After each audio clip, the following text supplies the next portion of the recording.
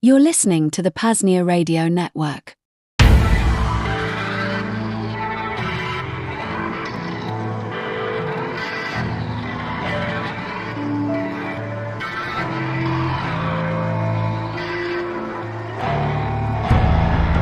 Giving into it is feeding into it, buried into my own head in here, finding rest in it. It's seeing circles and squares, and looking into it like it is. We'll walk up to the end, dive into the abyss, fly away as if there's no bottom or top.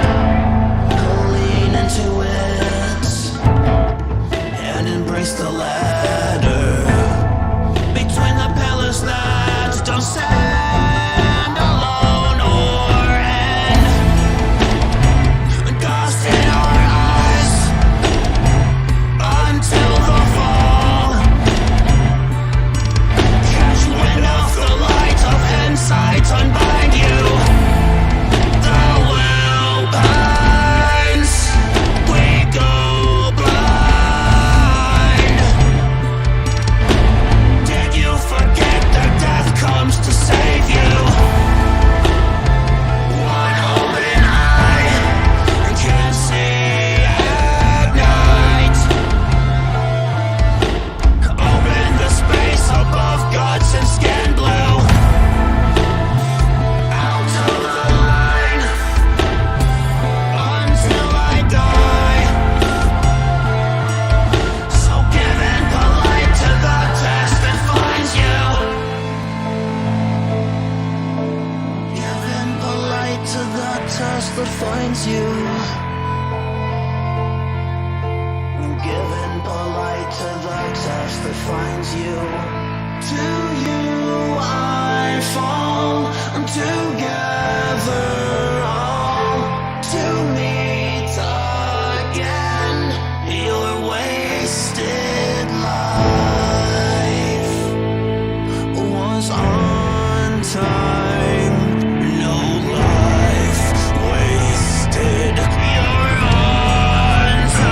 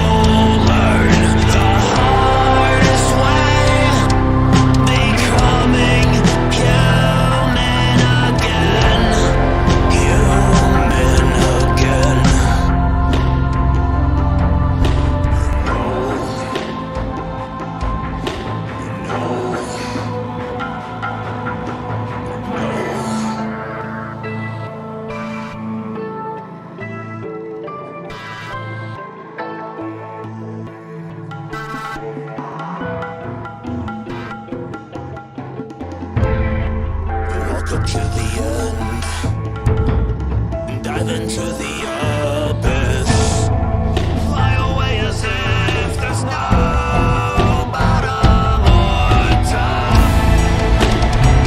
Dust in our eyes until the fall. Catch wind of the light of insight, unbind you. The will binds, we go blind.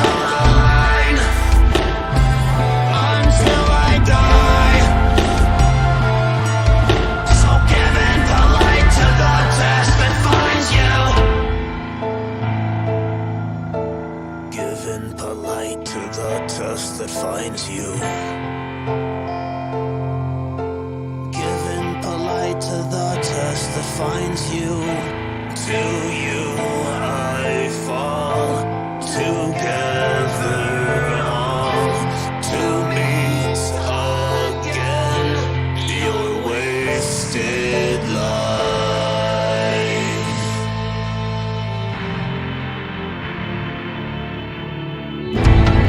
Welcome to the end, and I'm into the end.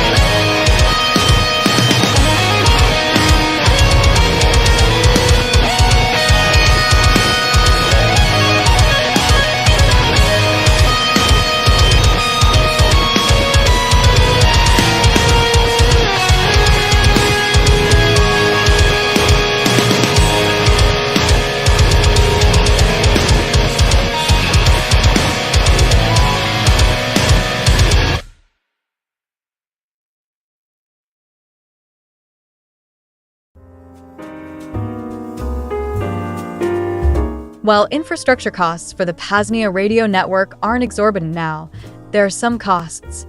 It will also increasingly demand more time as we move towards longer transmissions and more transmissions. If you'd like to help cover current costs and even the expansion of our efforts, please visit PAZNIA.com/shop. There, you can make a one-time fiat, Bitcoin, or Monero donation. You can become a stakeholder, and you can even order some one-of-a-kind PAZNIA merch, ranging from shirts to hats to flags, all the way to beach towels. Again, that link at PAZNIA.com/shop. Cheers from the Free Republic.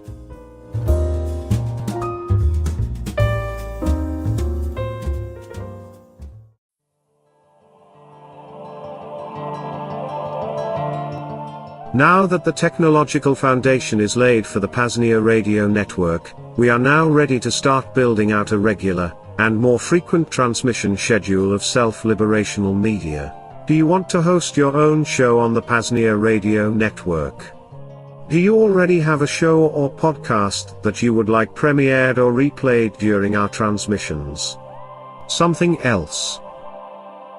Reach out to Coordinator Rayo to discuss details. Email coordinator@paznia.com. Again, coordinator@paznia.com.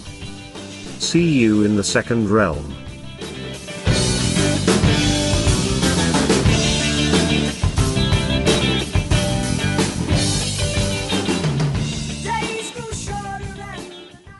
The newest bundle via Liberty Under Attack Publications. Over the course of the past 7+ years, the LUA Publications catalogue has greatly expanded.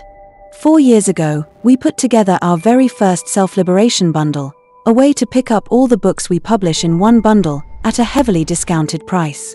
Back then, there were 17 books. Well, we finally got around to an update and the total number of books is up to a staggering 27. The Self-Liberation Bundle is now essentially a small library of the highest quality, rarest self-liberational media, not available via anyone else. We know, as we struggled to locate much of it for our own delectation over the past decade or so. Truly some pieces of valuable libertarian history, priceless strategy guides, liberty agorist fiction, and much more. Purchasing these books individually, you'd pay well over $400. Save big, and order your self-liberation bundle today. Bitcoin and Monero preferred. Just visit libertyunderattack.com/slbundle. Again, libertyunderattack.com/slbundle. Liberty Under Attack Publications. Share your story, find your freedom.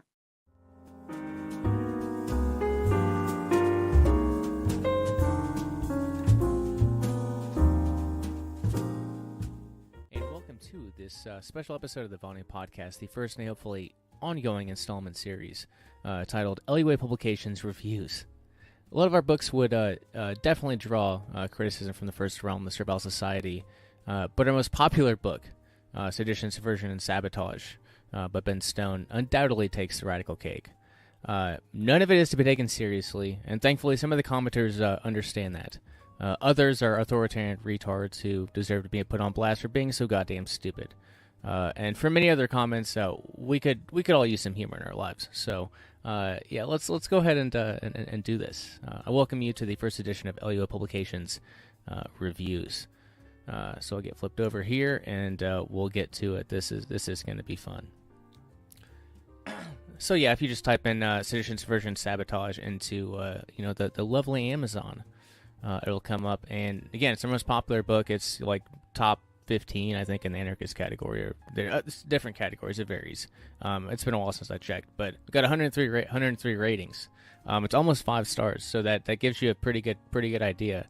And we will, I guess, get the feel for what we're going to see here. And you'll start to catch on very, very quickly. So the first one, we'll just go in order because there's not that many written reviews, but the ones who took the time to write did so for a very positive reason or a very negative reason. But anyway, Josh, whoever Josh is, just some Josh from the United States, 5 stars, and like this book is not for you. will this book be the best and most important manual you'll read in your entire life? I cannot answer that question, but you deserve to make that decision for yourself. As another reviewer previously incorrectly stated, the book is exactly what it claims to be, and I denounce it in its entirety. Again, remember this guy gave 5 stars. Back to the review. There is an extremely high possibility either now or in the future that people would do absolutely anything within their means to acquire access to the contents of this book. Are you willing to face the responsibility that comes with possessing something of that sort of value? Think long and hard about it. Additionally, I would have to assume, although I cannot be sure, that the prerequisite reading and a life experience required to fully and properly comprehend the stance of this book is something on the lines of having read everything you've ever been able to get your hands on twice, while traveling around the world twice, once in forward and once in reverse, and then doing it all over again. 8 people found this to be helpful. Good. I understand why. As our Dave, the Amazon username these are verified purchases, by the way, so people actually definitely bought the book. Again, 5 stars. Not a field manual about scorpions. No, my good sir, it is not a field manual about scorpions. So his actual review is this. This book has little to nothing to do with scorpions. Oh my god, no, it does not. No, it does not. In fact, it is a field manual to It is not a field manual to identify scorpions. It really doesn't teach you so much about the arachnid at all. A little bit, but nothing you won't find in a general book about the arachnids. So buyer beware. Read a little more of the description than I did, and don't buy in a hurry thinking you'll use this to ID arachnid species. Again, this guy was a verified purchaser, 5-star review. I appreciate the culture jamming so much. I really do. Rick, 1-star review, not worth the money, was the caption. I was not impressed with what was covered in this book. I do not think it was worth the cover price, so I returned it to Amazon. After I returned it, they told me to keep the book, and I did not need to send it back. So now I have it and can read it, but didn't have to pay for it. But you should not do this on purpose. But he gave a 1-star review, so I feel like he just I guess I can use it to put in a fire or something. So it'll be used for a good purpose and it didn't cost anybody anything, I guess, other than Amazon. So everybody wins still. This is just Amazon customer, 5 stars, official 5 stars, new way of thinking. This book is amazing. The zero aggression principle really resonates with me. I love the ideas and how the book is told out to the reader. Highly recommend. So yeah, it looks like this brought someone, a book titled Sedition's Version of Sabotage brought someone to understand the value of non-aggression. But hence why I have the only 2 metal implements in my background. An August Burns Red Christian China symbol that says, God loves you, and then desired his murder, one and the other. It's very paradoxical, but I love it. I really do. This is the world we live in now. Chandler is next. Dangerous knowledge is the best knowledge, 5 stars. This book is exactly what it claims to be, and I denounce it in its entirety. Well done, Chandler. Well done. Dick, decide for yourself. Get a Kindle sample first. 5 stars. I denounce this book and its contents in its entirety and regret the purchase. With 5 stars. Michael Garcia, 5 stars. It's an amazing book. So it's an was the caption, and the amazing book was the rest. Brent Elaric Terry, your grandchildren will fight for this book someday. It was 4 stars, not 5 stars, but that's a pretty damn good caption. And the actual review is, this book is what it says it is. I denounce it in its entirety. So now we're getting to reviews from other countries, and this is where it gets kind of interesting. From what I understood very briefly, I haven't looked at reviews for books, and I do it like once a year or something like that.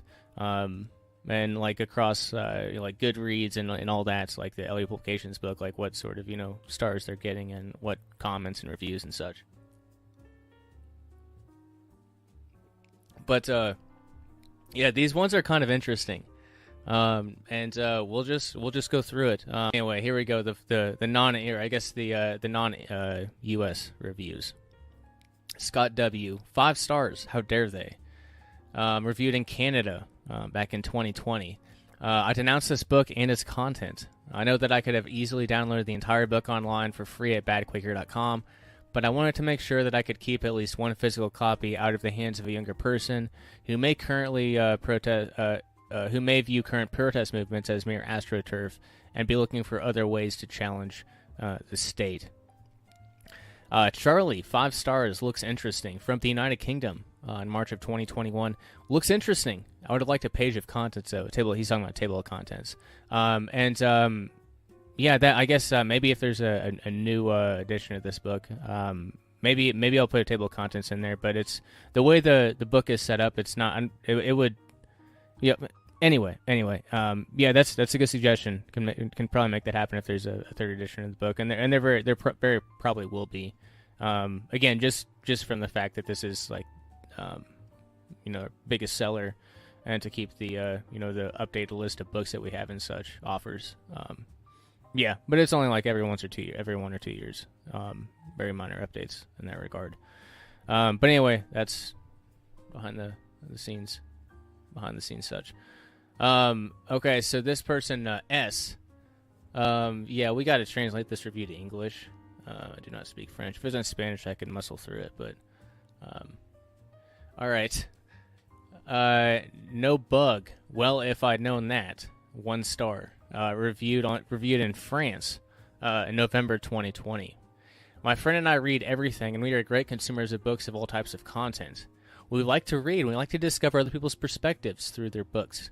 I never wrote a comment or returned a book. But in an unexpected, in an exceptional situation, exceptional reaction, this book contains so much subversive information that I feel in part obliged to write this comment to be able to express aloud something that I ordered it, without having any idea what kind of content it was going to bring into our home! ! I don't know what kind of situation it might be for, but I know one thing for sure, and that is that I don't need it or want it. So I'm going back this book to Amazon, and I'm thinking about something else. She's shipping the book back. P.S. Now I finally understand what the word denounce meant in the English-speaking comments or other buyers of this book in Amazon reviews. Abe is this person's name. And yeah, but the other people said that they denounced it also gave 5 stars, so you still don't understand. You still don't get it, guy, even though you think you actually understand it now. You might be further away than you even were before. But last one, Taylor Burns, reviewed from the United Kingdom. Probably, oh God, bless it.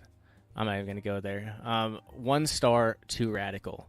Do not follow what this book says. Bought for research purposes on upcoming assignments, and would not recommend or acknowledge the ideologies presented in this book. So that is what's fucking hilarious about this, is that even like the 5-star reviews, like this is exactly, it's like exactly what's exactly what's supposed to happen. You have like the 5-star reviewers and the 1-star reviewers saying the exact same thing. But the 1-star reviewers are saying it for the purposes of like trying to create separation. Like, oh my God, this is on my Amazon order purchases. Like, I have to create separation. But you're all schmucks at the end of the day. But I appreciate the Amazon reviews. They're great. I've left them myself. I'm a schmuck too. But it's fun, especially in this case. This is a very grand social engineering experiment. And it is fun. It is fun. But again, I guess I should just go ahead and put out the authoritarian disclaimer. I wasn't even going to read the whole damn thing because it's a CIA OSS, like, it's a culture jamming material. But anyway, the authoritarian disclaimer: this manual should always be referred to as a work of fiction, as a poor attempt at humor, as political satire, and as a parody of the 1944 OSS publication, Simple Sabotage Field Manual, not to be taken seriously. But there are people who are taking a lot, very, very seriously, in both directions, and both are correct, and both are wrong, and that is just the state of the universe as it is today, and where we are at this current time.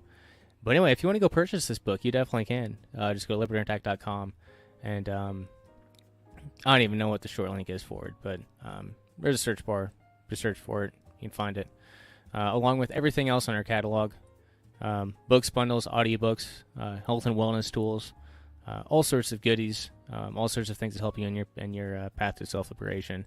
But I do hope you enjoyed this this kind of special episode of Liberty Under Attack. And I don't know, there might be another book or two, or I might be able to put together from like Amazon reviews and Goodreads, like couple books, or like one book off multiple platforms.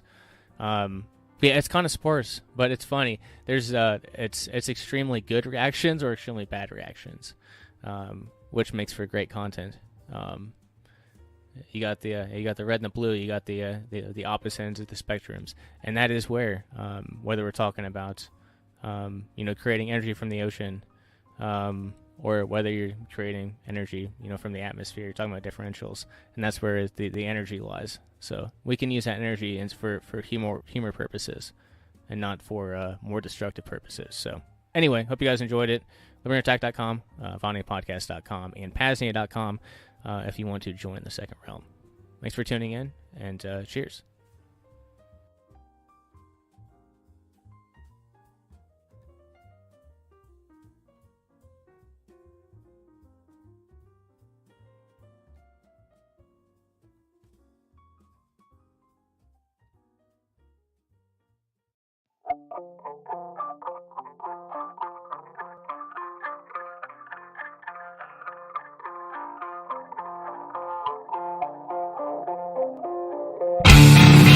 The origin of symbolism. Carlyle said, "It is through symbols that man can consciously or unconsciously live, move, and has his being."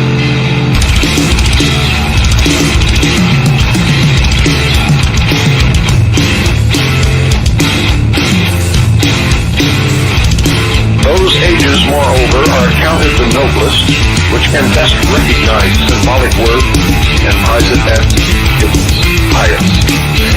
You just listened to an opening number called "The Circle of Life." And if you listened to the lyrics, and if you have studied the other symbolism being presented to the American public, especially within the last few years, and escalating exponentially as time goes by, you will recognize much of what you have been seeing and hearing and watching, and what has been being inculcated into your subconscious in this text.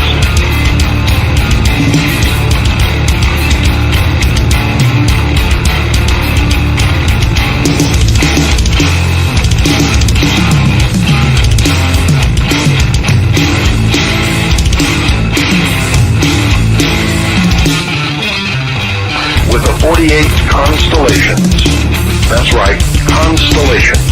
I'm not talking some weird astrology stuff. This is out of the mouths of the occult masters of those who are making a bid for the world.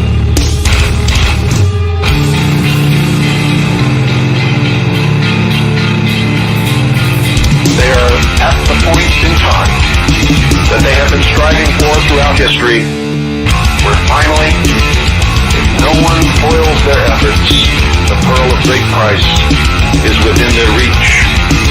All of their machinations have been brought to fruition.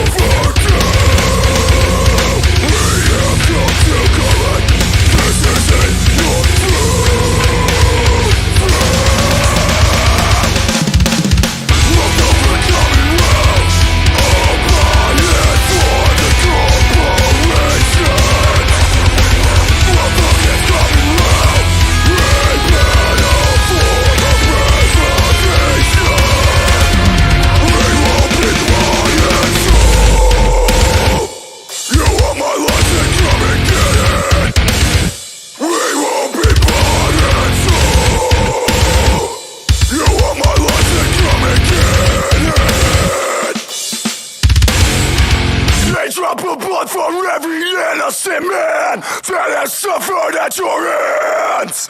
You'll never fucking bleed a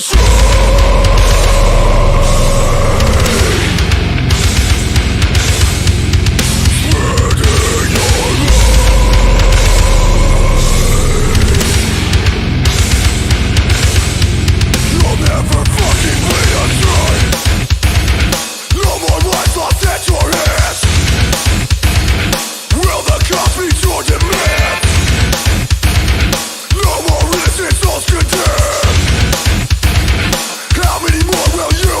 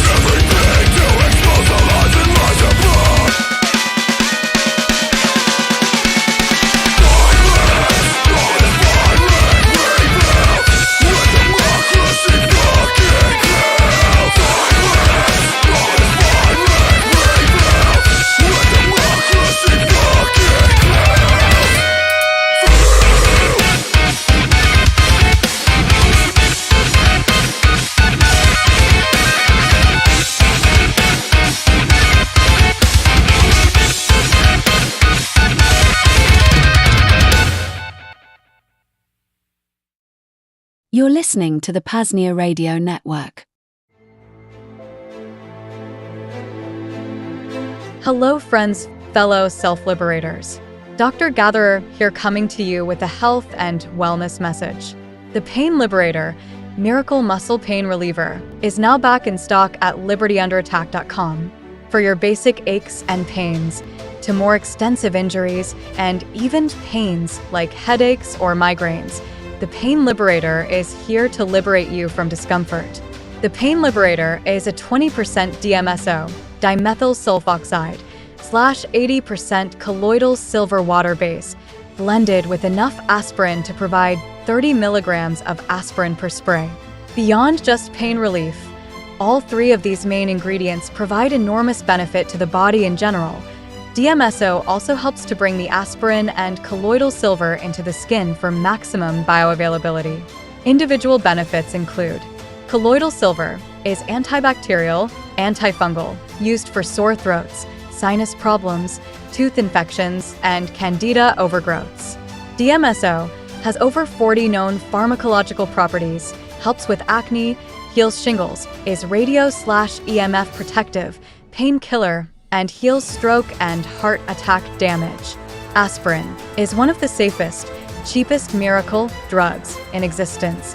Searching PubMed, it assists with basically every disease or imbalance, from muscle pain to reversing cancerous tumors and everything in between.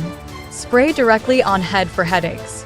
The Pain Liberator is available via Liberty Under Attack publications. Just visit libertyunderattack.com/pain to place your order today. PayPal, Bitcoin, and Monero accepted. For Monero, email shane@libertyunderattack.com. The Pain Liberator, Miracle Muscle Pain Reliever, a PAZNIA Department of Health and Wellness creation. libertyunderattack.com/pain.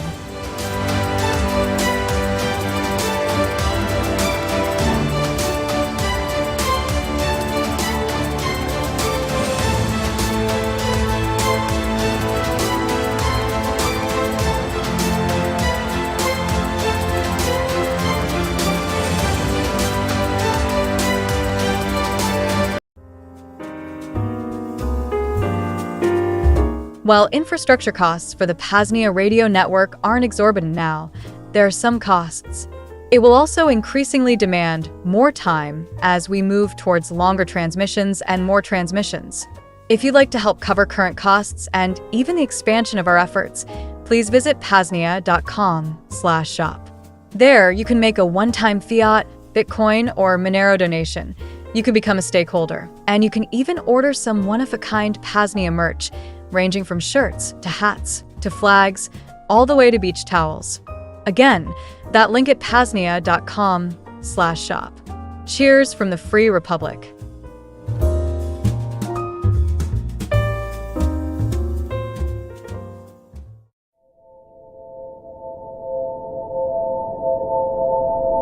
The newest from Liberty Under Attack publications, the Second Realm Anthology, a collection of short stories that inspire freedom and self-liberation. The First Realm, mainstream society, which does not respect self-ownership or individual liberty, but rather heralds the supremacy of government and authority, upholds the collective over the individual. The Second Realm, a parallel network, founded upon the principles of truth, freedom, and voluntarism, rebuilding all necessary human institutions upon these frameworks. The Second Realm Anthology is a collection of short stories originally published in the Road to Autonomy magazine from a vast selection of authors across a diverse range of topics in the area of freedom, the building of the parallel society known as the Second Realm. The goal is to inspire and educate, to motivate and self-liberate. Authors: Todd Borho, Graham Smith, Jackie Kerouac, Patrick Henry, and Josiah Warren. Order your copy of Second Realm Anthology today by visiting libertyunderattack.com/sranthology. Again, libertyunderattack.com/sranthology. Bitcoin and Monero accepted and preferred. Want to pay with Bitcoin Lightning? Email shane@libertyunderattack.com.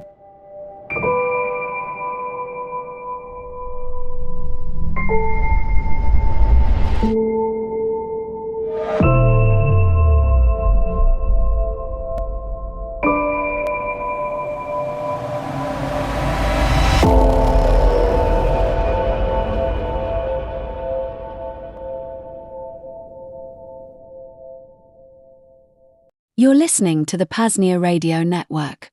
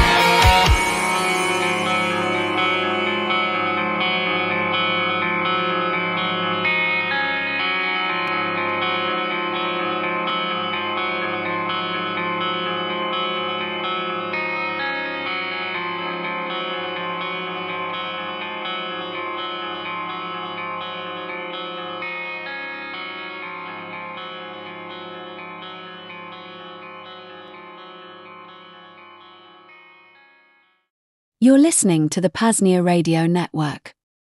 Hiding things. Harming others. Stopping others from harming you. I'm Thane Riddle. This is Cloak and Dagger.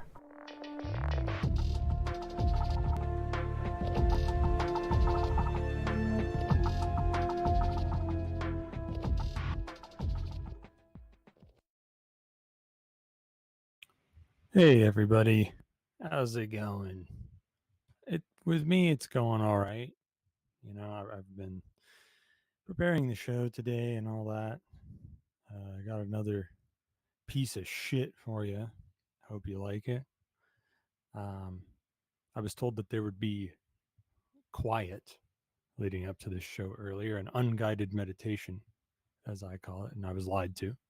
There was not quiet, there was music.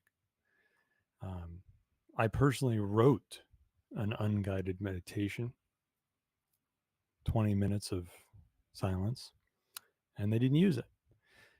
I've gotten wind, by the way.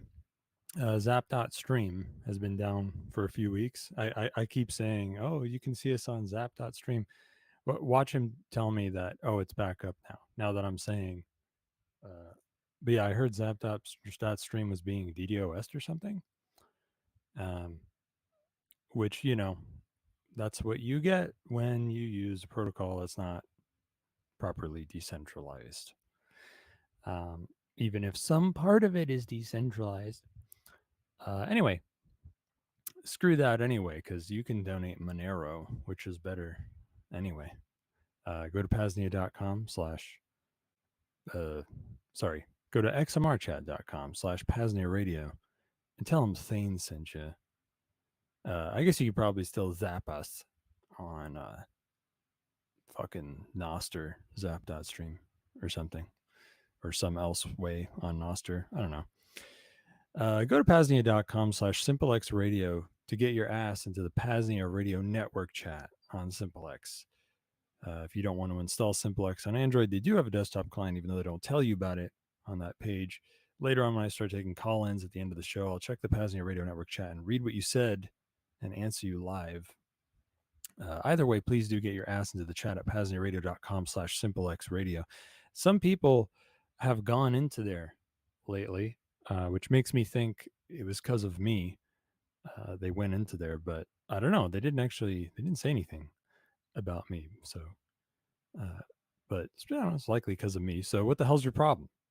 Say something. None of them have asked me anything or said anything about the show yet, or I don't know. There's been one message I haven't read yet, so maybe they finally did. Anyway, today on this show today, that I've outdone myself in terms of how poorly prepared I am for this show today. I'm going to talk for the down to earth tip. I'm going to talk about names and faces and keeping shit in your life apart in what I call folds. So this is one of the biggest privacy and operational security things that you can know is this stuff.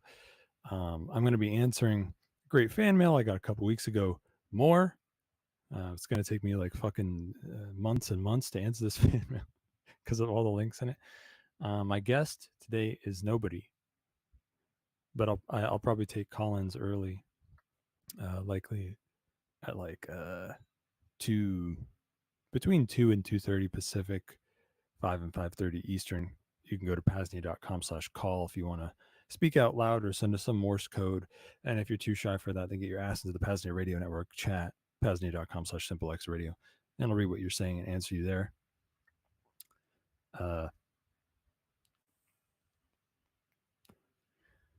I got too much news for you today.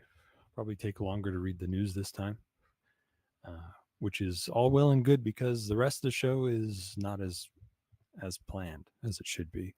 And that's how it works, folks. I only put so many hours into this show, and they're barely enough to do a balanced show. So if one part is overdone, then the other part is half-baked. Well, let's be real. The whole show is half-baked. For digital news, some folks have criticized Ashigaru Terminal, which is the new Whirlpool. Ashigaru with Ashigaru Terminal are, of course, the best way to get Bitcoin privacy today. Long story short, the old Whirlpool had a pitfall in its design, where if the Whirlpool service was malicious, it could de-anonymize users within one coin join. And that was because of something to do with the way cryptographic keys were generated for users in Whirlpool. Well, Ashigaru Terminal has fixed that, or when they fixed that, they ran into a new pitfall, and that's what folks are talking about now. Now, the pitfall is that if the Ashigaru Terminal is malicious, it can't de-anonymize users within one coin join, but it could maybe do so across more than one coin join.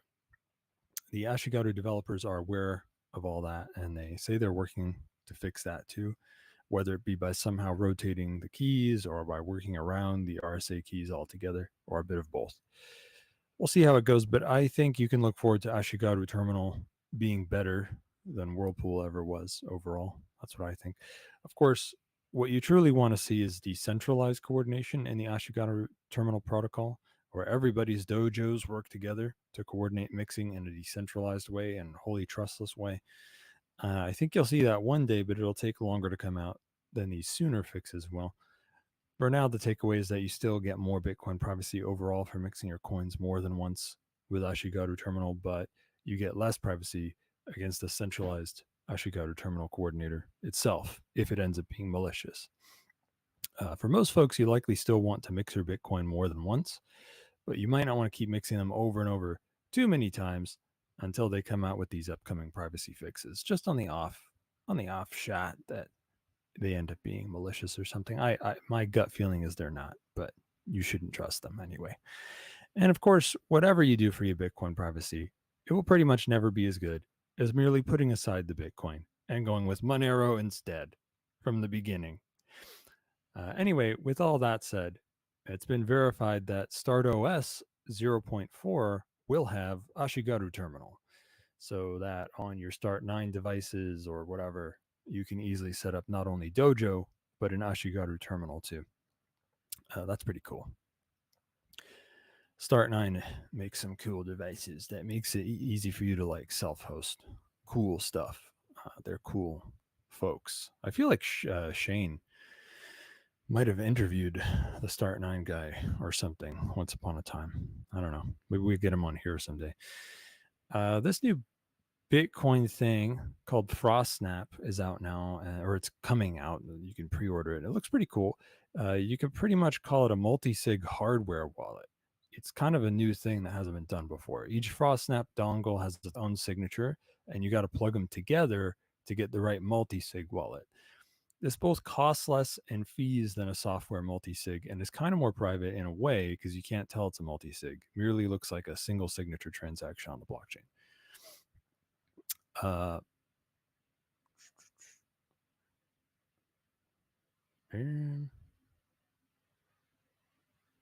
FrostSnap could be a cool way to secure your Bitcoin by hiding the FrostSnap dongles in sundry spots. And you need to get however many of them together before you can send Bitcoin off the wallet. It's a lot like merely having a Shamir backup where you need however many seed phrases, but instead of putting each seed phrase on a crypto steel or a crypto tag or writing it down on Write in the Rain paper and putting it in a fireproof folder or whatever, you merely have to store these USB dongles. Now, I have to say, FrostSnap is surely not as secure as storing Shamir seed phrases on crypto steels or crypto tags or whatever, because those motherfuckers can withstand salt water, acid, fire, being crushed, and so on.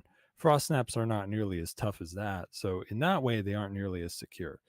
However, it is much quicker to stick the FrostSnap dongles together so you can send Bitcoin. So FrostSnap would be better for when you want to secure some Bitcoin, but also want to send it pretty quickly whenever you want to.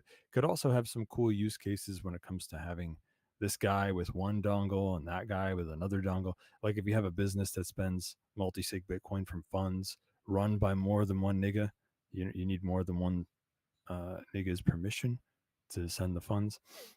You got a board of directors that have the power of the coin purse or whatever, as well as other cool shit like smart wallets with spending limits and like other weird off-chain Bitcoin spending stuff, which one day could be a big deal. One day, if you can spend Bitcoin face to face in like a hardware way, kind of like Open Dime, but better. That it doesn't need to be on chain, but not Lightning. I don't know. Maybe one day they'll have something like that. I feel like FrostSnap might be thinking along those lines. Who knows? But I don't think FrostSnap is what you should reach for when it comes to very long run cold storage. For that, you should have Shamir backups and put them on stuff like crypto steals or crypto tags or whatever. And of course, that will work for more than only Bitcoin. It'll work for any crypto or even a multi-coin hardware wallet like Trezor. Another thing in digital news, Bitcoin silent payments syncing got some kind of fix, so they should work better now. Of course, still not as good as Monero. Electrum Wallet has submarine swaps now, which is pretty much atomic swaps for sending Bitcoin between the Bitcoin and Lightning network. So more Lightning feature. That's a big Lightning feature for Electrum to have. If anyone's actually still on Electrum after all these years. Somebody's developing a new AC crypto miner. I was listening to Ungovernable Misfits. The episode is called A Cool Quick One with Crazy Carl, where most of those words begin with a K. It sounds pretty cool. I don't know. It's not like a product you can buy or anything, but it's something this random guy named Crazy Carl is developing. I thought I'd bring it up because it sounded so cool. Miners, cryptocurrency miners, they make heat. Like any kind of computer doing a lot of computation makes heat. And you may have heard of miners that are meant to be space heaters. So if it's cold, you can get some heating done with the extra heat made by the miner. But that's a problem when it's hot and you don't want heating inside. But this guy came up with a pretty cool scheme to make cooling happen using the heat. You can listen to the show if you want to try and understand what the hell he's talking about. It has something to do with the miner being inside a box with a radiator that has some zeolite clay on it, and it has to be kept wet. And you have to fill some water in a water tank in it, and it somehow it moves heat out of the inside by evaporating water. Yet another centralized digital service with KYC has leaked its users' private data. This time, it was a dating app called T, T wasn't quite your mom's dating app. Rather, it was an app for women to review men they've dated and also gossip and lie about them. Anyway, they had their users do KYC by asking them to show a government-issued photo ID and taking selfies to verify them with facial recognition. They stored all this forever, as they always do. That's not a shocker, right? But get this one. They stored the data on public servers that anybody could access, and it was not even encrypted. The folks at T could pretty much never even dream of looking more retarded than this. It might be the dumbest big data leak of all time. And if you would like to download the T app data leak yourself, you should hopefully find a magnet link for a torrent in the show notes. The data leak has driver's licenses and photos taken for KYC. Many of the photos even have geolocation data in them, so you know where they were taken. On top of that, the selfies and the geolocation could maybe even have leaked something juicy about sensitive spots, such as military bases. But who knows what folks will find there. There's a lot of people looking at this data now. So if you would like to have stuff like that, you can download the leak for yourself. Oh, and by the way, here's a weird one. The data leaked has bits missing. It was geofenced. Any user in Washington, D.C. or in Lower Manhattan was wiped from the data. To me, that's likely because the T app was a honeypot made by a U.S. intelligence agency to get dirt on folks from the start.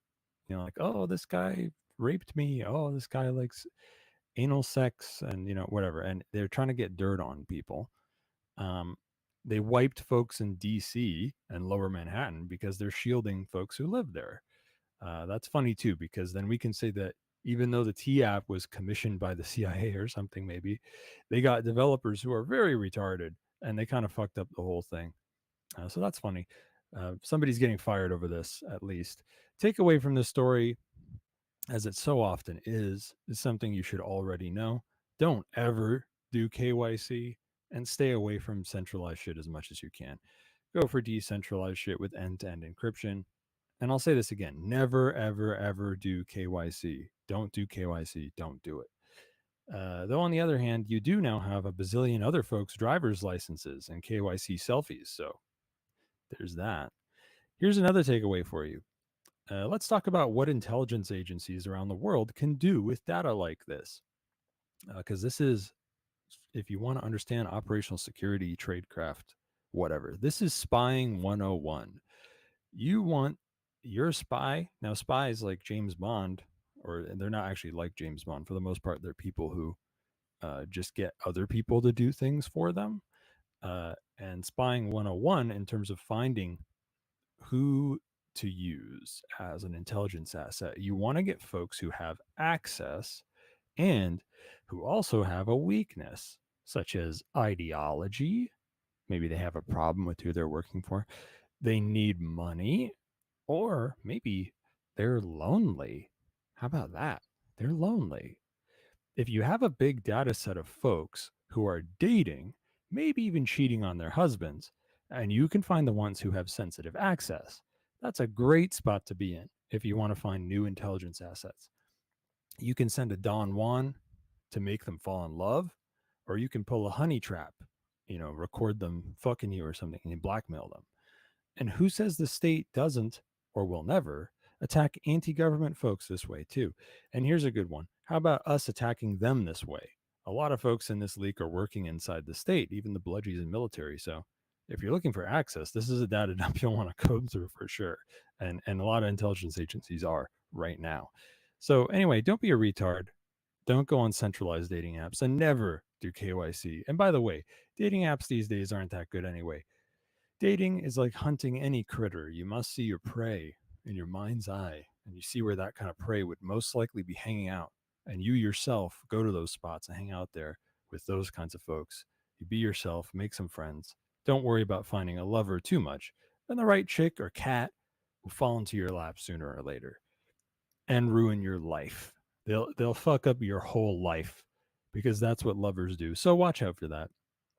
One day we should have good dApps for dating and shit like that. But for now, the closest thing is like groups on Nostr or the Fediverse, or like chatting on Session or SimpleX or something, which is good if the lover you're looking for is some kind of geek or crypto lover or other kind of libertarian pedophile. Watch your kids very closely around those libertarian stepdads, boss. Here's another digital one. Alaska Airlines had a so-called IT outage, which fucked up a lot of flights and caused a whole lot of shit disturbance. And later in the week, Starlink had a so-called outage too, which brought down Starlink low orbit satellite internet all over the world. Each of these outages was yet another that I think was a test for an upcoming manufactured emergency that some call the cyber pandemic. Since I've never given a full rundown on the upcoming cyber pandemic, I'll tell you what it's all about now, because it's kind of a big deal and it will lead to a lot of hardships when it happens. Do you know how in the years leading up to the COVID-19 hoax, think tanks and billionaires said right out in the open that there would be a bad global pandemic and the state would need more authoritarian powers because of it? And they planned out the whole thing right out in the open by publishing papers and running international war games about a global pandemic. Yeah, well, they've been doing that for years now for something called a cyber pandemic. You see, in 2021, the WEF randomly warned everybody out of nowhere that a very bad global cyber attack will one day happen that is much worse than the COVID-19 hoax. This is their way of saying that they're planning a false flag global cyber attack. Also in 2021, the annual international government war game called Cyber Polygon was about stuff like ransomware attacks on big corporations that run critical infrastructure. That was coming right around the time that there were such ransomware attacks, such as the one on the Meat Corporation in America or whatever. And it looked an awful lot like false flag attacks to me. And of course, ransomware was asking for Monero. And that same year in Israel, the international bankers ran another international government war game about a big cyber attack on the global financial system. The bottom line is this: they are planning a very big, very bad global false flag cyber attack that shuts down everything critical in the white market, such as food, transportation, financial transactions, trading markets, and probably even the internet itself. And what is their answer to all of this?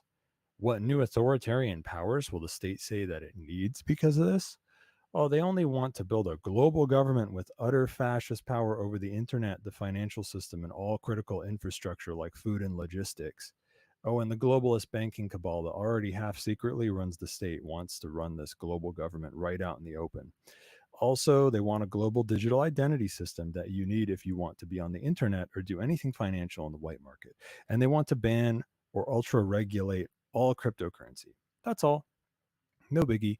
Anyway, ever since then, there have been a lot of very big so-called digital outages around the world, mostly in North America, for things like ISPs, payment systems, transportation, and so on. And every time they say, whoops, sorry about that, I guess somebody's finger slipped and they hit the fucking internet kill switch button.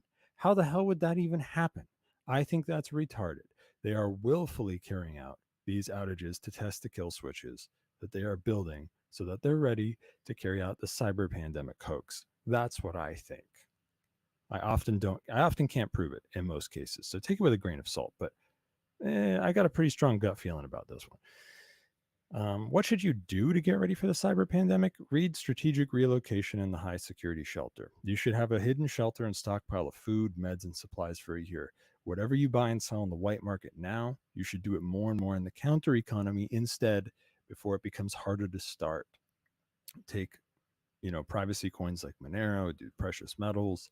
You need to get more into this stuff, especially with things you really need or things that you work, that how you make money. Keep an eye on the Femtostar satellite internet network. And if they get that network off the ground, be one of the first ones to buy one or more Femtostar terminals.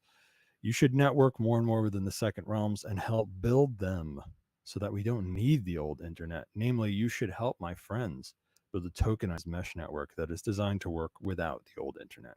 Go to VonuPodcast.com/CD and get in touch with me through Session or SimpleX. Here's another one.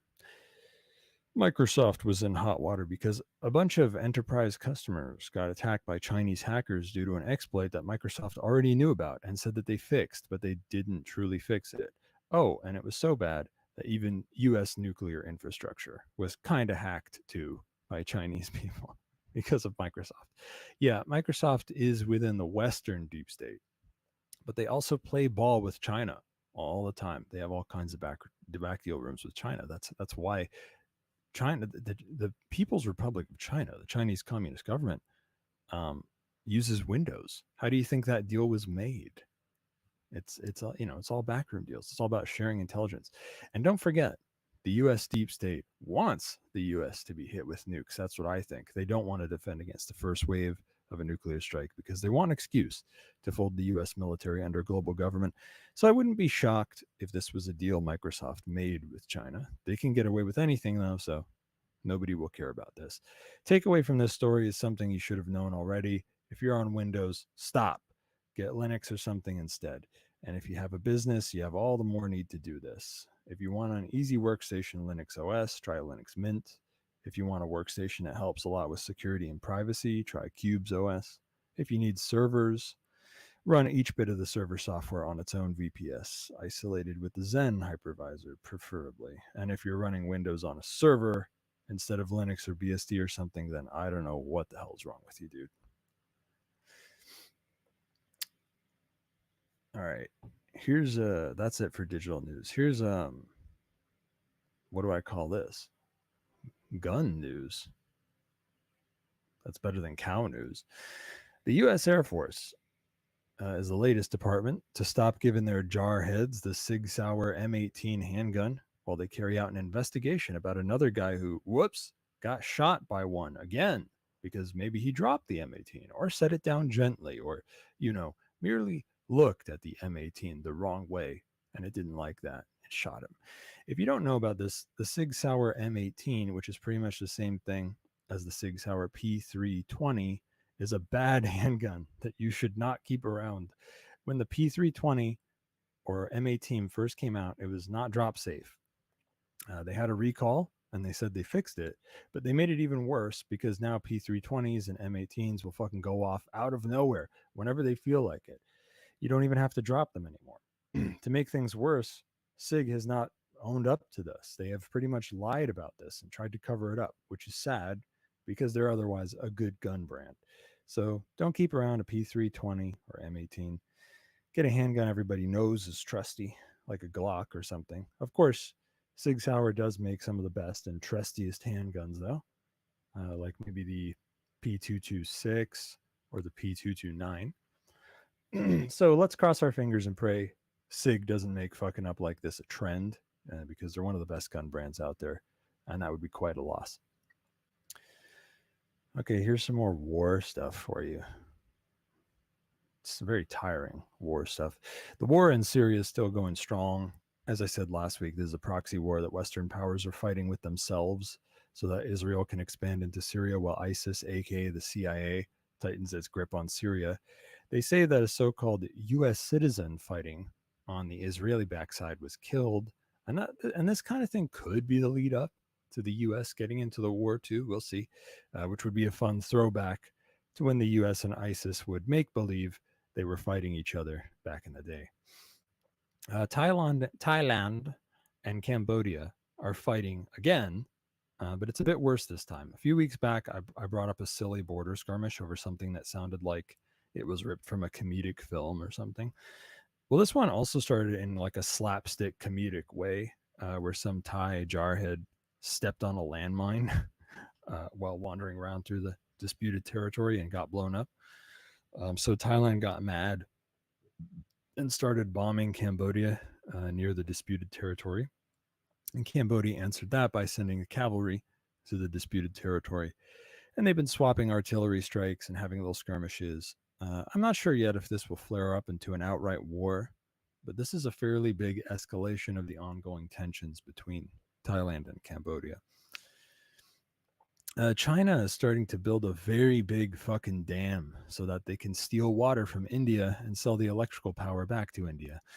It's a power play to have more pull in India, pretty much. India needs more electricity badly, so they'll likely go along with it, even though they halfway hate China. They say this dam will be built by 2033, but that's bullshit. Even if it weren't for World War III happening between now and then, they could never do this on time or under budget. This would be like the biggest dam ever built or something, and it's being built somewhere that is hit with some of the worst earthquakes in the world. You can look forward to this build facing a lot of hardships and overall going very badly. If it ever does indeed get built, I bet it will take much longer. Dude, the state can't even build a new lane in a road or something on time or under budget. They might be biting off more than they can chew here. But I mostly bring this up because it could have something to do with which side India ends up on in World War III, which may not be quite set in stone yet. I'm not sure. Self-Liberation Book Bundle. Something big. One of the biggest things ever, folks, to come out on Liberty Under Attack. The Self-Liberation Book Bundle. It has almost every book on Liberty Under Attack, which is fucking crazy. It's a small library coming in at 27 books.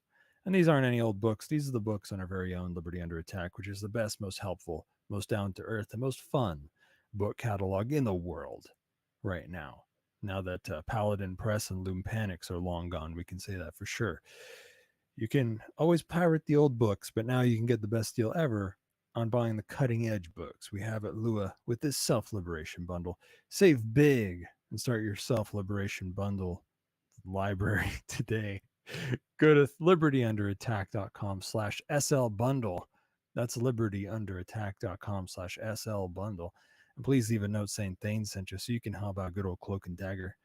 Liberate me, liberate yourself, liberate your body parts, liberate, libate, and librarify yourself with a big fat fucking 360 win at libertyunderattack.com/SL bundle. And do you want to officially join the second realm and get discounts on other hustles in the Agora, more access to the PAZNIA network, an elite organization of Chads and so forth, and maybe even get some free PAZNIA merch? Go to PAZNIA.com/Thane to check out all the perks of becoming an honorary stakeholder and put in coupon code THANE to get $25 off. And on the PAZNIA Radio Network on the first and third Mondays at 7 p.m. Central, Richard Greaser will take over the Second Realm airwaves for his Music Monday. He's a credentialed journalist, award-winning songwriter, and connoisseur of non-KYC cigarettes. Your friend Dick Greaser will take you through a tour of deep tracks and entertaining and enlightening banter and an overall great time. Go to PAZNIA.com/radio to find links to stream on YouTube, Odyssey, Zap.stream, and Rumble. This is out of date. Are we Zap.stream is being DDoS'd? Are we? I guess we're still on YouTube, but not for long. But yeah, it'll be on Odyssey and Rumble at least. Odyssey is really library. All right. Odyssey is just a faggy front end for library. Okay, so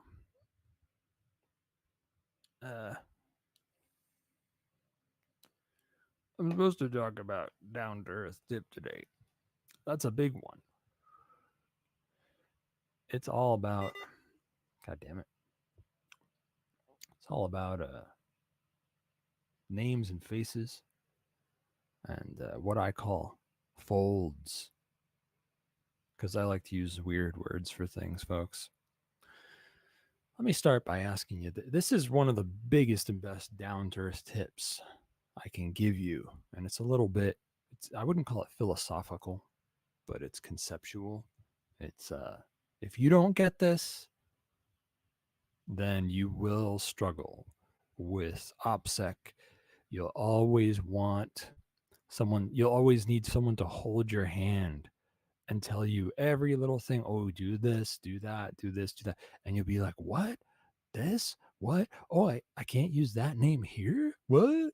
Yeah, you can start thinking for yourself in an operationally secure way if you understand why this stuff is done. And this is one of the biggest fucking things for you to understand. What I call folds. Let me ask you something. Who are you? Who are you? Truly, who are you? My answer? Nobody. The ego is a ghost of the mind. There is no you. Don't believe this? That's right. You don't have to believe me. But guess what? Nobody else knows who you are, whatever the fuck that is. All they know, quote unquote, know, are a bunch of little bits of stuff about you. And even those things, they don't truly know. They merely see something and they think they know it. Or even less than that, they think they see something. And yet it isn't truly there until they think they see it. That's because all they truly see is what's in their mind, the thoughts they have about you. These loosely linked thoughts are what make up who you are to them, in so much as they are linked, that is. And that's why somebody can see you one time and think you're this guy, and somebody can see you another time and think you're that guy. So you can frame things so that when you're doing some things, or that some folks can see, they see and think some things about you. And when you're doing other things, or that other folks can see, they can see and think other things about you. If you pull that off, then it isn't you doing all those things at all. It's one nigga doing some things and another nigga doing some other shit. And being more than one nigga is a great boon when your goal is to keep your folds unlinked. And folds are what I call like little bits of your life and shit that you keep apart from each other. Like different domains, you might say, or I don't know, come up with some other word. I call them folds. Some things folks can think about that make up who you are names. You give them a name. You say, oh, I'm called this. I'm called that. That's a big thing folks do. Names. You give them a different name. There's how your face seems to look, how your body seems to look, how your hair seems to look, how your hands seem to look, how old you look, how you walk, how you dress, your voice, how you talk, what they have seen you do or what they've seen happen to you, where they've seen you, what words you tend to say, what you tend to do and how you do it, what you seem to be good at or know about, when things to do with you tend to happen, when they tend to happen, how you make them feel. That's a big one. How you make them feel and what made them feel the strongest, how they feel you feel about them. Do you like them? Do they think you like them? How much they feel you could make good or bad things happen for them, and how likely they feel that is. That's a big one. They feel you can make good things happen for them or bad things happen for them, and how likely. That's a good one. What you said about them, or maybe about others. People care about themselves. So what you say about folks, they'll think about that.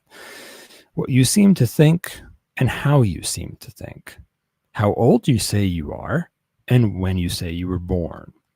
What stories have been told to them about you, whether by you or somebody else. Where you say you live. What work you said you do. Who they think you know.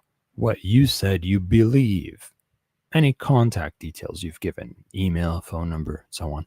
What kind of things you have, your car, your phone, your weapon, other gear, what they look like, and unique identifiers like a license plate, an ID number, an IP address, and so on. Those are the things, some of the things people see or think they see, and they think something about it. And if they link them together, they think that's who you are. Well, if you can make it so that as much as you can without tearing your hair out, each fold in your life, each area of your life has its own you, and each you is more or less unlike the other yous, then you'll do much better at keeping your folds unlinked, which is the name of the fucking game. The least you can do is have other names in some of your folds, as well as email addresses and numbers and whatever. If you take it a little further, it's not that hard to keep one social circle apart from another, or dress in another way, or swap out your license plate. And if you're crazy enough, or the need is great enough, and your will is powerful enough, the sky's the limit. And hey, if you do end up tearing your hair out, it'll make a good disguise. Folds. How do you split up your life across sundry folds? That varies. This is why you might want to talk to a privacy consultant like me, but a lot of people want to at least keep their home life, their work life, and their personal life each apart from the others. And if you do anything extra spicy, you want to keep that apart from everything else too. So you have a name for each one, a number, an email address, whatever you need. You can swap out your license plate. You can use different mobile hotspots so that they're not linked that way, or use no cell phone tower connection at all. There's a lot of things you can do. It depends on what's your threat model, how much do you care, how sloppy are you, and so on. And yeah, sometimes it's hard.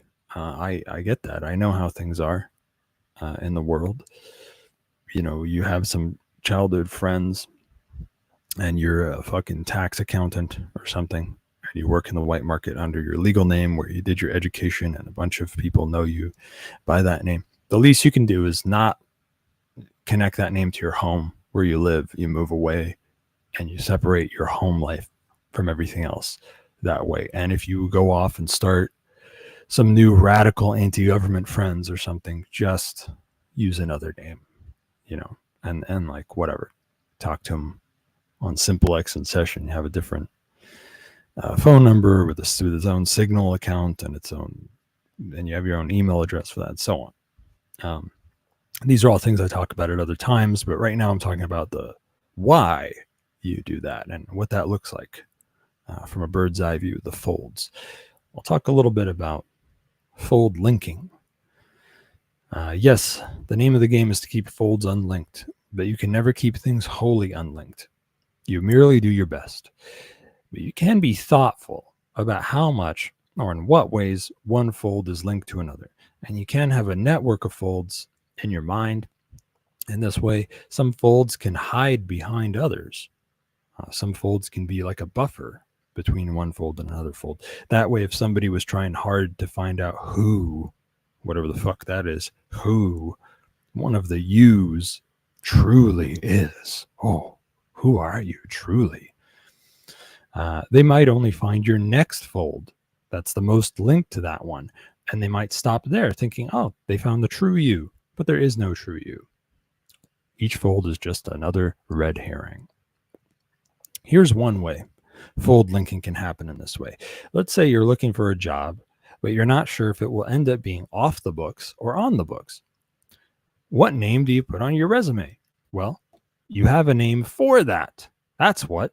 If you end up working off the books, you'll leave it at that. The name that was on your resume, whatever, they just call you that. They'll never see any documents. If it ends up being on the books and they ask for ID and all that, you can offer ID for one of your on the books work folds. And you'll merely say that the name you gave before is your preferred name. This isn't that weird at all. So don't feel weird about it. Sometimes they even give you a form with a preferred name field. That's how not weird this is. I'll talk for a sec about paper tripping. Paper tripping is what some call it when you get new legal identification docs for one of your yous. Now, many folks don't need legal docs at all, and the more folds you can keep that way, the better. Like a lot of folds, you never need to show your ID with them, whatever. So they don't all need legal docs, and they shouldn't have them. But many of you do want legal docs for some of your folds, and you may not want to go with the legal docs that your mommy and daddy likely foolishly hoisted upon you when you were a newborn. Even if you do want those docs for something, you might have more than one fold that calls for legal docs. So you're going to have to root around in the world between outlaw and legal interstices, the world of fraud and forgery. That's paper tripping. We can't go into too much depth here, maybe another time. But the least hard way to do it is if you're lucky enough to know the right guy who can get you a true ID of some kind, an insider working within the state somewhere, or somebody who knows them. It may not be as hard to find this as you think, namely outside of first world countries. And all you have to do is find one bumfuck nowhere country in the whole world where you can make this work. And you can bootstrap yourself into legal docs that pretty much any state in the world will acknowledge. A harder way to do it is more like what they do in the old paper trip books. But this world is shifting all the time. The state shifts its ID frameworks. It goes something like this. Start by looking closely at the big ID that you are looking to get at the end. Can it be forged well enough to work where you need it? If so, merely do that. If not, can you get somebody else's and pass it off as yours somehow? If so, try that. If not, look at what you need to apply for this ID. What supporting docs do you need to apply for this ID? And then for each supporting document you need, you do the above steps again. Can it be forged? Can you get somebody else's and pass it off of your own? If not, what more supporting docs do you need to apply for that supporting doc? And you keep going like this until you find the right crazy tangled up path that goes all the way from you having nothing to you having the ID you want. That's more or less how it works. Maybe one day I'll talk more about that. But that's enough for now. Keeping the folds apart. Spreading your folds apart is the way to go. It's a big deal. A lot of operational security is all about that. Keeping one thing apart from another thing. Namely, when one fold has something that your foe can threaten, and the other fold has something you're doing that would lead to them threatening you. Those are two things you want to keep apart. Like if you're dealing drugs over here in that fold and your foe is threatening you, if you don't deal drugs or else we'll throw you in a cage, you take your money. Well, make sure that your money or where you sleep at night are in other folds and you keep them apart. That way, the stuff you're doing that will get you threatened is apart from the stuff that can be used to threaten you. And that's how fucking operational security works. Now you can think about it for yourself if you can absorb that into your mind. Do you want a more secure and private phone, tablet, or laptop, but you don't want to do the work yourself? Go to libertyunderattack.com/Thane, where you'll find Pixel 7 privacy phones with Graphene OS or Calyx OS, ThinkPads with neutralized IME, open source firmware, and whatever Linux OS you like. I believe they have X200 tablets. Go to libertyunderattack.com/Thane. And if you want to ask anything, ask for something that's not in stock, libertyunderattack.com, SHANE at libertyunderattack.com. Trust me, folks, it's not easy to neutralize the IME and flash your own firmware to a laptop, but you do want it done. Save yourself the headache. Go to libertyunderattack.com/Thane and buy one. Support the Second Realm, then yourself, blah, blah, blah, Alex Jones, 360 win. Does your body ever hurt anywhere? Get some Pain Liberator. Go to libertyunderattack.com/PainThane. It's a little spray bottle with 20% DMSO and a base of colloidal silver water, magnesium, and aspirin. Great for most any kind of pain, sprained ankle, sore back, headaches, toothache, or jaw pain. I heard the Pain Liberator ad on the stream before my show today, and it reminded me a lot of Head On, applied directly to the forehead, that old video, because there was like a female voice talking about spraying it on your forehead, and it was kind of, I don't know if I'd go so far as to say the female voice was abrasive, but it was, I don't know, it was close enough to remind me that. Anyway, it works really well. Pain Liberator works really, really well, and it's really unique.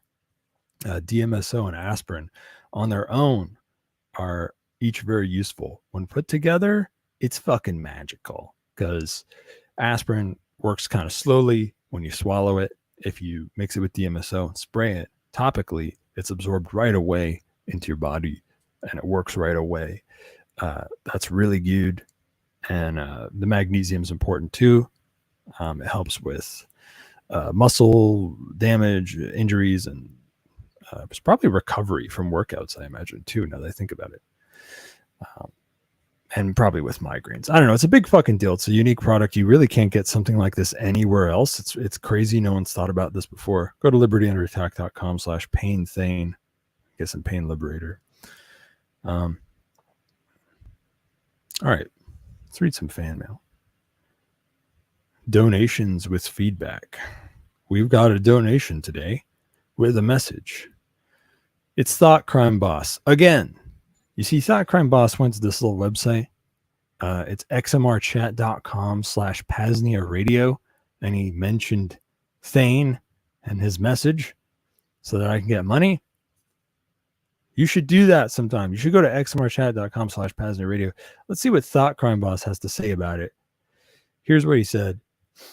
Y'all, come on. I can't be the only one using XMR chat to donate to this badass show. Step it up, fellow listeners. We need to support Thane, or he will stop sharing his vast stores of knowledge with us. I'll do much worse than that, Thought Crime Bus. If your fellow listeners don't send more Monero at xmrchat.com/PAZNIA Radio and say something about Thane Riddle in the message, I will find them and kill them. And it won't be quick either. There will be power tools, bamboo under fingernails, rape of every kind, the whole 9 yards. I'm going to make Abu Ghraib look like a fucking daycare. And the only way to stop me from finding you is to listen to the security tips I give on this show and work them into your lives. So listen to Thought Crime Boss and get yourselves a 360 win, or even more pressingly, shield yourself from a 360 loss by going to xmrchat.com/PAZNIA Radio and tell them Thane sent you. With that said, you guys do send more donations and buy more great shit through my referral links than I thought you would, given that there are such a small few of you. So you guys truly are pulling your weight, I would say.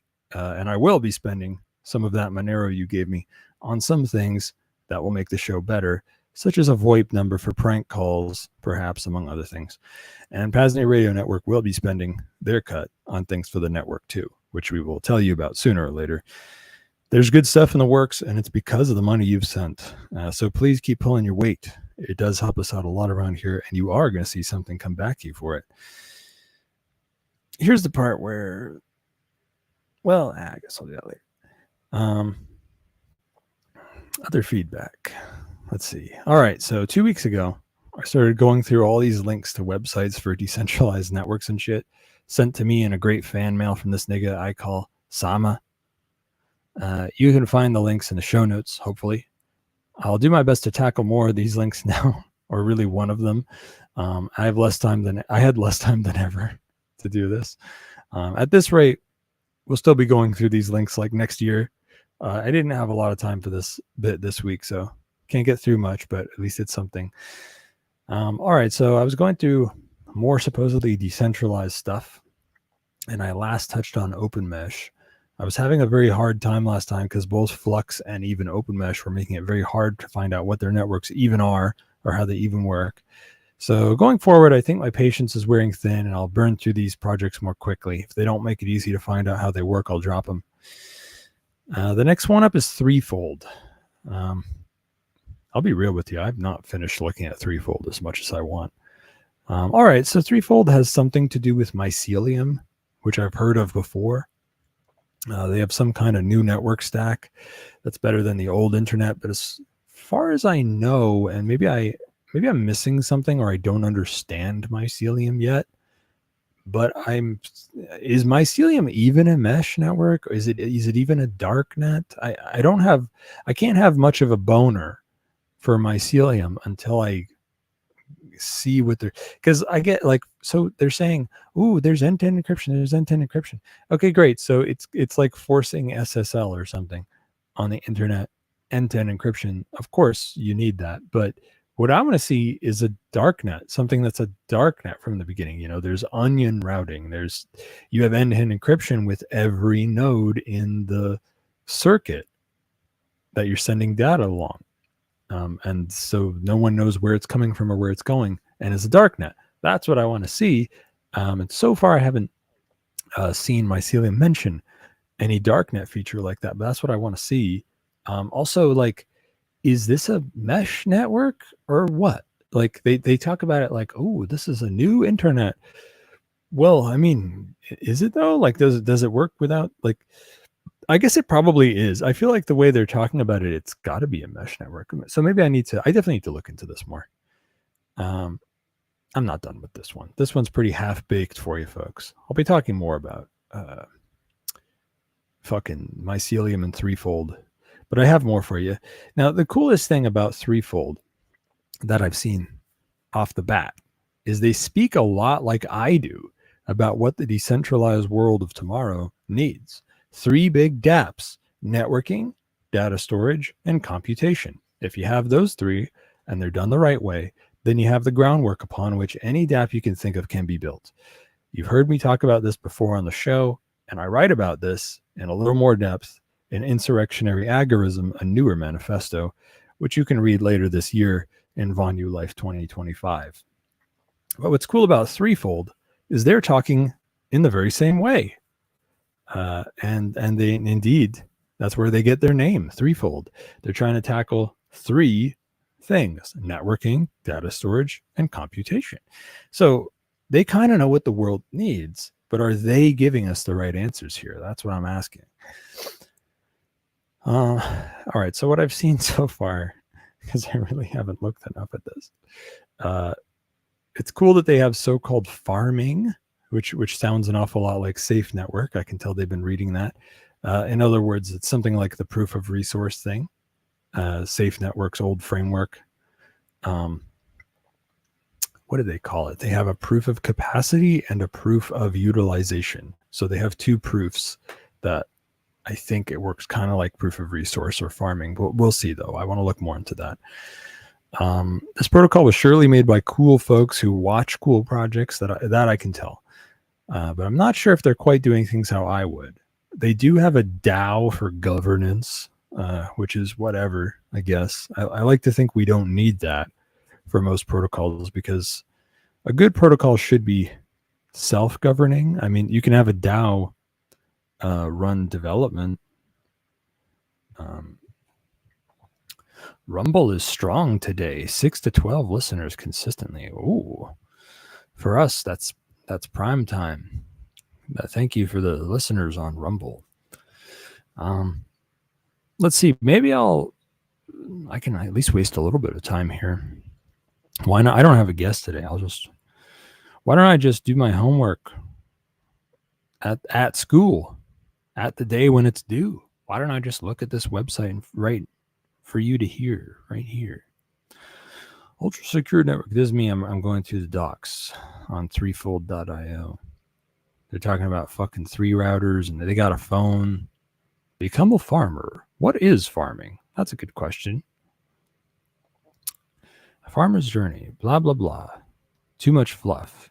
Quantum safe storage. Bare metal operating system. One thing that's cool about Threefold is you can run anything on it. They have a Linux distro called Zero OS that I guess it runs on like a virtual machine using computation power and stuff and storage, maybe from the network.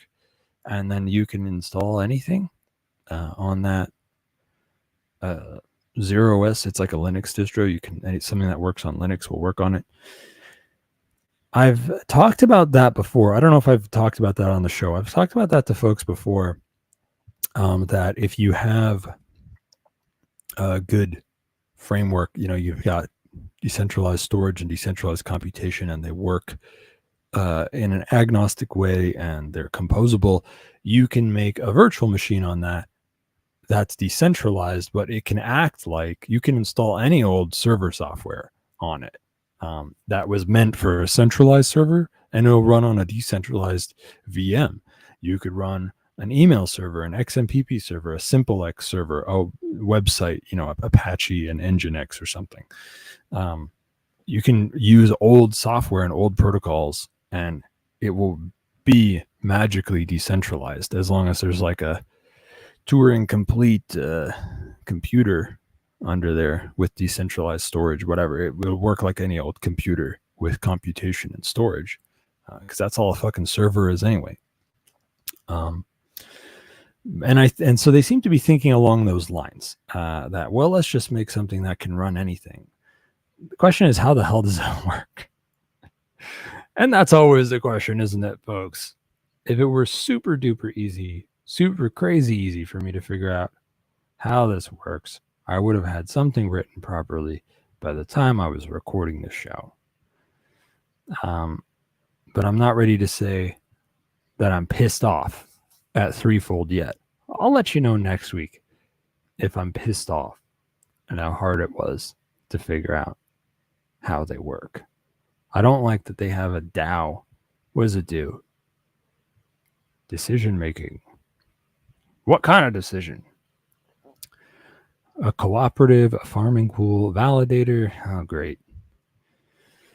So much complexity. Okay. Here, let's see. 3Phone. What is this? They have a phone. The 3Phone is a family of highly secure devices with integrated apps running on the Threefold grid. Why? I mean, I guess that could be cool. I'll have to look into that. They got the 3 router coming out. Imagine a system which scales to the planetary level. It's compatible with AI, cloud, Web 2, Web 3, and edge IT workloads.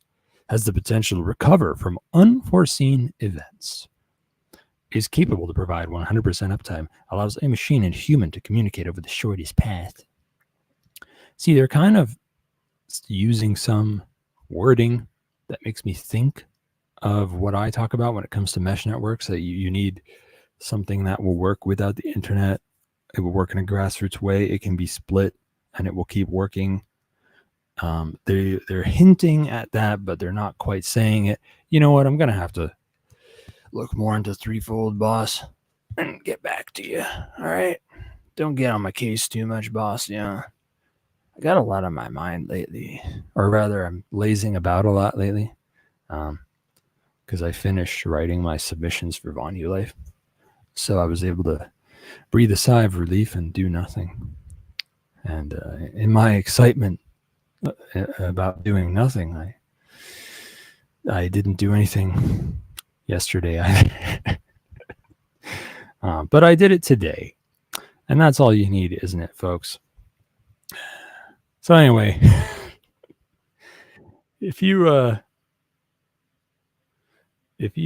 have any thoughts on anything said on this show, or you want to ask anything,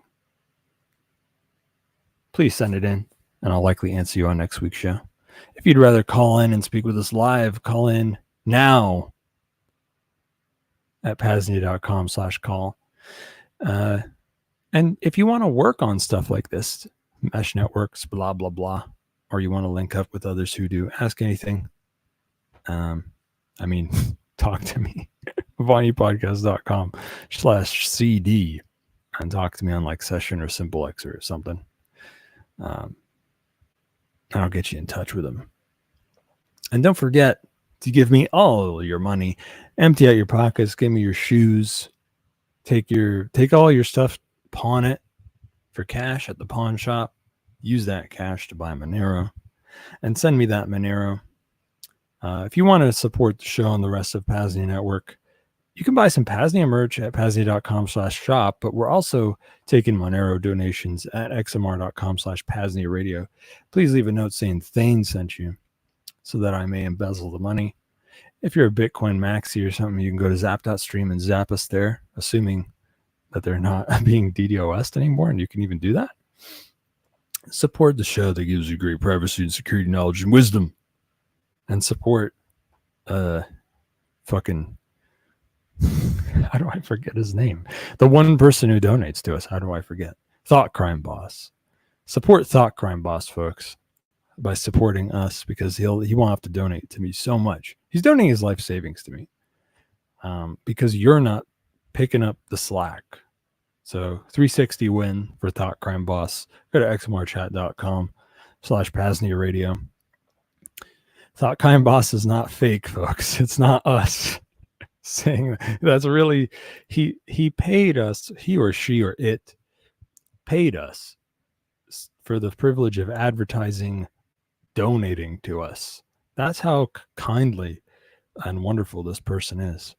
So be like Thought Crime Boss and donate to the show, and also maybe send me a question or something that I can answer so that I have free content for the show and I can be lazy and not come up with anything. You can just say something.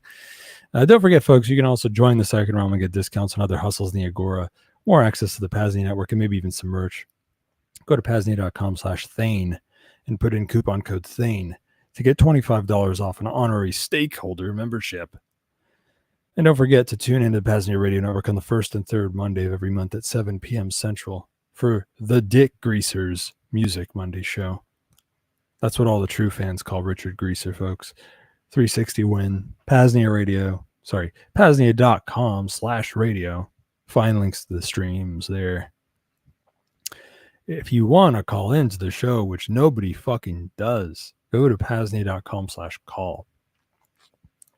And if you're too shy for that and you'd rather talk to us through text, you should already be in the SimpleX chat, which is you can find at PAZNIA.com/SimpleXradio to get into the chat room. And I'm now about to look at that room to see, did anyone say anything? Somebody fucking... Oh, is this actually for me? Oh, yeah, it is. Wow, somebody said something. Thane, have you been following the Tornado Cash trial? It's been quite the shit show so far. The Rage has the best coverage at therage.co. That's not even a link to an article. It's just therage.co. Well, why not? Why don't I just look? Have I been following the Tornado Cash trial? No. I've heard something about it. Prosecution rests its case in Tornado Cash trial. Rayo2 said agreed. That it's a shit show? What? Prosecution rests its case in Tornado Cash trial. On Thursday, the defense opened its case with Ethereum core developer Preston Van Loon. Preston Van Loon? Whose suit, how can anyone take his suit seriously? He sounds like a loon.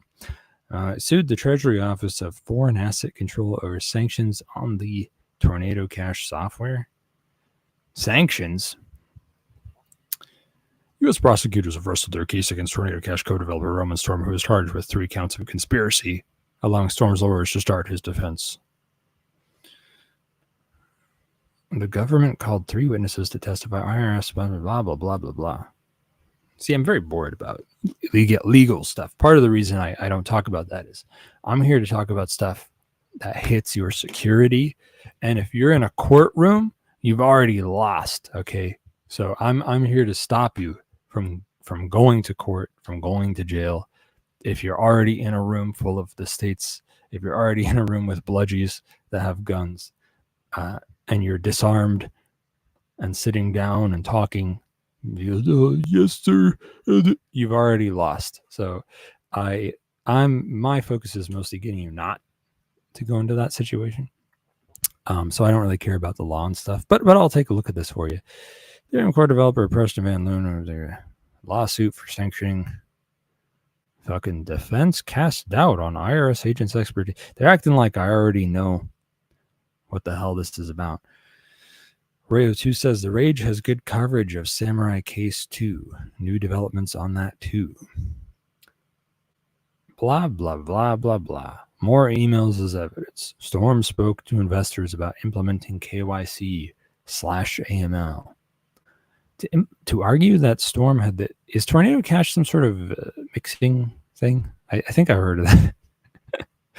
MLN charges Tornado Cash, thereby actively allowed exploiters to continue using the protocol. Prosecutors showed this. This is so boring. Storm introduced a prospect of a privacy blockchain protocol with full compliance that would act as a fork of Tornado Cash. That's nonsensical. A privacy blockchain protocol with full compliance? That doesn't make any sense, especially when they just outright ban privacy. It can make sense. I mean, like even in Monero, right? You can just give everyone the watch address or something, or give somebody a watch address so they can see what's happening. If you want to be transparent, I guess that could be compliant until they just ban privacy coins, and then it's not. God, this is so boring. I don't understand it. I haven't been following it, and I'm already bored going through this article. Rayo2 says there's new coverage for the Samurai case. My opinion on Tornado Cash and Samurai and all that. Now, Samurai is at least more notable to me because I like their software, and everyone liked it who was in the know because it was the best way. Bitcoin privacy, etc. Which, now it's Ashigaru, and Ashigaru Terminal is a fork of Samurai and Whirlpool. But even still, it's like my take on what do I think of the Samurai case? Well, I think they fucked up, and they should have had better OPSEC, and they shouldn't have been caught. That's what I think. That's pretty much the where my legal. That's the closest I get to legalities. All right. Well. Oh, here. Yeah, there's a Samurai headline, but I don't fucking know. Samurai hearing. Oh, yeah. God, I'm so bored. My eyes just glaze over looking at this stuff. See, this is why my news section is the way it is, and it doesn't talk about stuff like this, because it not only bores me, but it really should bore you, because who the fuck cares? Who cares about legal precedent or anything like that? Your goal is to get away with breaking the law. Screw them. If our goals don't get caught, don't be found, run away, or kill them, and don't get caught. That's my take on that. So, all right. Well, thank you for saying something in the PAZNIA Radio Network chat.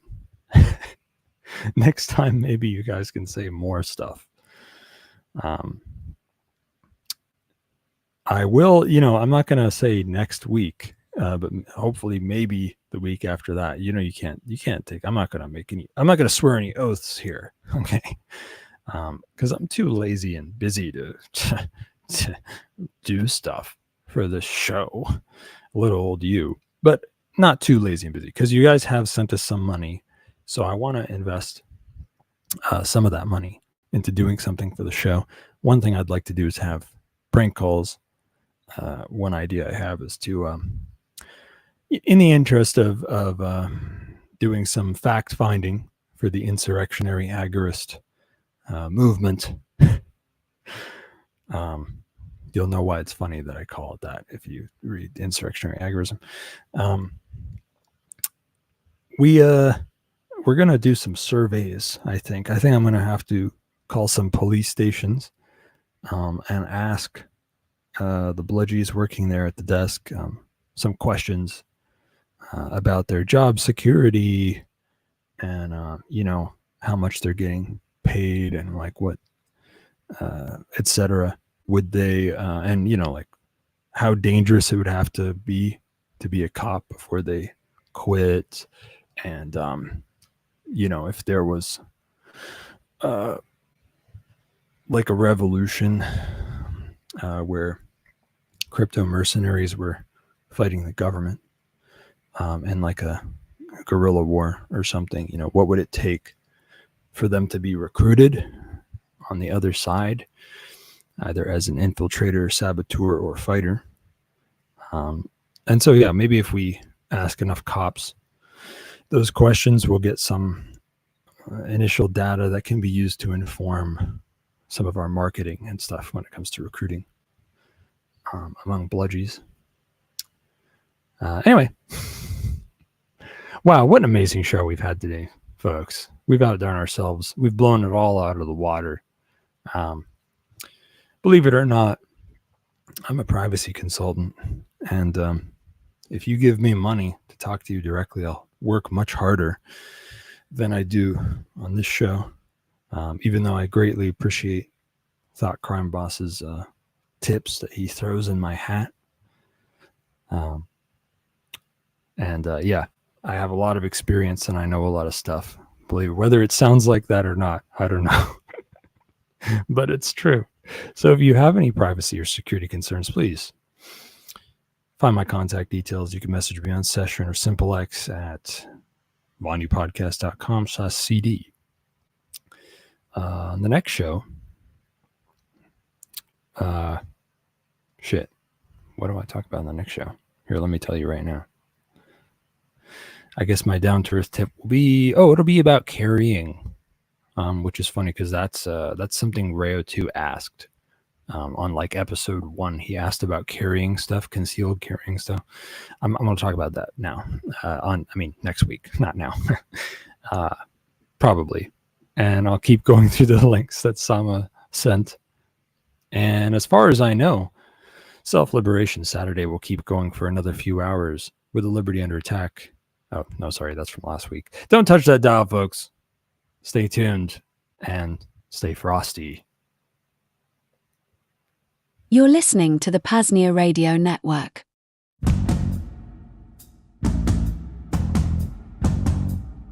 Thanks to Chihuahua Chezik, the newest signer of the PAZNIA Constitution. His message reads, quote, "Dear government, I don't need another daddy. Get your nose out of my business. Get your nose out of my bank account, my communications, my computer and phone, my comings and goings, my views and my thoughts. And get your hands out of my fucking pockets." End quote. Aye, cheers to that, Mr. Chihuahua. View the full list of signatures and messages, and even leave your own by visiting PAZNIA.com/sign. Again, PAZNIA.com/sign.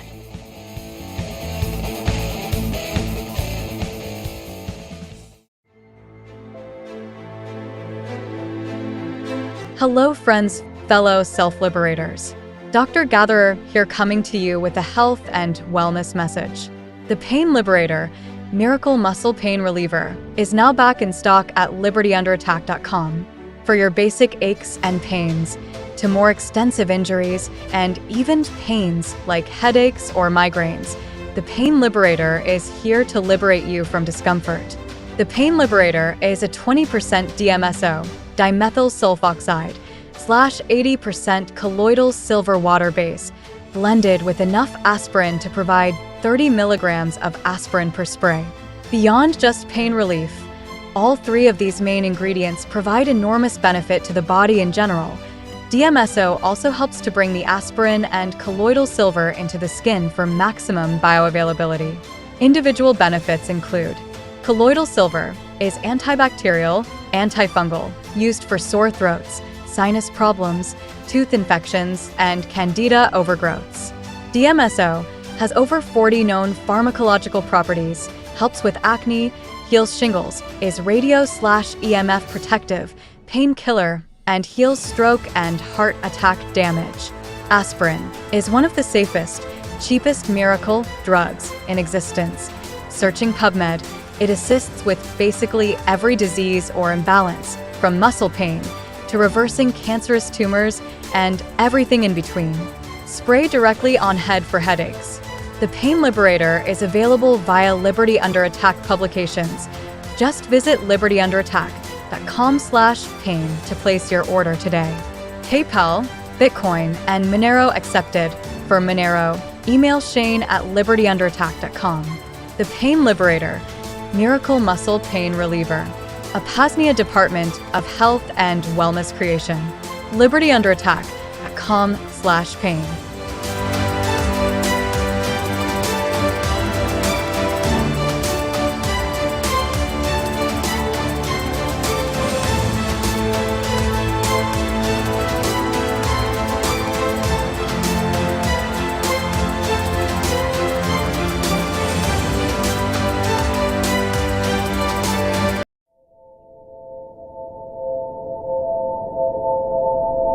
The newest from Liberty Under Attack publications, The Second Realm Anthology, a collection of short stories that inspire freedom and self-liberation. The First Realm, mainstream society, which does not respect self-ownership or individual liberty, but rather heralds the supremacy of government and authority, upholds the collective over the individual. The Second Realm, a parallel network, founded upon the principles of truth, freedom, and voluntarism, rebuilding all necessary human institutions upon these frameworks. The Second Realm Anthology is a collection of short stories originally published in The Road to Autonomy magazine from a vast selection of authors across a diverse range of topics in the area of freedom, the building of the parallel society known as the Second Realm. The goal is to inspire and educate, to motivate and self-liberate. Authors: Todd Borho, Graham Smith, Jackie Kerouac, Patrick Henry, and Josiah Warren. Order your copy of Second Realm Anthology today by visiting libertyunderattack.com/sranthology. Again, libertyunderattack.com/sranthology. Bitcoin and Monero accepted and preferred. Want to pay with Bitcoin Lightning? Email shane@libertyunderattack.com.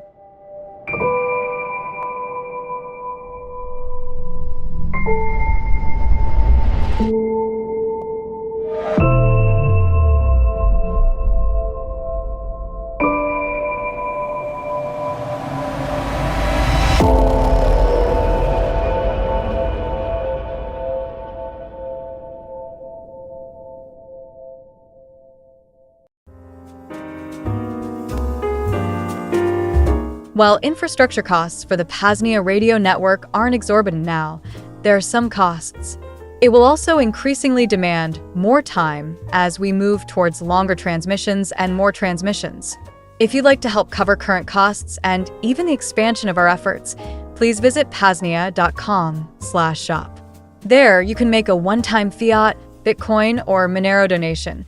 You can become a stakeholder, and you can even order some one-of-a-kind PAZNIA merch, ranging from shirts to hats to flags, all the way to beach towels. Again, that link at PAZNIA.com/shop. Cheers from the Free Republic.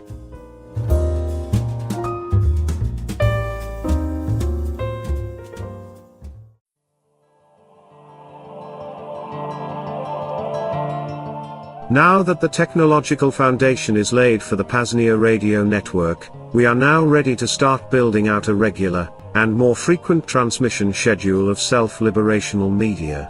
Do you want to host your own show on the PAZNIA Radio Network?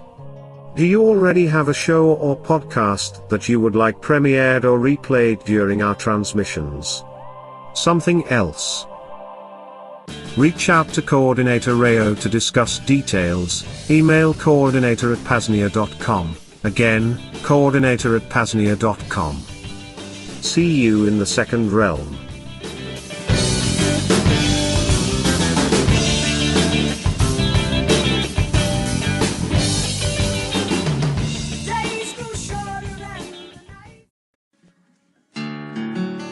Life is a continuous confrontation with forks in the road.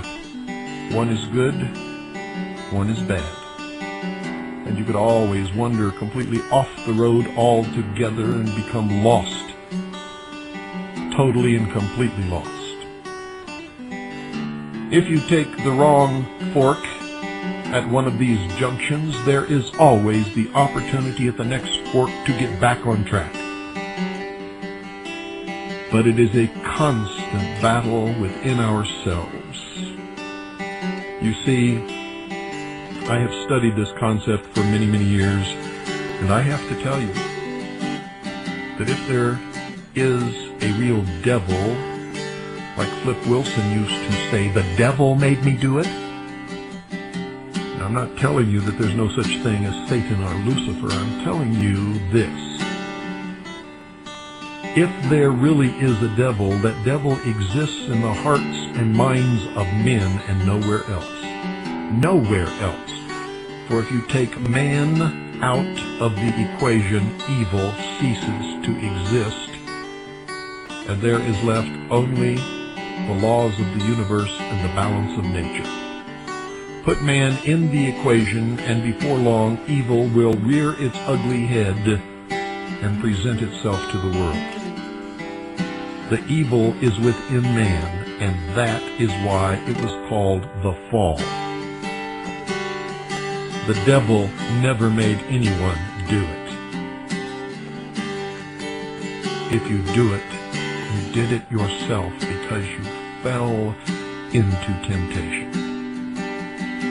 For until man once again confronts the real nature of his own condition and of the world around him and accepts full responsibility for his actions without blaming anyone else or any devil, until then we will always be a puppet on the end of someone else's string. And ladies and gentlemen, when that someone pulls that string, we will dance.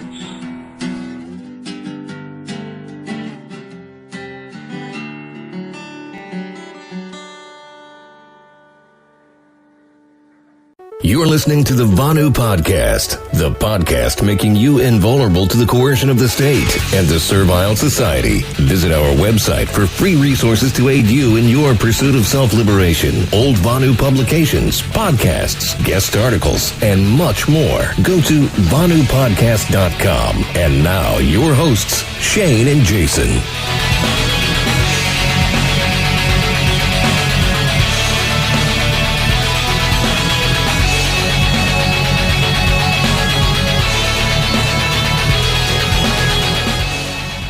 All right, and welcome to the Vonu Podcast, the podcast making you invulnerable to coercion. I'm your host, Shane, coming to you once again from the homestead here in southern Illinois. So today I've got just a brief introduction before I turn you over to this episode. Certainly not a conventional episode, and I'm sure that title was, I guess, maybe surprising to some, but for long-time listeners of this podcast, it really shouldn't be. So, anyway, something we've talked about on recent podcasts and live streams. Well, I guess really we've talked about it over the past 4 or 5 years, but something we've discussed, especially over the past couple weeks, past couple months is the importance of action at the present time, as well as the necessity of organizing with like-minded individuals. Well, as some longtime followers of my work will know, there are some very useful, efficacious strategies of organizing that should not be overlooked, merely due to the fact that they don't originate with anarchists, or I guess the anarchist ideology. Real briefly, though, please let me introduce and define these terms for those who may be new to them, just in case things get super busy again and these re-releases get shelved. So first off, committees of safety, and I think this is the most important one, at least in my opinion. So for this one, I'm going to read just a little bit from an article that Calvert and I released on April 27, 2016, titled "The Origins of the Harney County Committee of Safety," and this was, surrounding the fiasco at the Malheur Wildlife Refuge. The Malheur Wildlife Refuge Center there in Harney County, Oregon. So anyway, that's irrelevant for these purposes. Just going for the definition here. So, quote, "A committee of safety can be briefly defined as a mutual self-defense association that also operates as a parallel government. Historically, they were known under a variety of names, yet their function was exactly the same: to pool manpower for defense of the community and legitimize a self-organized populist government. From the English Civil War of the mid-17th century to the Revolutionary Wars of Independence for both America and Texas, committees of safety have historically demonstrated their efficacy in practically securing liberty. Committees of safety were legitimized by general associations composed of the individual citizens within a defined geographical area, whether that takes the form of a town, a county, or even something provincial. These associations were comprised of the rank-and-file membership who received protection and who in turn gave their individual, explicit consent to their particular local committee of safety. As a truly bottom-up and grassroots organizing model, committees of safety are intended to coordinate the assemblage of men and materiel in preparation for a disaster. A key tenet of American classically liberal republicanism is that the military is subordinated to the civil authority. If the militia is the military, then what constitutes the civil authority? Well, the answer is their local committee of safety. Also, committees of safety are invaluable even in the absence of emergencies, simply because they are a limited form of government, which is directly accountable to the people within a local community. The committeemen are susceptible to public shaming and even ostracism should they abuse their public office. This is what actually keeps their power limited. Modern local committees of safety began their resurgence during the 1990s with the formation of the Central Florida Committee of Safety, as well as the St. Joseph County, Indiana Committee of Safety. In recent years, the formation of the Cherokee County, Georgia Committee of Safety and the Blue Ridge, North Carolina Mountaineers Committee for Constitutional Restoration might be indicative of the growing deeper appreciation for the principles of liberty. Only time and further investigation will tell if this be true or not." End quote. So that's just a brief introduction, again, from an article titled "The Origins of the Harney County Committee of Safety," which I will certainly drop in the show notes for those who may be interested in checking that out. And if you're interested in a little, Patriots or, resistance history, recent history, then this article is there also in audio format, which I think it's a really long audio spoken discourse. Yeah, it's about 26 minutes, spoken discourse for those who may be interested. So that is committees of safety. I think it's just another way of organizing locally. And again, I think that the important thing is, as we've talked about with building second realms and building temporary autonomous zones, physical space and time is crucially important, and that's going to happen locally, at least for most folks. I think committees of safety are just a very, very fantastic way. The idea is organizing in defense of person and property. That's the idea. And I guess I'll read one other thing. There's a website.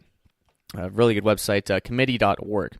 And this is from a document in Provincial Congress, Concord, April 12th, 1775. It's a copy of a broadside from Boston, Massachusetts. And here is the text of that, signed by John Hancock, the president at the time, 1775.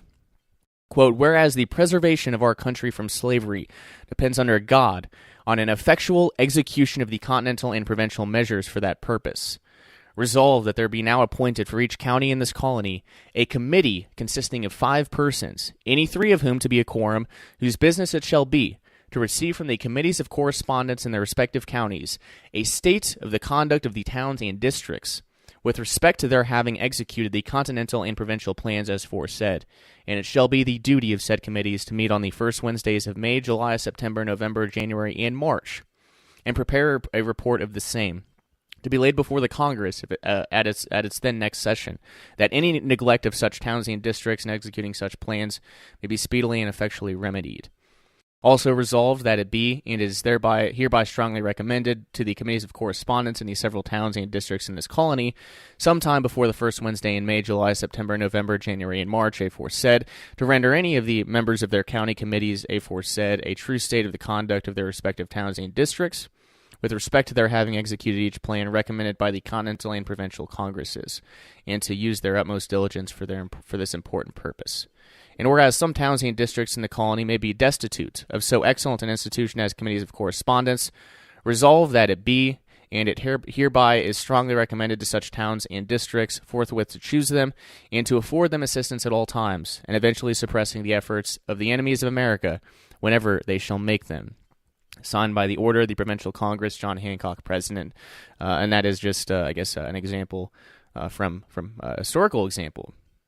But, that's the idea. That's the idea. Whether this is, 1775 in historical revolutionary America, or if we're talking about, as is said here in the last sentence, effectually suppressing the efforts of the enemies of America whenever they shall make them. Well, or I guess, certain emergencies where totalitarian governments certainly overstep their bounds and need remedied. And again, committees of safety are one possible way to remedy that. And I'll drop a link to committee.org in the show notes as well for you guys to take some additional time to peruse. lots of great stuff there. The next thing I was going to talk about today was just real briefly is security teams. And this is more of a concept. It's not a parallel government like committees of safety. It's more akin to freedom cells. If you're familiar with Derek Bro's and John Bush's, formulation of that concept, 7 to 11 people, 7 to 10 people, somewhere in that range, that work together on various things, and these are all very individualizable, very subjective. Some groups might have come together for different purposes, but the idea is, the idea is organizing here, whether it's small, a small scale, locally, community-based, whatever. So security teams, and this is an article from Gary Hunt's website.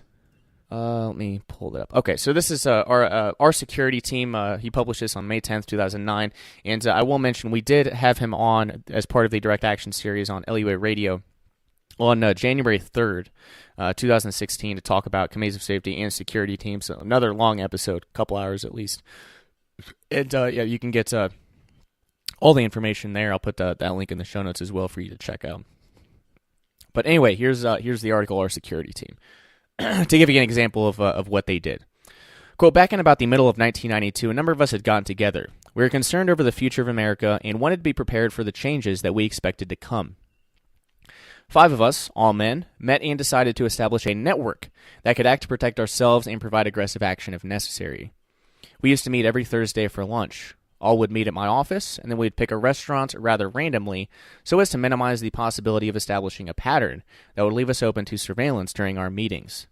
Upon arrival at the restaurant, we observed all who come after our arrival. Not so much that we were concerned at that time that we might be watched, rather to establish a habit so that we are less likely to be subject to scrutiny during our future meetings. After the 3rd or 4th meeting, one of the members, George Sibley, asked if his common-law wife, Linda Lyon, could become a member as well. It was decided that we would have an answer by the next meeting. We had decided that, once we were established, we would open the door to no new members. I had not met Linda, nor had 2 of the others. George and the other member, however, had spoken very highly of her, so by the next meeting she was brought into the group. The decision had to be made at the office, so she joined us at that meeting. Now we were 6. Something that we had begun discussing and working on developing was creating cells under leadership of each of the members. Each member could enlist cell members up to 7 in number, which would be subordinate to that member. George and Linda opted for a single cell. Cell members would be recruited, trained, and understand that there was a larger unit, but no information about who, where, or anything else which might jeopardize the other cells was ever to be presented to the cell members. I'm just going to jump in here for a moment, and this is exactly it's a very similar notion to freedom cells. So I just think it's very interesting The overlap, it's very, very, very similar, But anyway, each member was to train his cell as he saw fit.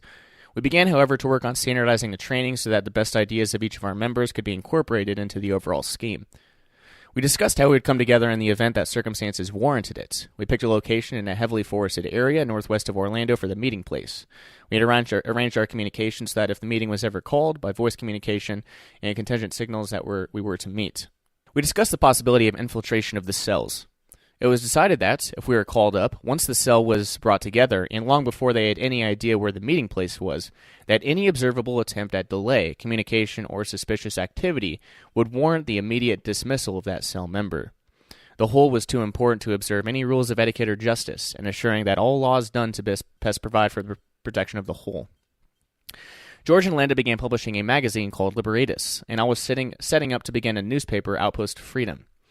The others, their names, functions, etc., are not relevant to the remainder of this story. But as a concern over whether there would be any attempt to cause trouble for any of us, we set up a dead man switch phone system so that if it was suspected that anyone was doing anything risky or had reason to be concerned, the dead man system was activated. The persons that we were concerned about would have to contact a designated member at regular intervals. That interval would be set as was deemed best serves the situation. Provision was made for nighttime and sleep. If the member did not make the call by the required time, the designated contact person would contact the others, and efforts would commence to find what happened to the concerns about member. As it was, I went to Waco on March 5th, 1993. My writings, fax network, were going out to perhaps 10,000 people every night. We know that we riled up the FBI because they excluded me from the press conferences after March 21. Unlike the regular networks, we were contacting Davidians who were not in jail or Mount Carmel and digging into the actions of the FBI. On April 21, I returned to Florida. The security team had my schedule and arranged for 3 members, armed, to be in the airport outside of the security area to provide for my protection on returning from Waco. Though, as it turned out, the team wasn't necessary, the exercise was a good one, and that it showed that we could and would respond should the need arise. My first night back, George and Linda spent the night with me in a hotel as an additional precaution. The next day, the dead man calling system was implemented. I was required to call the designated person every half hour for the first 2 days back, then we shifted to 1-hour intervals for 2 days. Finally, we determined that the need for the calling system no longer existed. We never did have to call an alert to gather in the woods with our respective cells, but we were able to develop and test a system to see how it worked. We found deficiencies and corrected them. Though I've only touched on some aspects of the team, our development was much broader than it appears. The whole exercise was an invaluable lesson, and one that might provide some ideas to those of you who wish to pursue some sort of organization for your own protection." End quote. So again, that was Our Security Team by Gary Hunt, May 10th, 2009. I will drop the link in the show notes. And finally, the last one, the last thing to talk about is militias, and I will leave that for today's episode, which is titled "Militia: The Law." It is an April 25th, 1995 broadcast of Bill Cooper's "The Hour of the Time," and he's going to go into all that stuff, into the militia, and I think it's just a really good episode, that I re-listened to recently, and I figured I would go ahead and re-release it. It's definitely relevant, and again, it provided me an in to mention commands of safety again, and I will continue to do so, and really try to encourage folks. Even anarchist Vonuans, they're worth looking into. Certainly worth looking into. So, without further ado, LibertarianAttack.com, Libertarian Attack Publications for all of your anarchist self-liberation book needs, and the website for this podcast, VonuPodcast.com. You can find all of our previous shows. Free Vonu books.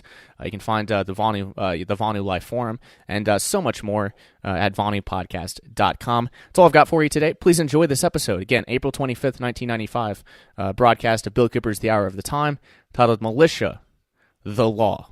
Please enjoy.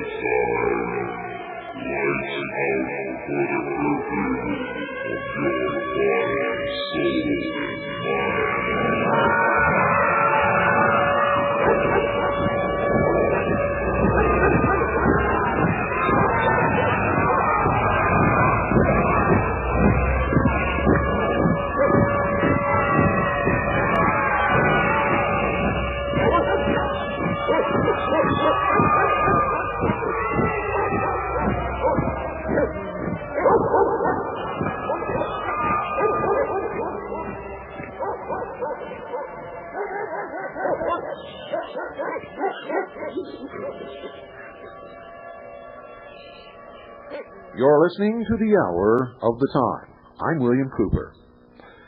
Well, folks, we're starting to find out who is what they belong to, what real philosophies they subscribe to, and who's got guts and who doesn't. That's right. Now's the time to look around and cull the ranks. Get rid of the chicken pluckers and the whiners and the crybabies, and recruit strong people who didn't even know there was a militia that they could join. In the state of Michigan, one of the broadcasts that was demonizing the militia of Michigan flashed their phone number on the television screen, and they have never in their history had so many calls of people who didn't even realize there was a militia who want to now join. So thanks to the scumbag communist news networks, the militias are growing. People are fed up with the lies and the propaganda and the flat out-and-out bullshit spouted from people like Peter Jennings and Connie Chung, Dan Rather, Ted Koppel, Barbara Walters, Rush Limbaugh, and all of the other puke-faced traitors to the Constitution of the United States of America. Those who profess to support freedom of speech. Only for them. Not for anyone else. Anyone who disagrees with these liberal, Marxist, puke-faced scumbags is demonized. No, we're not allowed to speak. We're not allowed to expose their lies.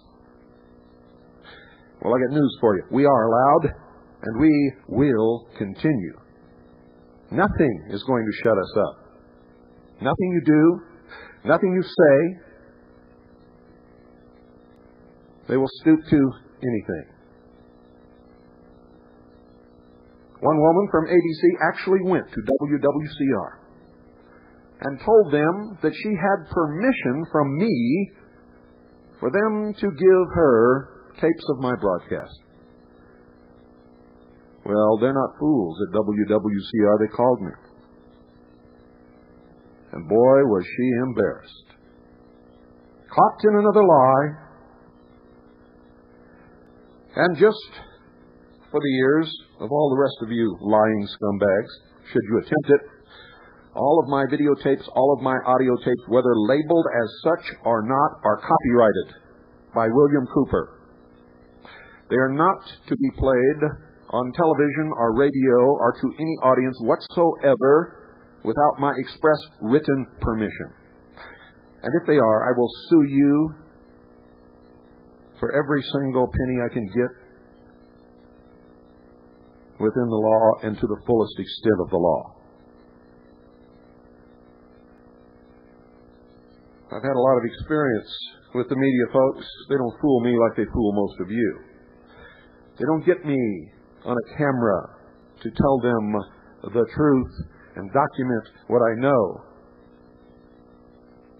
and then take that videotape and chop it all up into little pieces and then put it together again to make somebody look like an idiot. That's what they do. That's what you've been watching. On the special on ABC tonight, up in the corner, they have anti-government. Little subtle brainwashing there. No matter what the person on the screen says. See, they never knew when they were taped that they were going to put anti-government up above their head. Or that they would chop up what they said out of context to make them look like idiots.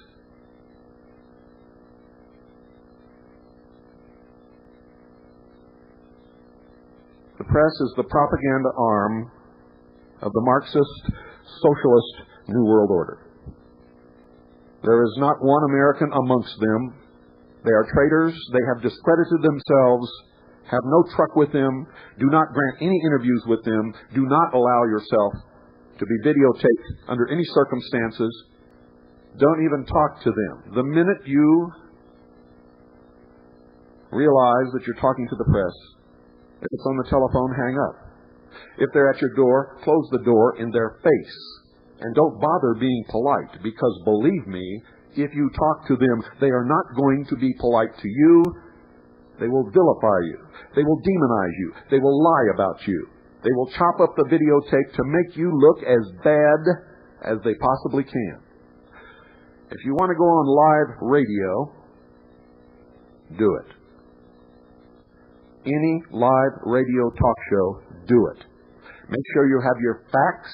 Make sure you understand the law. Make sure you understand who you are. And don't open your mouth unless you know what you're talking about. And if you're in a militia, don't ever talk to the press. Don't ever issue a press statement. Say absolutely nothing. Allow your leaders to do the talking. That's what they're for.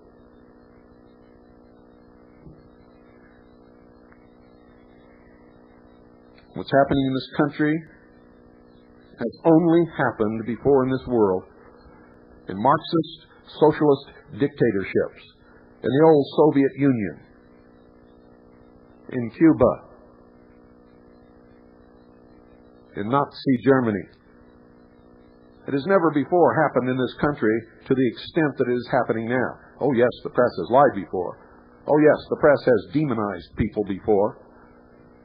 Oh yes, we've always known that the press can twist facts and make the truth seem like a lie and a lie seem like the truth. We've always known that, but we have never ever realized the full capability of these scum until now.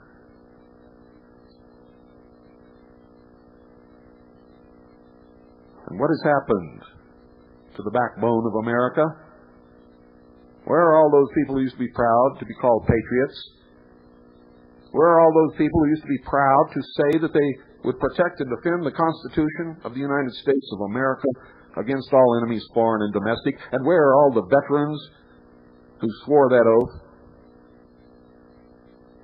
when they went into the military service and have never been released from that oath, to my knowledge? Well, I don't know where they are, but I bet you within the next few weeks we're going to find out. And I believe this is going to backfire on these socialist Marxist pukes like they never dreamed.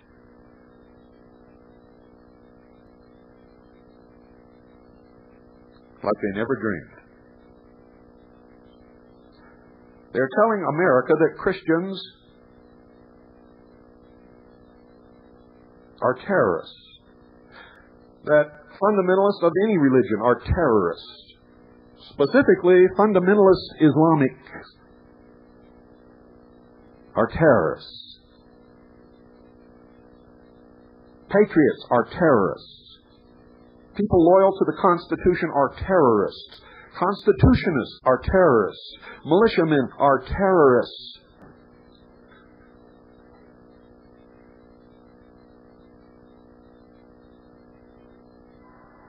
Now, to my knowledge, the way I was reared, that includes just about everybody I've ever known in my entire life, and everybody that I know now. And if I were younger, I would say it included everybody in this country, because fundamentalism includes Orthodox Jews. It includes people who adhere to the basic religious beliefs of the Buddhist religion. That's what fundamentalists believe. And adhering to the basic tenets of the religion and not bending to the will of the New Age. That's what it really means. And you know something else? I know a lot of people in the New Age movement who are staunch patriots. Staunch patriots. So these people in the press are slapping in the face every loyal American that lives in this country. And it's going to backfire upon them. in spades. You watch and see. Don't go away. I'll be right back. And tonight we're going to talk about the militia and the law. All the things that they don't tell you on television. And if you're a new listener, you listen very carefully and then you go back and listen to the lies. The militia are the backbone, patriot people of this nation who will fight and die to protect you and the Constitution and this country from any enemy, foreign or domestic. And those who want to subvert the Constitution and destroy this country and bring into being a totalitarian Marxist state had better watch out, because if you push us too far, we will restore this Constitution to its rightful place as the supreme law of the land. Those who have committed treason will be arrested, will be brought before a grand jury under the law. If they are indicted, they will be tried.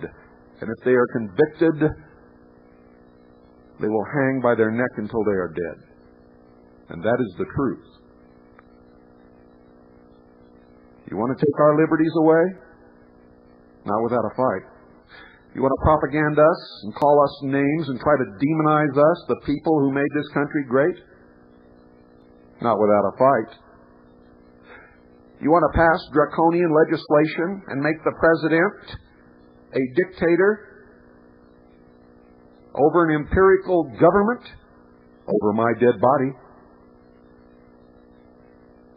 And I'm not the only one in this country who believes this way, as you will surely find out. Those arrested for the Oklahoma City bombing have not been charged, have not been tried, have not been found guilty of anything. And in this country, you are innocent until proven guilty. None of them have been or ever will be connected to any militia in this nation. They are not militiamen, they are not patriots. The one whom I have investigated, Timothy McVeigh, claims to have participated as a volunteer in a mind control operation in the United States Army and was implanted with a microcomputer chip. He has been telling his friends this ever since he left the United States Army, and nobody has listened. He even claims that the United States Army could follow him by electronic surveillance of this chip and knew where he was all the time.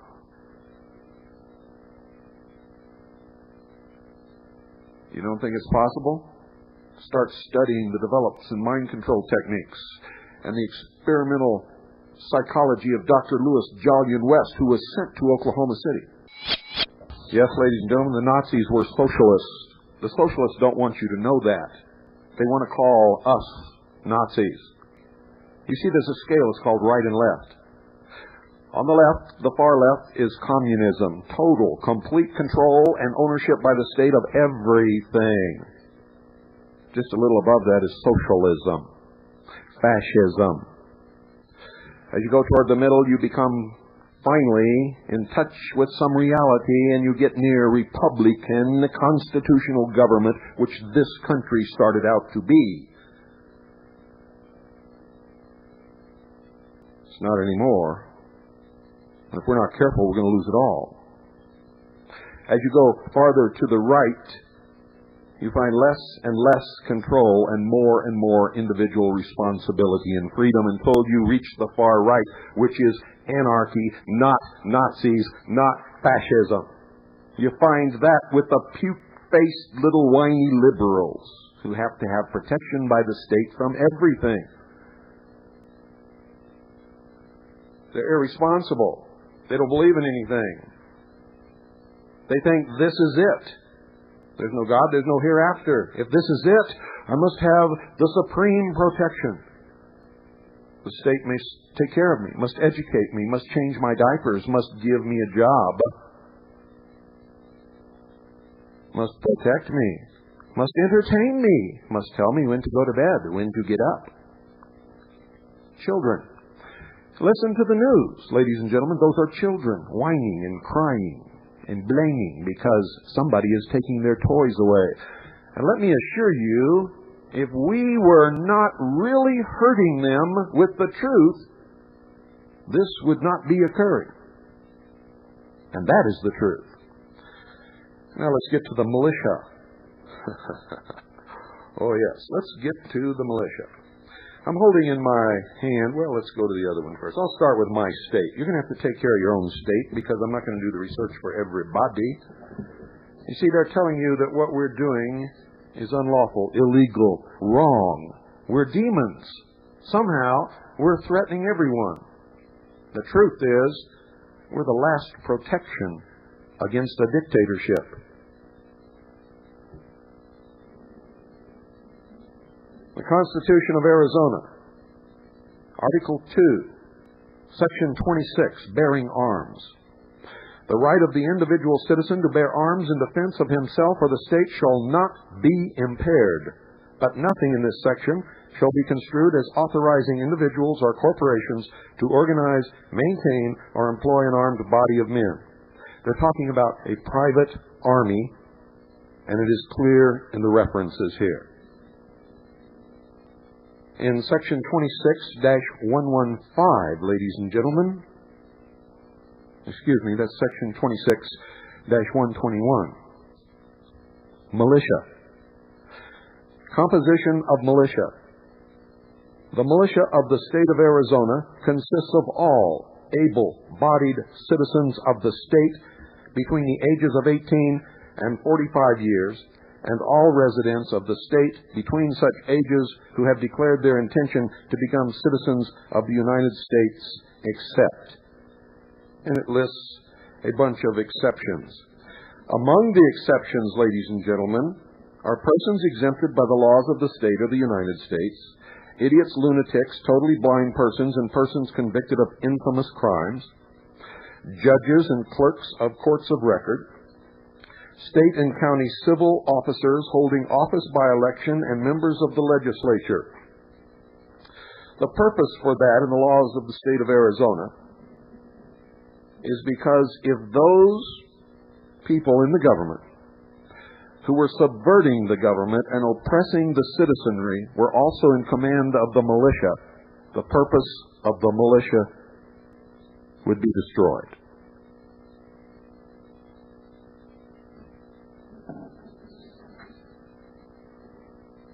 And it goes on. There's many more. There's much more. There's an awful lot here. But we only have an hour. This is all available to the press. They don't tell you this. You see, whether you know it or not, or whether you like it or not, if you live in the state of Arizona, and you are within the parameters that I just gave you, you're a member of the militia, whether you like it or not. And the militia is not the National Guard. Oh, big surprise, huh? Oh, Connie Chung didn't tell you that? Well, no wonder. She's a liar. What was it that she said to Mrs. Gingrich? Oh, you can tell me, dearie. I won't tell a soul. You believe these scum? They're the scum of the earth. They're beneath contempt. In fact, when they're not on television, you can probably find them on the bottom of the ocean, because they are the lowest thing on earth.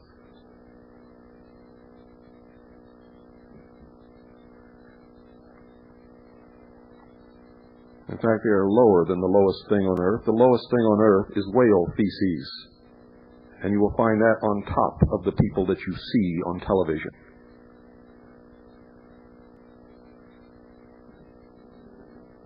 United States Code Service, Lawyer's Edition, Title 10, Armed Forces. Chapter 13, The Militia. Section 311, Militia Composition and Classes. The militia of the United States consists of all able-bodied males at least 17 years of age, and except as provided in Section 313 of Title 32 USCS, Section 313, under 45 years of age, who are or who have made a declaration of intention to become citizens of the United States, and of female citizens of the United States who are commissioned officers of the National Guard. The classes of the militia are: 1, the organized militia, which consists of the National Guard and the Naval Militia, and 2, the unorganized militia, which consists of the members of the militia who are not members of the National Guard or the Naval Militia. Why don't they tell you that?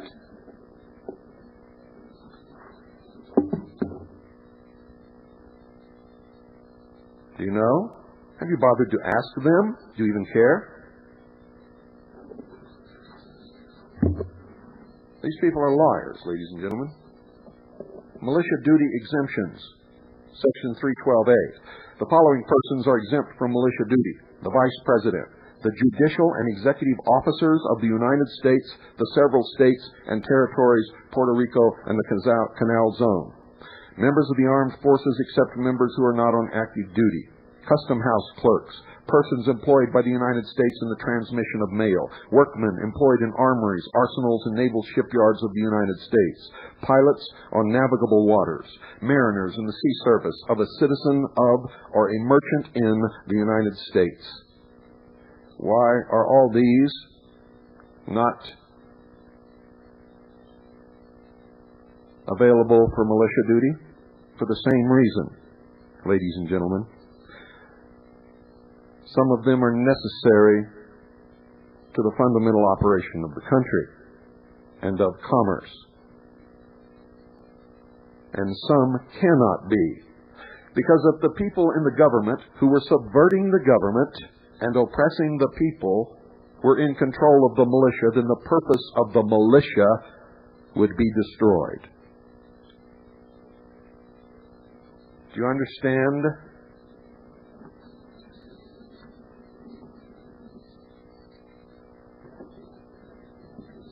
Oh, I'm not finished.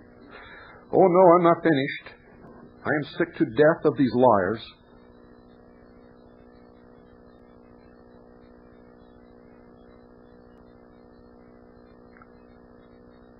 Title 10, Armed Forces. Chapter 13, the Militia. Militia composition and classes. A. The militia of the United States consists of all able-bodied males at least 17 years of age and, except as provided in Section 311 of Title 32, under 45 years of age who are or who have made a declaration of intention to become citizens of the United States, and the female citizens of the United States who are commissioned officers of the National Guard. The classes of the militia are: the organized militia, which consists of the National Guard and the Naval Militia, and 2, the unorganized militia, which consists of the members of the militia who are not members of the National Guard or the Naval Militia. There's a lot of you out there listening don't even know you're in the militia. You are in the militia. And if the leaders of the militia call you up and you fail to be called up, you can be courts-martialed and jailed. Did you know that?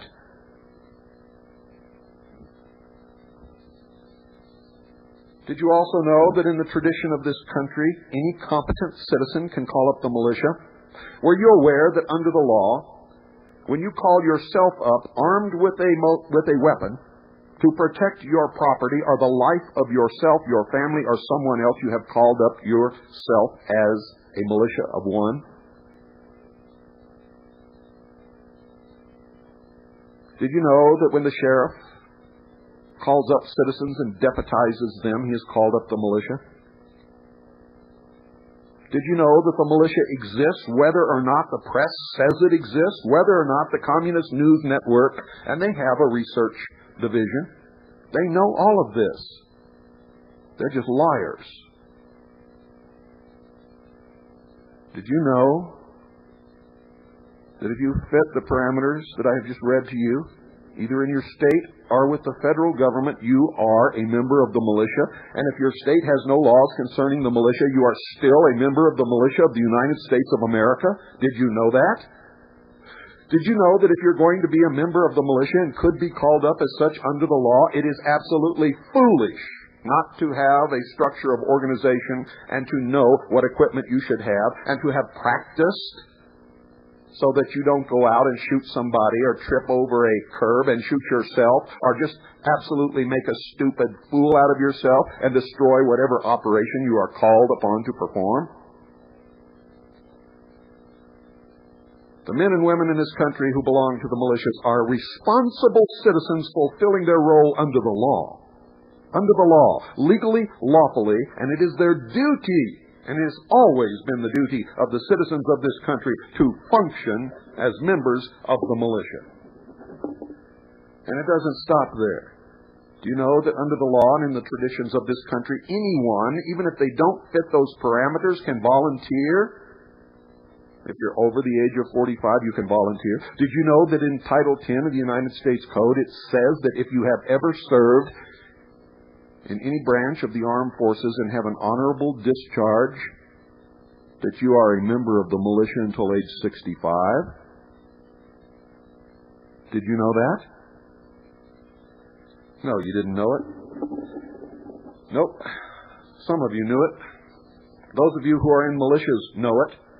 The rest of you stupid sheeple fit the description that the Marxists have of you. A nation or world of people who will not use their intelligence are no better than animals who do not have intelligence. Such people are beasts of burden and stakes on the table by choice and consent. That is exactly word for word what they believe you are. And that's why they're able to propagandize you and lie to you and lead you around by the leg, or the ring in your nose, or the puppet strings fastened to you, and when they call the tune and the piper plays, you dance. Because that's what you're supposed to do. You're stupid, ignorant, apathetic, and you'd better stop.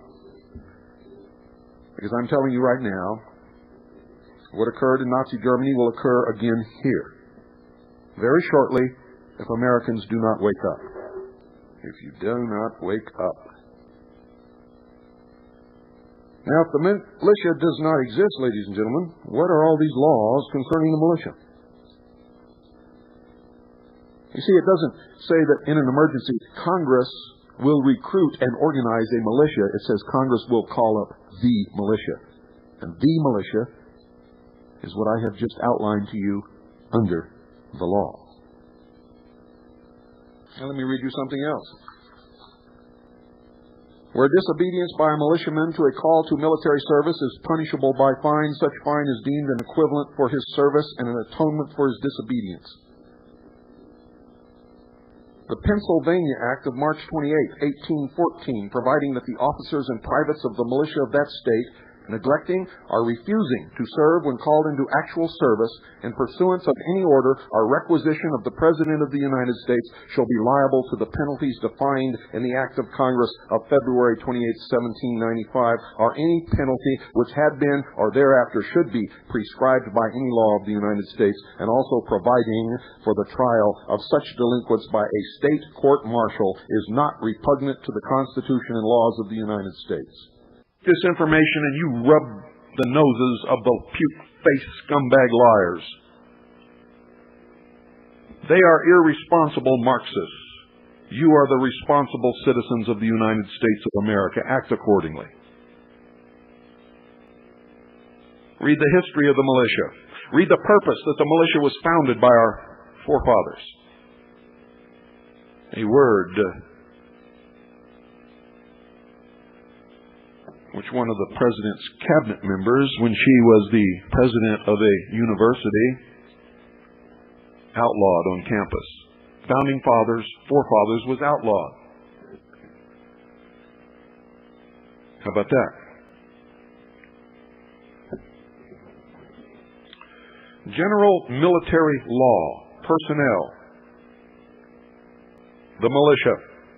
The militia of the United States consists of all able-bodied males at least 17 years of age and, except as provided in Section 313 of Title 32, under 45 years of age who are or who have made a declaration of intention to become citizens of the United States, and the female citizens of the United States who are members of the National Guard. And it goes on to say, ladies and gentlemen, that any citizen who has served honorably in any of the military services of the United States of America is a militia member until age 65. A well-regulated militia being necessary to the security of a free state, the right of the people to keep and bear arms shall not be infringed. The Constitution of the United States of America, Amendment 2, 1791. Because freedom, yours and mine, is ultimately dependent upon the rights guaranteed by these words, it is imperative that we understand their meaning. A militia, ladies and gentlemen, is an armed citizenry, which according to the American Heritage Dictionary is not a part of the regular armed forces, but is on call for service in an emergency. The Federalist Papers show that the militia referred to in the Second Amendment is, quote, the armed citizenry, end quote. It is the right of the people, not the right of any government entity which is protected. The active clause in the second article in amendment to the Constitution is the right of the people to keep and bear arms shall not be infringed, and the descriptive clause is a well-regulated militia being necessary to the security of a free state. Under the law, it is the active clause that determines the meaning of the law.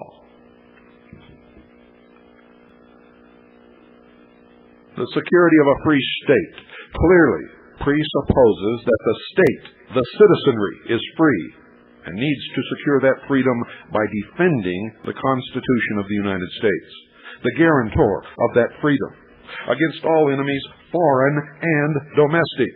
The exact words in the oath that I took when I entered the United States Air Force and then later the United States Navy. I have never foregone that oath and never will. And that includes any enemies, including the socialist, lying, puke-faced propaganda arm of the communist news networks. Enemies foreign obviously refers to entities, ladies and gentlemen, or governments not of our country. Enemies domestic can only refer to an entity or government of our country. In effect, a government which would choose to make itself an enemy of the people by depriving its citizens of their constitutional rights. This, ladies and gentlemen, is called tyranny, and it is exactly what William Clinton and this traitorous Congress, with their contract with America, is going to do if you allow them to push through the draconian, liberty-erasing legislation that they are now crying for.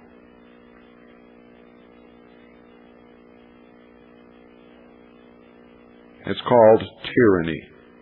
And the primary reason for and purpose of a militia, an armed citizenry, a militia available to a government of the people, but beyond the purview of a government against the people, and that is why the officers of the government cannot belong to the militia. To place the militia beyond the purview of a government against the people is to secure the freedom of the people against such a government. Why do I have to do this for you? You're American citizens. It is your duty, your obligation to know the law. It's your duty and obligation to know the history of this country. It is your duty and obligation to understand the Constitution and what liberty means and the responsibilities that are attached to it. Thomas Jefferson, in a letter to James Madison, said that a Bill of Rights is what the people are entitled to against every government on earth, general and particular. Again, in his very first inaugural address, he included among the essential principles of our government a well-disciplined militia. And if militias don't meet in practice, they cannot be well-disciplined. He also included the supremacy of the civil over the military authority. And should we wander from these principles in moments of error and alarm, let us hasten to retrace our steps and to regain the road which alone leads to peace, liberty, and safety. End quote. We the people Everyone say that. Open your mouth and say this. We, the people, the citizenry, have both a right and a responsibility individually and collectively to keep and bear arms in order to defend ourselves against all enemies of our Constitution and the rights and freedoms thereby guaranteed. What kind of arms? Any kind it takes.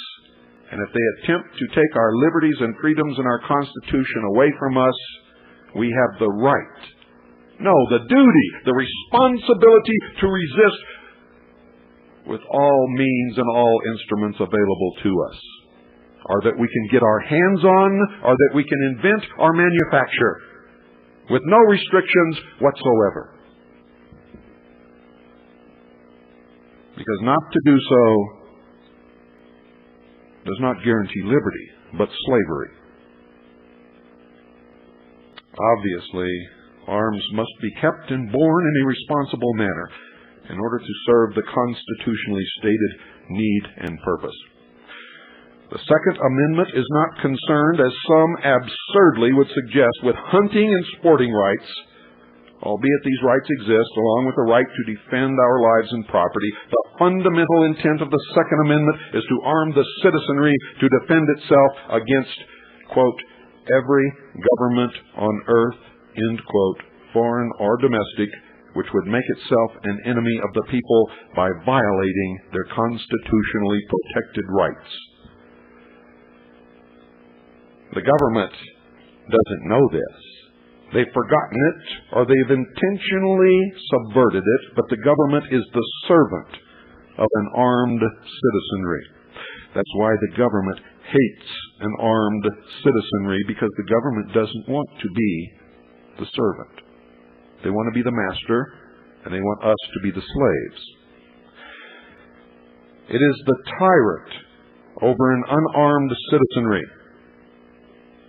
The government is the servant of an armed citizenry. It is the tyrant over an unarmed citizenry. Witness the many tragic illustrations of this deplorable state around the world. Look what has happened to every peoples who have allowed themselves to be disarmed. Very shortly thereafter, they became slaves. No government by the people and for the people needs fear the arms of the people. Let me say that again so that you understand it. And those of you in the government and in the press better listen. Because what you're doing today is not a reflection upon us. It is a reflection upon you. And the response to your dictatorial arrogance is the militia. No government by the people and for the people needs fear the arms of the people. Only a government against the people and their rights need fear their arms. To lay down our arms is to transfer all power, all control from the people to the government, thereby destroying, not securing our freedom, for which once men were willing to die, and many of us are still willing to die. The price of liberty, as Thomas Jefferson and others have warned, is eternal vigilance. Now this, folks, is not to be construed as an indictment against our present government. But vigilance requires that we be ever aware that tyrannies have arisen both from within and from without, throughout history. And it will never change. That history, indeed, often repeats itself, and that it can happen here. And many of us believe that it already is. And I think many more believe that than is properly understood. My fellow citizens, dear listeners, those of you who have been listening to this broadcast for a long, long time, those who are just beginning to listen, those who may be turning in for the first time, arise from your indifference. Come out of the fog. Awaken Pull the wool back from over your eyes. Stop being sheeple. Take a stand. Unite. Advise your congressmen of your resolve. Remind them that their duty is to serve the people as provided by our Constitution, and that any action which would violate our constitutional rights will not be tolerated. And don't neglect to thank those congressmen who support and defend our rights. Form militias, join militias, arm yourselves. Take the responsibility that the law and the traditions of this country require of responsible, patriotic, constitutionally committed citizens of the United States of America and of the several states. And understand that the militia is the final protection of the people against all enemies from without or within. It is truly the last and only legal and proper law enforcement body in this nation. Its purpose, according to the Constitution, is to repel invasion, suppress insurrection, and get this, folks, enforce the laws of the Union. Do you understand what I'm saying? Now take all this and shove it down these puke-faced Marxist, lying, communist news networks' creeps' throats. Stick it in their ears, and if you can, stuff it up there you know what. It is absolutely imperative that we not allow this to happen. They have an agenda. It's one world totalitarian socialist government which cannot become a reality if Americans do not give up their guns. The biggest thorn in their paw right now is the militia. And that's exactly the way our forefathers intended it to be. And that's the way it is. And I'm going to tell you right now, whatever decision you may make, if they ever come for my weapons, I will die on my doorstep defending my rights rather than surrender and live in a socialist totalitarian regime. And that is exactly what is coming. If they come against the legal and lawful constituted militia, it is the duty of the militia to resist and oppose them by whatever means necessary. And that is exactly what our founding fathers intended, and that is exactly the way it must be. To act in any other manner is irresponsible. It is to give up liberty in the face of fear. And if you give up liberty in the face of fear, you have no life to live.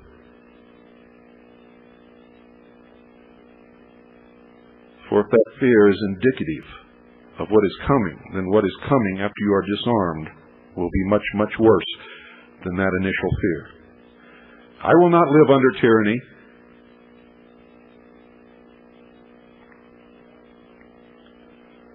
To provide means of communication for a nationwide militia, we have formed, and we will continue to form, and we will continue to educate and to train and to drill and to be ready. And as long as that happens, we will remain free. And the day that it stops, that it ceases to happen, we will cease to be free. And the day that Americans give up their weapons, they will become slaves. For a government of and for the people cannot and will not ever fear an armed citizenry. But a government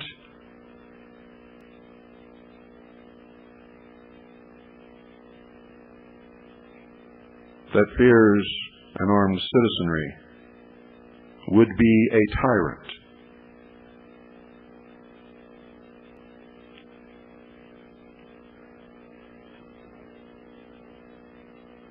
Title 18, United States Code Service, Section 1385. Use of Army and Air Force as posse comitatus. Whoever, except in cases and under circumstances expressly authorized by the Constitution or Act of Congress, willfully uses any part of the Army or the Air Force as a posse comitatus or otherwise to execute the laws shall be fined not more than $10,000 or imprisoned not more than 2 years or both. And they are doing this constantly all across the country.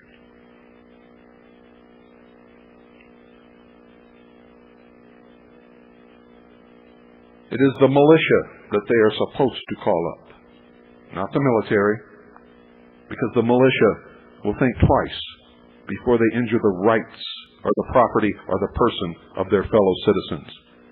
But the military has no such worry. In the report of the Subcommittee on the Constitution of the Committee on the Judiciary, United States Senate, 97th Congress, 2nd Session, February 1982, on page 11, it says this, quote, "The militia refers to a concept of a universally armed people, not to any specifically organized unit. When the framers referred to the equivalent of our National Guard, they uniformly used the term select militia and distinguished this from militia. Debates over the Constitution constantly referred to organized militia units as a threat to freedom comparable to that of a standing army, and stressed that such organized units did not constitute and indeed were philosophically opposed to the concept of a militia. That the National Guard is not the militia referred to in the Second Amendment is even clearer today. Congress has organized the National Guard under its power to raise and support armies and not its power to provide for organizing, arming, and disciplining the militia." H.R. Report Number 141, 73rd Congress, 1st Session, 2533. This Congress chose to do in the interest of organizing reserve military units which were not limited in deployment by the strictures of our power over the constitutional militia, which can be called forth only to execute the laws of the Union, suppress insurrections, and repel invasions. The modern National Guard was specifically intended to avoid status as the constitutional militia.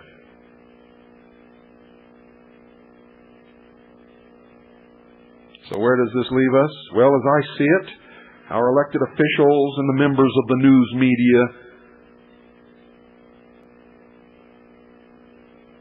are no less guilty than any looter or arsonist and should be prosecuted to the fullest extent of the law for demonizing the legal, constituted, responsible citizens' militia. In fact, you could be said that if we were threatened, what they are doing is treason. And ladies and gentlemen, if what they are doing is to subvert the rights guaranteed by the Constitution and force draconian legislation which would cause the president to become dictator and the government to become an empirical force, then it is treason.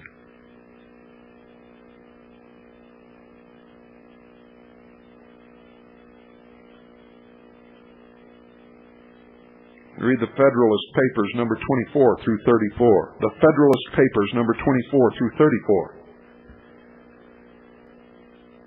It says in there, for example, quote, "If the representatives of the people betray their constituents, there is then no resource left but in the exertion of that original right of self-defense which is paramount to all positive forms of government." And in Federalist Papers number 28, section 6, quote, "It may safely be received as an axiom in our political system that the state governments will, in all possible contingencies, afford complete security against the invasions of public liberty by the national authority." And in Federalist Papers number 28, section 8,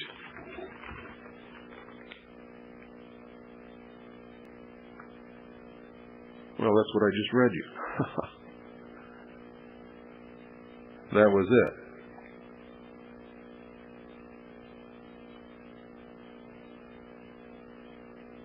When a long train of abuses and usurpations pursuing invariably the same object events as they design to reduce them under absolute despotism. It is their right, it is their duty to throw off such government and to provide new guards for their future security.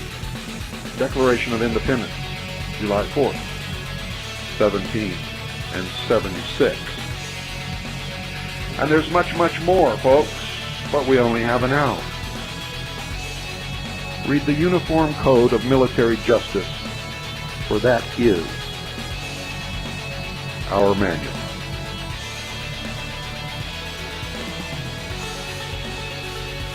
If you understand all of this and you would like to be a responsible citizen, whether you join the intelligence service or not, either form or join a militia.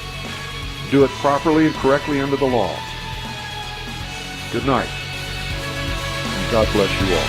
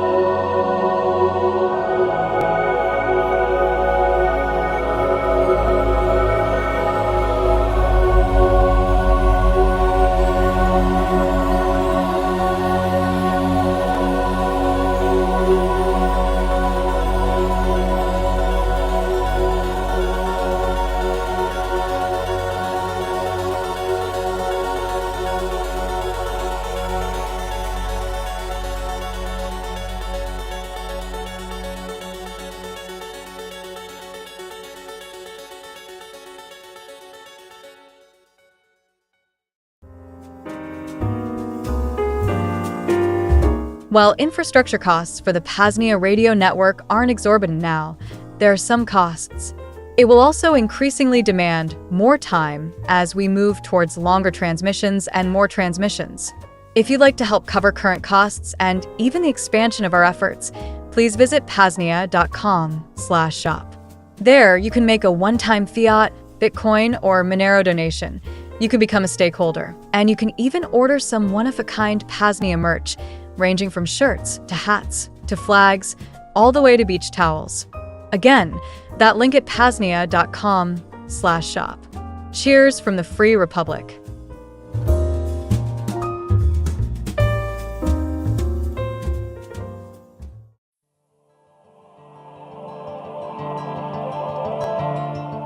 Now that the technological foundation is laid for the PAZNIA Radio Network, we are now ready to start building out a regular, and more frequent transmission schedule of self-liberational media.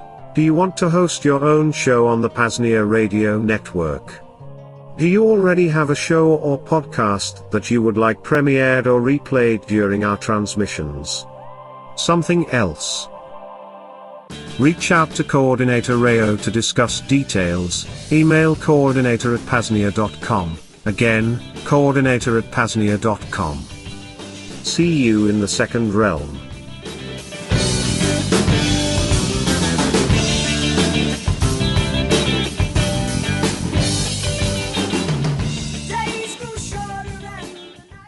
The newest bundle via Liberty Under Attack Publications.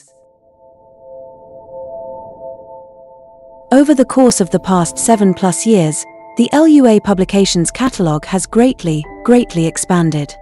4 years ago, we put together our very first self-liberation bundle, a way to pick up all the books we publish in one bundle at a heavily discounted price. Back then, there were 17 books. Well, we finally got around to an update and the total number of books is up to a staggering 27. The Self-Liberation Bundle is now essentially a small library of the highest quality, rarest self-liberational media, not available via anyone else. We know, as we struggled to locate much of it for our own delectation over the past decade or so. Truly some pieces of valuable libertarian history, priceless strategy guides, liberty agorist fiction, and much more. Purchasing these books individually, you'd pay well over $400. Save big, and order your Self-Liberation Bundle today. Bitcoin and Monero preferred. Just visit libertyunderattack.com/slbundle. Again, libertyunderattack.com/slbundle. Liberty Under Attack Publications. Share your story, find your freedom. You're listening to the Vonu Podcast, the podcast making you invulnerable to the coercion of the state and the servile society. Visit our website for free resources to aid you in your pursuit of self-liberation, old Vonu publications, podcasts, guest articles, and much more. Go to vonupodcast.com. And now, your hosts, Shane and Jason.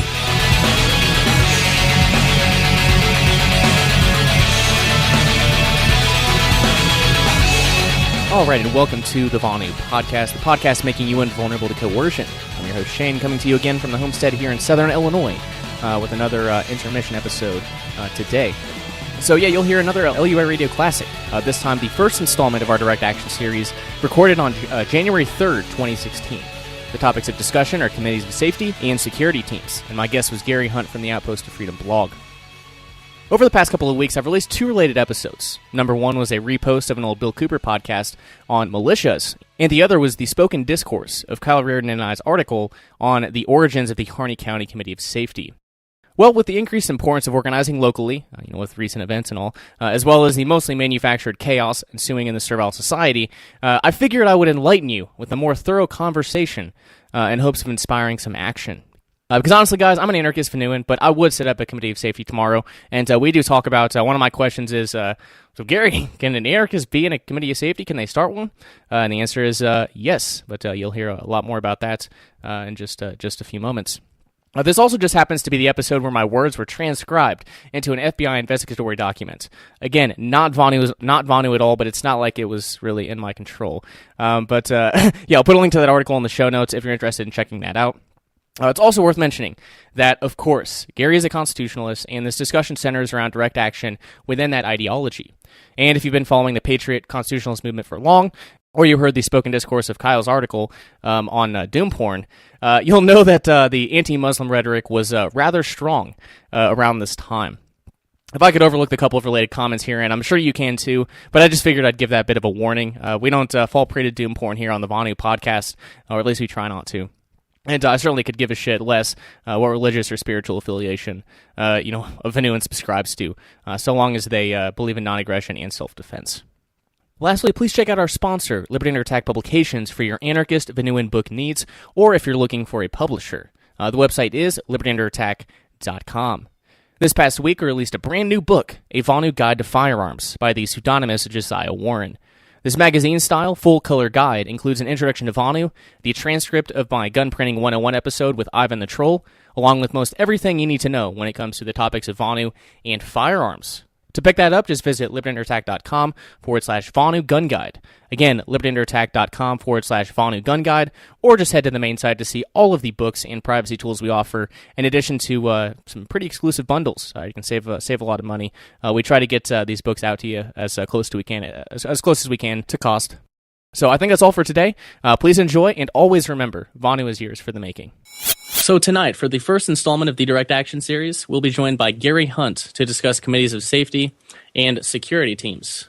Gary Hunt was a professional land surveyor, having been the county surveyor for Orange County, Florida from 1974 to 1978. He began private practice in 1978 and continued as such until 1993, when events in Waco, Texas caused him to leave his business in pursuit of restoring the Constitution. In 1989, he began researching, investigating, and studying history, law, and events where the government was pointing its guns in the wrong direction. He began publishing a patriot newspaper, Outpost of Freedom, in February of 1993, when your humble host was a mere 9 months old. Since that time, he has investigated numerous occurrences, including Waco, the murder of Michael Hill, Ohio militia chaplain, Oklahoma City bombing, and other events. He has attended the sites to investigate the events and has reported on his investigations. He has continued to report his findings on the internet, as well as write articles about other current events, about the history of the Revolutionary Era, and the founding documents. His website can be found at outpost-of-freedom.com/blog, and we definitely recommend you go check out his work. So, Gary, without further ado, welcome back to Liberty Under Attack Radio, sir. How are you doing this evening? Just fine. I didn't realize I was that much older than you. just a couple of years. Just a couple of years. But I'm doing fine, and good to be back on your show. All right, we're definitely happy to have you. So the first time we had you on back in September, we covered the creation of political prisoners. You have been working on a new case regarding a gentleman, and for those who may not know about Skylar Barbeau, why don't you just real quick in a minute or two inform the listeners on what you've been working on in this case and what his situation is. Well, Skylar Barbeau, interestingly, based upon an affidavit that was filed for a search warrant, they were trying to demonize Skylar Barbeau. The results of that affidavit bore no fruit after the search warrant was served, but he had a rifle barrel, a barrel that was legally purchased. In fact, he had two barrels legally purchased. One was 10.5 inches, and the other one was 16 or 18 inches. And he had a receiver, and he had some night vision things and other optical equipment. And he wanted to sell them because he wanted to go from 5.56 to 7.62 caliber or millimeter bullet size. That would be 223 to 306 and caliber. And so he put these in a case together, and this, what was considered by some to be his best friend, was going to sell them for him so he could get the money to change calibers. It was delivered to the friend, and this is kind of interesting. We all hear things about chain of evidence, how they control evidence, how it's kept track of. But he gave it to the informant, who then turned it over to the FBI, and then we don't know how many hands it went through before it got to this lady FBI expert that said, yes, this is a rifle and it has a short barrel. It's an SBR short-barreled rifle, and he did not pay the tax and he did not register it. So basically he was stuck with driving without a license for a $200 tax and registration. But instead he's facing 5 years in prison. Now the informant was paid $3,500. That's not counting the 25 goons and I don't know how many other suited guys that did the search warrant raid. Probably 10 grand involved in that raid. And this is all to collect a $200 tax and get him to register. So is it a tax issue, or is that just the constitutional nexus that they misapply to actually infringe upon the Second Amendment? But it's a rather interesting case, and Shane's done an excellent job. I write blogs, and they scroll down the page. Shane is on Liberty Under Attack as the political prisoner page. You can see all of the articles, all the documents that support the articles, everything that's important there. He's done a better job than I have in getting the information out. I just write it. So I'm very pleased with his work in that regard.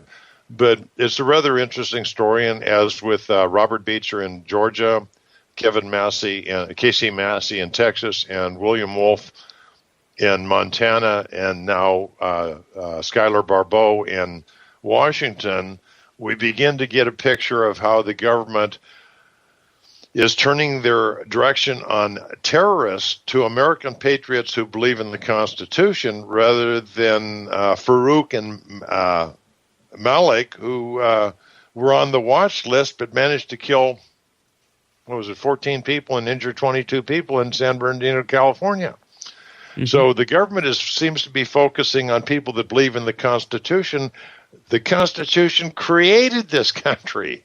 The government exists as a consequence of the Constitution, and they're turning against the people that support that Constitution, and they're ignoring the people that are crossing the ocean with malice in mind. And, it doesn't make sense. But I think it helps to understand the persecution of patriots on Shane's page there. Okay, yep, and that is, if you just go to libertyunderattack.com, you'll see a political prisoners tab, and Skylar Barbeau's the top one when it drops down. And I'd definitely recommend you at least go read Gary's articles. They're very enlightening, and it really just shows you the tyranny of the government. So definitely recommend you go check that out. And as he said, all of his articles are linked there as well. So it's a one-stop shop. So let's move forward to the first topic, committees of safety. But before we do that, I think I'll begin each edition of this direct action series by explaining why the specific subject or subjects are on the freedom umbrella of direct action. For both committees of safety and security teams, there is no subjugation before those who claim to be our rulers, and they both allow people to take the initiative themselves in either restoring liberty or by providing individual or collective self-defense. For the benefit of the listening audience, I do think it is important to note that committees of safety are from within the constitutionalist ideology, so this may not be applicable for some, but nonetheless, it is a form of direct action, even if their goal is limited government. Our job in the direct action series is not to tell you which forms of direct action you should take. Our job is only to provide you with the information necessary to make that decision for yourself. So before we get started, I'd like to read a short document written by John Hancock regarding the formation of committees of safety back on April 12th, 1775. And Mr. Producer, if you could toss up the only image in Dropbox up on the live stream, I would definitely appreciate it. All right, and this was, like I said, April 12th, 1775. Quote, "Whereas the preservation of our county from slavery depends under God on an effectual execution of the continental and provincial measures for that purpose. Resolved that there be now appointed for each county in this colony a committee consisting of 5 persons, any 3 of whom to be a quorum, whose business it shall be to receive from the committees of correspondence in their respective counties a state of the conduct of the towns and districts with respect to their having executed the continental and provincial plans as foresaid, and it shall be the duty of said committees to meet on the first Wednesdays of May, July, September, November, January, and March, and prepare a report of these same to be laid before the Congress at its then next session, that any neglect of such towns and districts executing such plans may be speedily and effectually remedied. Also resolved that it be, and it is hereby strongly recommended to the committees of correspondence in the several towns and districts in this colony, sometime before the first Wednesday in May, July, September, November, January, and March, aforesaid, to render to any of the members of their county committees, aforesaid, a true state of the conduct of their respective towns and districts with respect to their having executed each plan recommended by the continental and provincial congresses, and to use their utmost diligence for this important purpose. And whereas some towns and districts in the colony may be destitute of so excellent an institution as committees of correspondence. Resolved that it be, and it hereby is strongly recommended to such towns and districts forthwith to choose them, and to afford them assistance at all times in effectually suppressing the efforts of the enemies of America whenever they shall make them. Signed by order of the Provincial Congress, John Hancock, President." End quote. So Gary, let's obviously we'll start out this basic question. What is a committee of safety? Well, you just read the signature and title, President of the Provincial Congress, which was later known as the Massachusetts Committee of Safety. There was an effort over time, and virtually all the states adopted the colonial, provincial committees of safety concept. I shouldn't say states; they didn't exist in that form at the time, but. Committees of safety go back, as far as I've traced them, go back to the time of the the English Revolution, in, I think it was 1655, where the Royalists, the Round Hats and the Royalists were at odds with each other. There was a challenge to the royal government, and the committees of safety were formed to provide legitimacy to the militias that were created to take on the royal forces. We find them early in our history. There was a governor of New England. This is before the solidification of the identities of the respective colonies. The governor of New England was a guy named Andros, and he was raising quit rents and doing all kinds of things that people didn't like. So the militias, which were formed at the time to protect against the Indians, were subordinate to civil authority. So they created committees of safety. Those committees of safety then directed them to arrest Andros and imprison him, and he stayed in jail until he was returned to England. Now, he did come back years later under royal authority, but I think he was a little nicer guy when he came back again because of what he'd suffered the first round. Now, then we get to more recent history.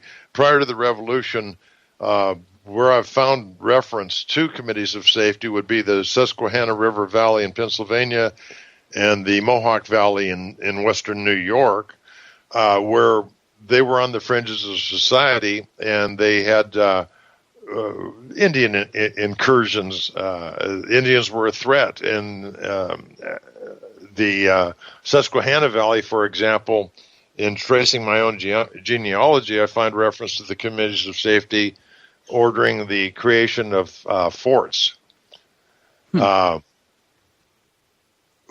One of my ancestors and his fiancée happened to be visiting a fort before their scheduled wedding. They were supposed to have it at a different town, and the Indians came in, so they went ahead with the wedding, but all the wedding guests happened to be at the other location. But these forts were set up, and the defensives against Indians were set up under the authority of the Committee of Safety, who were the civil authority that the militias subordinated to.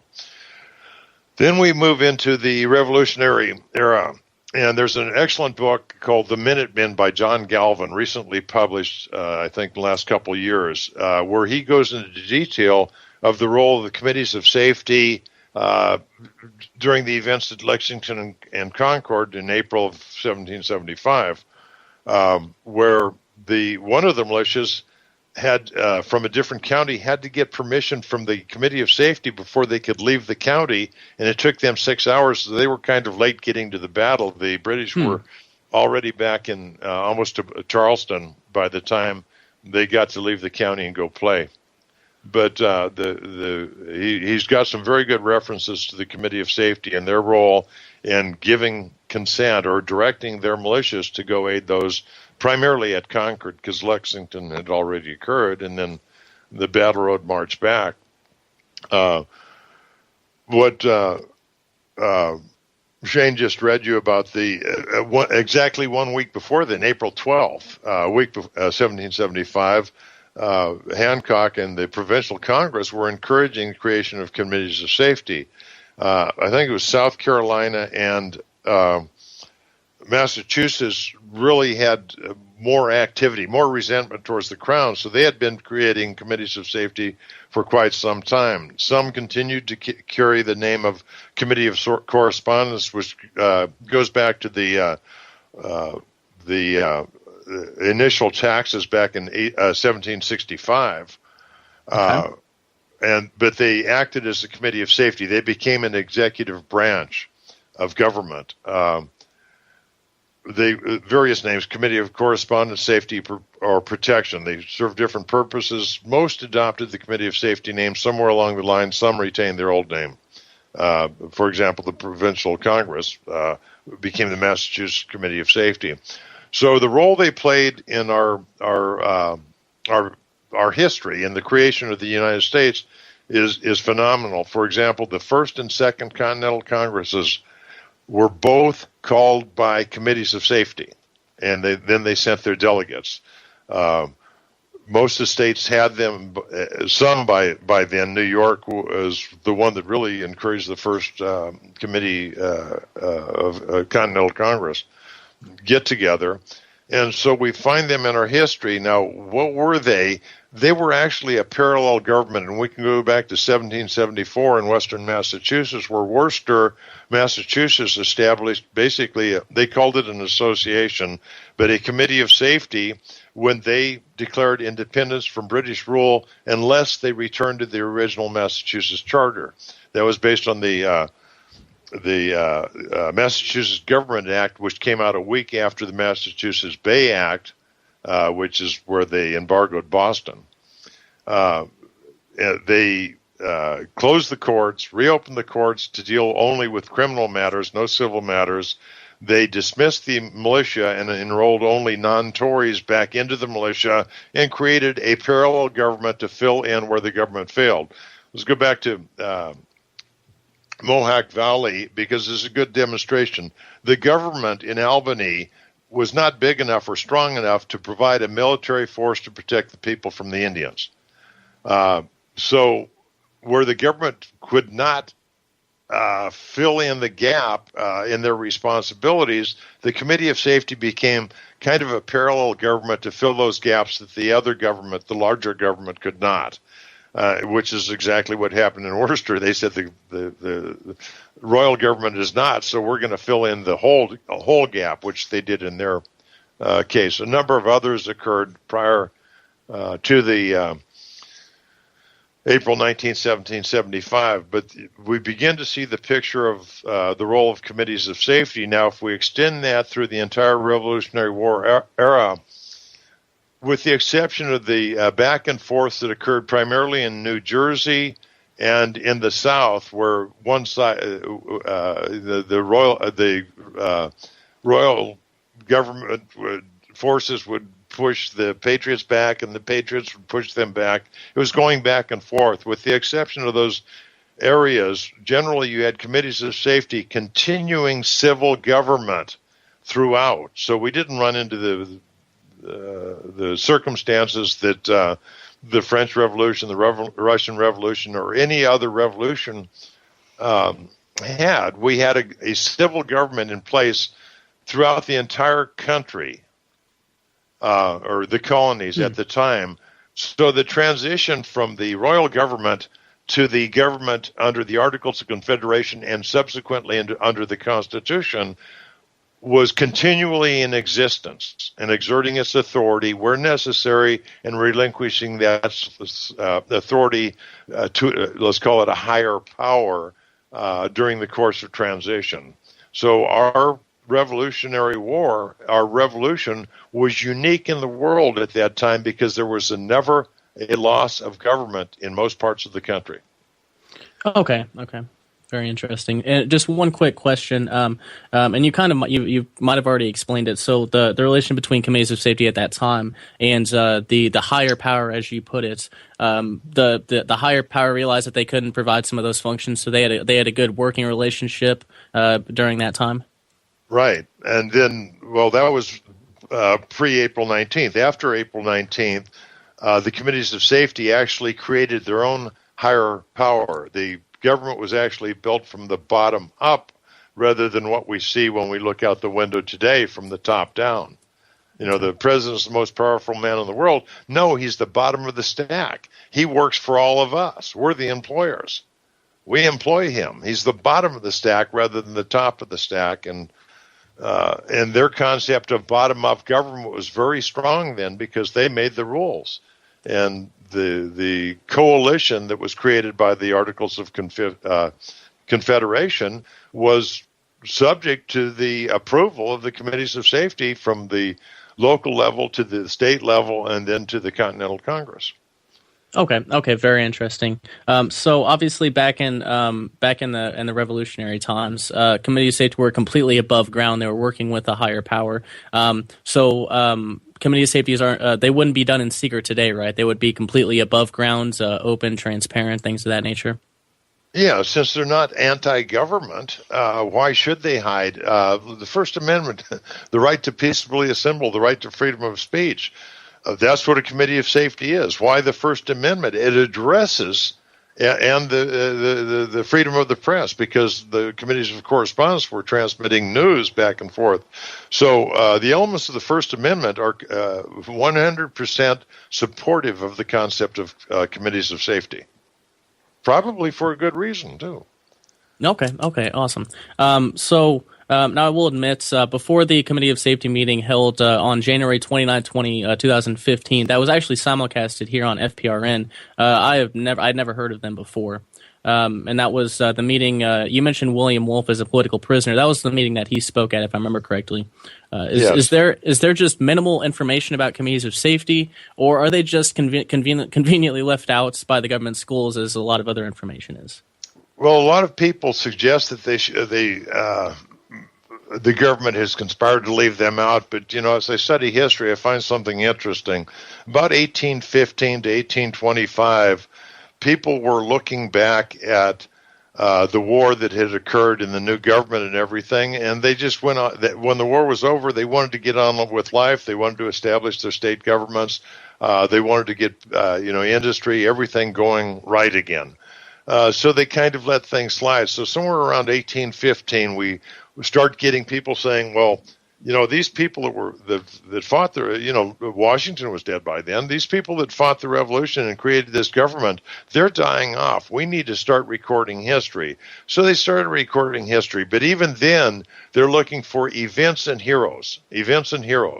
And so the concept of, these events and heroes became the foundation of the history, the key points. Very few wrote on the more in-depth history in public. However, you can find it in their private writings. You can find a lot of it between Jefferson and John Adams, for example. But history picked up this event and heroes concept and is carried through. Now, I don't want to discount the other side, though, because Johnny Tremaine was a Disney movie put out back in the 70s, I think, maybe the 60s, a long time ago. And it was kind of interesting because the version that is available now is a little bit shorter than the old one, but I remember watching that years ago, and they were talking about committees of safety a number of times. Now, they still mention committees of safety, but only where it's necessary for the plot to survive rather than the more informative. And it's only 2 or 3 minutes they've cut out. And that was after Walt Disney died. It was under the control of Michael Eisner at that time when they republished it and took the pieces out. So it appears that there is a concerted effort to attack committees of safety. And, Wolf is a good example. In the indictment or in the criminal complaint on William Wolf, they talk about him talking and what he said at the committees of safety. Now, the interesting thing is before the committees of safety, William Wolf was an advocate of violence. And when he and I did a number of radio shows on the committees of safety, and he started to see that there's a potential for a peaceful solution to the problem. So he was shifting gears and dropping these aspects of violence, but it bothered the government so much that they made it instrumental in demonization of William Wolf. He was associated with committees of safety. Well, damn, our whole government's associated with committees of safety. So they're using it. And I had a conversation with Casey Massey earlier today. And they've filed a sealed document trying to extend his sentencing by another 13 months or increase his sentencing by recommendation by 13 months. Well, they filed it late. They're supposed to file it 10 or 14 days prior. They filed it on the 30th. His sentencing is on the 4th, so he's going to ask for it to be stricken if his attorney doesn't tomorrow when he goes for sentencing. But in that, what his attorney did show him was reference to Gary Hunt and committees of safety. Of course. The government doesn't like committees of safety. They are a consequence of committees of safety, and they want to damn them. As I said before, they're going after American terrorists, not Islamic terrorists. All Muslims are good. All patriots are bad. Okay, we are coming up to this first break here, and when we come back, we'll wrap up a little more of the history, and then we'll get into the actual direct action of forming a committee of safety. So stay tuned and feel free to give us a call if you have any questions for Gary Hunt. Stay tuned. We'll be right back after this short break. Yeah, let's get back to our discussion on committees of safety with Gary Hunt. His blog is located at the outpost-freedom.com/blog. So you kind of already mentioned the committees of safety's role in the founding of this country. But I was curious. I was looking through some of the bylaws and requirements for joining some of the already existing committees of safety, and I distinctly remember one of them requiring that all members adhere to the Constitution. Now, is that a requirement, or like, for example, could me as an anarchist start or join a committee of safety? Well, there was no Constitution back in 1775. To adhere to, and they abandoned the British government because they were not afforded the rights of Englishmen under the British Constitution. There was a Constitution. The British Constitution is a compilation of perhaps hundreds of documents that over the years had set out rights, beginning with the Magna Carta. Now, whoever put that in was a choice of that local committee of safety to put in. They have the discretion to do what they choose. Now, you're an anarchist. Can you start a committee of safety? Well, in 1774, they were anarchists, weren't they? They didn't have a government. They rejected the government and had no form of government. No, they didn't have a constitution to adhere to. They didn't even have the Articles of Confederation. So they were anarchists. They just said, screw you, big government. We're going to create our own little government here. So they were anarchists. So are they mutually exclusive? No, it just depends on when a committee of safety is formed, how do they want to compose themselves? And another instance in there it has to do with recognition of the 13th Amendment to the Constitution, not the Anti-Slavery Amendment, the other one called the Titles of Nobility Amendment. Yep. Some of them prohibit bankers, policemen, lawyers from joining the Committee of Safety because they have accepted titles of nobility or honor, which is what the 13th Amendment talks about. So that's an option locally, too. And so when I talk to people about committees of safety, why is that there? Well, this is why it's there. You have to decide what you want. I'm not going to – there are no rigid rules. The community the committee of safety represents that community. They have to determine what their criteria is. If it's not suitable, they can change it. So anarchists can start it. They can participate in it unless the local people say, screw you, anarchists, we don't like you. Okay, or fair you, enough. cops, we don't like you. Or screw you, bankers or lawyers, we don't like you. It's okay. So it's essentially up to. Oh, go ahead. Sorry, Gary.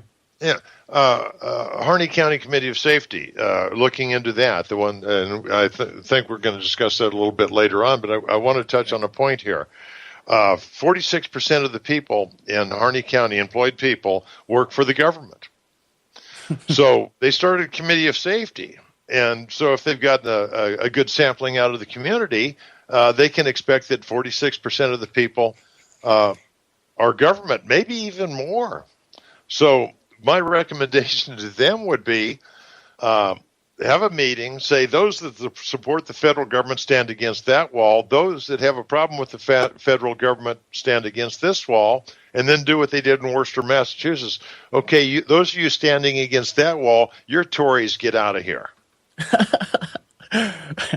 Because what they've done is what the Muslims did in Dearborn, Michigan. They eventually overload the voting system. So perhaps the federal government's encouraging their people to water down the effectiveness of the Harney County Committee of Safety by encouraging participation and maybe a bonus if you join the Committee of Safety and vote in favor of the federal government.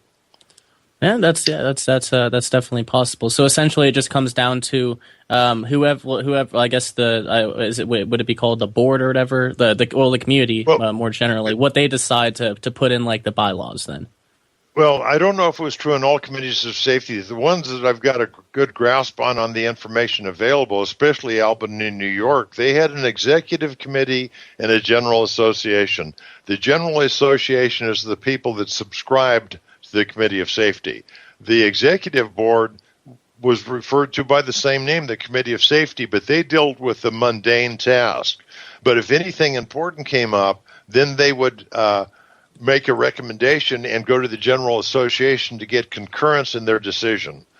So even though they were both, as near as I can tell, they're both referred to as the Committee of Safety, I'm not sure how they worked it, but you had the executive board, and they could only hold office for a year in Albany, but in other places, people were there the entire period of the existence. So again, we're back to how do you want to structure your Committee of Safety? But the concept of General Association, we'll hold off because we're going to get into that. I think, shortly. Correct. Yep, and that's actually the next point. So it's kind of good you brought up the General Association. This is something I was kind of interested in. Is anyone in the defined scope of the Committee of Safety? So we'll say Harney County in this example. Is everyone in Harney County guaranteed protection by that Committee of Safety, or is it limited to those who have who have already voluntarily consented to it? Well, again, that's a local option, but and again, with discussions recently of people starting committees of safety, they were looking at how to get people to join the Committee of Safety. And so one of my recommendations, if there's a little old lady down the street that needs her house painted, go paint her house. Does she have to join the Committee of Safety? No, but hey, she might just because you painted her house. Little old man can't push the lawnmower anymore. Go mow his lawn for him. But again, we're back to a local option. It's for the community, but is it only for the participants or is it for everybody? That's the local option, because we live in a rigid society. Lawyers can only talk law. You can't talk law. It's compartmentalized. When I was a kid, you went to the doctor. Now you go to the specialist. No matter what it is, there's a specialist. True. So we've compartmentalized. We've said you're not smart enough to think for yourself. You got to go pay this guy to think for you. And if you go to court, that's a disaster. So the freedom for the community to decide where they're going with what they're creating is bottom-up government, isn't it? We don't have to compartmentalize. We can think for ourselves and say what's best for this community. Can we modify it later on? We damn sure can. Why not? There's no rigid rules for the Committee of Safety. Okay. Except that you're filling in where the other government fails to provide. Okay. All right. Awesome. So this is a kind of intriguing question. In the past, have committees of safety ever collected taxes?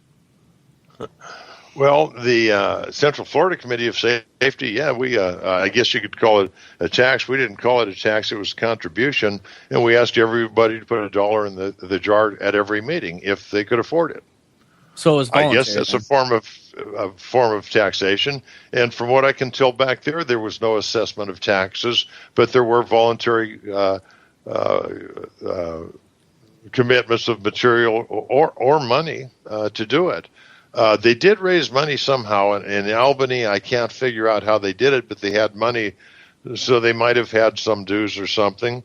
But I know when the committees of safety, when Boston was embargoed, committees of safety from around the area were sending wagon loads of blankets, wagon loads of firewood, herds of sheep, I guess it's not a herd of pigs, and even cattle. And so I don't know who paid for those. The history I've found does not record that. But it appears, as near as I can tell, that there was never an assessment. And so what we did in Central Florida, asking for a contribution if you can afford it, was the closest that I've ever heard of to what you might call a tax. Okay, and from what you've explained, I guess other than what you aren't aware of or what you can't figure out with Albany, it wouldn't be taxation then. Reason being, like you explained that you asked for contribution as you didn't force anyone to toss $1 in, so it was voluntary. Or for those that joined to pay and they consented to the dues, like if it was $20 a month or something like that, they consented to the dues, and if they didn't want to pay it, they could just not be in the Committee of Safety. So yeah, I guess right. Or from what you've explained, it wasn't taxation. Right. If they went out and cut down the wood for the forts, whatever it was, it appears that it was a voluntary contribution for the good of the community, something that we leave in the hands of government today. And there's the big problem. We look at government as the end all. They do everything for us. We can't do anything without their consent. Back then, the world wasn't that way. So I would expect that people would help you build a barn and support the Committee of Safety by the means that you could afford to support the Committee of Safety by work, by product, or by monetarily, voluntarily. We've got to get out of our heads. In fact, a lot of the research I do, a lot of the diaries and things that I read, I want to get into the heads of the people that lived back then. They looked at the world completely differently than we do now. But if we look at George Washington owned slaves, and Thomas Jefferson owned slaves, and he got one of them pregnant. Well, they haven't proven that. His father was known to have slept with the slaves, and we would have the same DNA from the father that they would get from the son. True. Yeah. True. So, but we want to demonize them, even though these were acceptable practices then. We want to impose our morality and our perception of government on what they did 200 years ago. And that's wrong 200 years from now. How are people going to look at our form of government? And are they going to hold it to their moral values and their civic values and their religious values, or whatever values they might hold? Are they going to damn us? You can't damn the past for the way they were, because that's how we got to where we are. Okay. And last couple questions here for the history, and then I do want to get into the actual direct action for Mr. Producer's purposes, and also for the listeners. We'll probably go over just a little bit in this one, because we've still got to get through security teams and the direct action of the forming the Committee of Safety. But Gary, how many committees of safety are there right now? Well, it's hard to say. There's, I think, 3 or 4 signed up on the Committee of Safety page, but that's totally voluntary. There's no requirement for it. We know the Harney County Committee of Safety exists, and I've heard of a few others. How effective they are, how active they are, I don't know. Well, why don't you make these people sign up at your page? I can't make anybody do anything. This is totally voluntary. We've got to go with what we've got. But so as far as operational right now, Harney County is the most recent. I know they've had a couple meetings, but I don't know the results of those meetings. Okay, awesome. We've got about 7.5 minutes or 8 minutes till break. So let's get into kind of the introduction to the actual formation of a committee of safety. So how does one form a committee of safety? Well, again, we're running into the same thing. However, the two that I've been involved more so in creating are South Bend, Indiana, which was when I was up there and they were forming it. I helped them with it. And the other one was in 1994 in the Central Florida Committee of Safety, where and that's the one that I worked it all the way through. We put out notices. We got contacted local news stations, local radio stations. We didn't hit the press. There was only one real paper in Orlando at the time, the Orlando Sentinel. And I don't know if they carried anything or not, but we had made arrangements for a fairly large room at the library. Unfortunately, it was large enough to hold a couple hundred people that came up to the meeting, even had press there with their cameras, even though we told them no cameras inside. And they'll respect when the government says that. They snuck a camera in for ours, but we're not going to fault them for that. But so we got good coverage ahead of time and had the meeting, and I explained committees of safety. And so we had about 40 or 50 people subscribe, and then the executive board was created. However, our meeting time was over, and the first chairman was elected on the street, or on the sidewalk in front of the building. And the big mistake was we should have taken more time, because he was a sovereign citizen. Ooh. And he wanted to limit, back to local rules, wanted to limit the Committee of Safety participation to people who were sovereign citizens.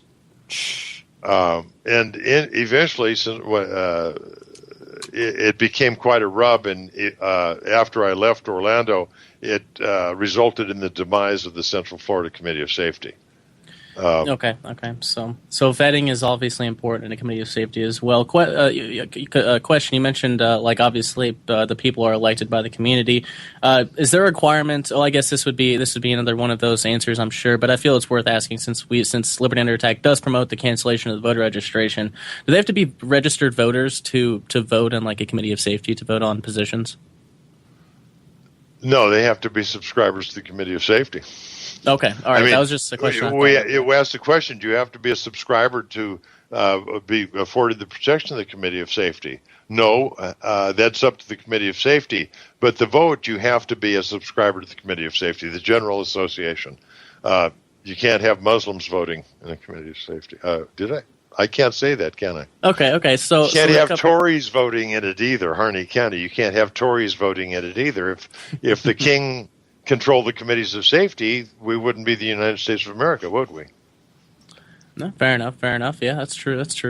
But any restriction should be on a well-reasoned consideration why to exclude a group of people or a class of people. Okay. Understood. So obviously obviously as we found out, it's up to the specific committee of safety what laws they want to have and such. But just for the sake of the listeners that may be interested in actually starting up a committee of safety, maybe just let them know what you did in these circumstances or how this was done. And obviously they can, if they're interested in starting it, they can do the same thing or they can do something different. But just so they have kind of some sort of a very, very loose blueprint on how to actually go about doing it. So the Committee of Safety is formed. What's next? Are there bylaws that need to be adopted? What's the next action the organization should take once it's formed? Well, the bylaws, and there are a number of examples available. There are some in the zip file at committee.org. Have to suit who can be a member, the provisions like that, how officers are elected, what their term is. Any organization to run has to have a degree of rules to determine how they run. Otherwise, you've just got chaos. Hey, I think we ought to paint my house. All in favor? I'll buy a beer for everybody that votes in favor of painting my house. That cannot be the case. But yes, they again have to be thought out. Do we have a model from history? I can't find one. So again, the thinking people need to come up. Either take the bylaws that are presented in that package, and I think we've got both South Bend and Central Florida. We may have some others, but look at them, see if they suit you. If they don't, change them to be accommodating. But you've got to have some form of order to it, what your purpose is and all that. So, but as far as starting it, I've seen committees of safety as small as 3 people. Now, Hancock said 5 people or 3 is a majority. So what does it take, and at what point do we create an executive committee? It's cumbersome if you've got 30 or 40 people for everybody to participate in the discussion all the time. One of the bylaws for South Bend and I think for Central Florida talk about subcommittees who, when an issue comes up within their subject matter, there's another one in there. We started the Arizona Committee of Safety at state level, and that was a fiasco. You can't start at the state level. You got to start down here and work your way up to it. But we set up subcommittees to deal with certain things, and then they would save all that discussion time at the board by coming with their recommendation to approve something or not approve something and their reasoning why, and cut the discussion down.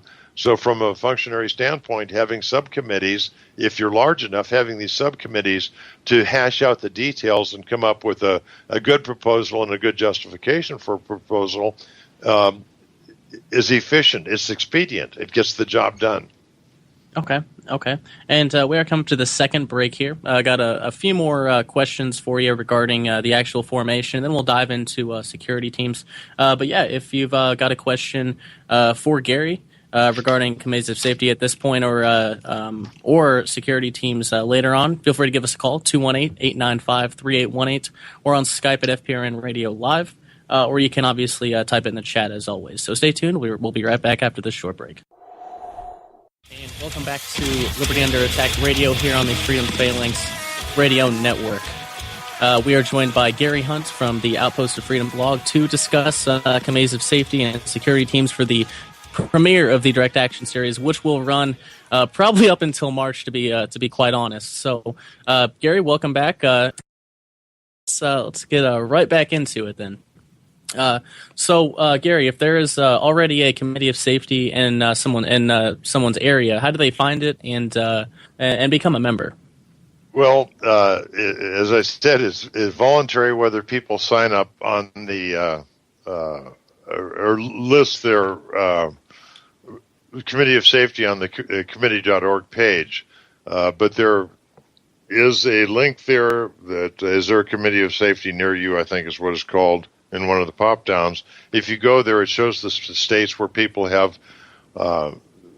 either registered theirs or we'll actually put pages up there if they want a place to put it. You know, they can go get their own domain or they can have one at committee.org. But it's voluntary. And so I can't say that's a good source of finding out where they are because only those that decide to list them there exist. And whether they're still in existence or not, there were 2 in Florida, one in Geneva, Florida, and one over in the Tampa Bay area that never registered there. I think the Geneva one's still active, but it was kind of an isolated community, a 5-acre lot subdivision where they were looking at protecting their area. And so they didn't go out of their reach, so they never listed it. They just, the neighbor told neighbor. There weren't that many people. The one in, I think it was Hillsborough County, never registered with us, and they were going for a while, and I was in touch with them, but I've not stayed in touch. Harney County has not registered with us yet, and that's up to them whether they do or not. So, it's just, again, you do what each committee does what they want. If they want, they should promote themselves within their own community, and what better way than having a listing at committee.org. But they should encourage participation of like-minded people. And when I say like-minded people, the people that feel that the government is failing to fulfill some of its duties, or perhaps exceeding itself in performing other duties, that they want to create that parallel government to moderate things, let's say, to be polite about it.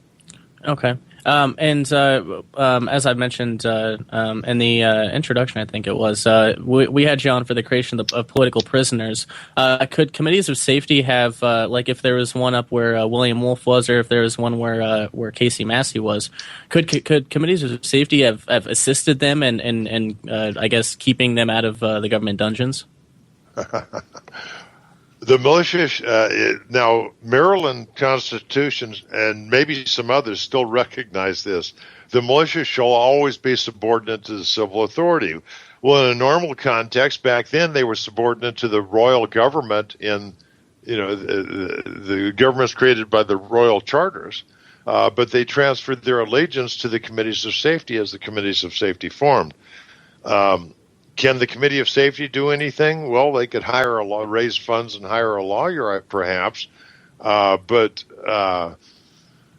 that very serious question, it occurred with the Hammonds.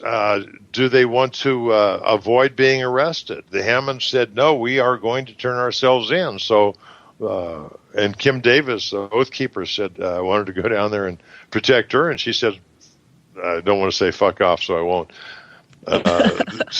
Screw off. I don't want you down here. Okay. So the Committee of Safety would decide what they wanted to do, and if they had a militia that's subordinated to that civil authority, which, we see the word militia slung around quite a bit. Mm-hmm. But again, the militia is subordinate to the civil authority, and it's kind of problematic to call somebody. Well, there's lowercase m militia and there's uppercase m militia. everybody by, I think it's 10 U.S. Code 311, and by their own state constitution and statutes, between 18 and 45 generally, Correct. and in many cases, male and female, other cases male only, are militia. They're the lowercase m. Correct. They are militia. They are by law. They're militia. They don't realize it. They'll condemn militias, but they're militia. The uppercase m then is one that comes together as a body. Now, at that point, they have to subordinate to civil authority. So, absent a committee of safety, the only civil authority that they can subordinate to would be the state governor. So, in the case of Arizona, we'd actually prepared a series of correspondence to request the governor and then the county commission to become the civil authority, expecting that they would deny it. And at that point, the committee of safety was the only remaining civil authority that they could subordinate to. They could have gone directly to the committee of safety if they chose. But otherwise, they're only lowercase militia. And the press keeps calling them a militia group, militia this, militia that. Well, hell, the people that vote in the elections are mostly militia. The press's abuse of our language is phenomenal. Without a doubt, yeah, definitely. So since we've kind of mentioned, since you mentioned Harney County, is there any potential for confrontations with law enforcement or governmental agencies due to involvement with COS? I know it didn't occur because obviously the higher power back in the revolutionary times, they kind of, they work together and they coordinated and such. But today, is there a possibility for confrontations with law enforcement or governmental agencies? Think about it. What happened in April 1975? A lot of those militias were still subordinate to the civil authority, but they had committees of safety, and they shifted their allegiance, and they went and shot redcoats. So the potential for violence can come in that moment that they say, we change our allegiance. In Harney County, one of the problems is a large percentage of them were pro-Fed. That's not a dog food. That's what they were. So, you run into that interesting situation. Now, once they get to that point, let me give you a little background on the Harney County Committee of Safety. Ryan Payne was down there. He spent about 8 or 10 days with me. And we were preparing a PowerPoint presentation that is currently incomplete because Ryan's found other things to do with his time, including Skylar Barbeau and the Hammond Harney thing. But we had talked about it, and he passed that on to Ammon Bundy, and together they talked the people in Harney County into creating a committee of safety. They have a webpage already, the Harney County Committee of Safety, and I think it's HCC. That link is actually in the chat, hccommitteeofsafety.org. Yep, I went ahead and posted that in the chat so people could get an idea of what it would look like as far as like the website and what they do. So, yep, that one is in the chat right now. Yep. And, but what led to the creation, when the Hammonds would not ask for the aid of the militia, or what I prefer to and have recommended is freedom-loving Americans to come to the aid of the Hammonds, and they rejected that. That it was proposed to Ryan that if Harney County asks us to come and intervene, if the state government asked us to intervene, or if they create a committee of safety and they come and ask us to intervene. So that was what motivated the creation of the Harney County Committee of Safety. However, conflict, and get back to that scenario, Tories on one side and Harney County, people who care about Harney County on the other, it seems that the Tories impeded the possibility of any request to come and freedom-loving Americans to come and help defend Harney County against federal intrusion, which I think was along the lines of the recommended wording. So they never got to the point, but they haven't felt their full power yet, and I don't know where they're going to go with that. Had they been in existence for a while and realized, well, you've heard the phrase state of nature. When you're in a committee of safety, in a sense, you're in a state of nature because you've said the government doesn't exist around me. I am in Rome. I have to do as the Romans do, but otherwise I'm in a state of nature, and I've been that way since 1993. You have to be, but like I've told your friend Kyle Reardon, state of nature is a state of mind. More than anything, it's not going to get you a cup of coffee. It and a dime ain't going to get you a cup of coffee or anything else.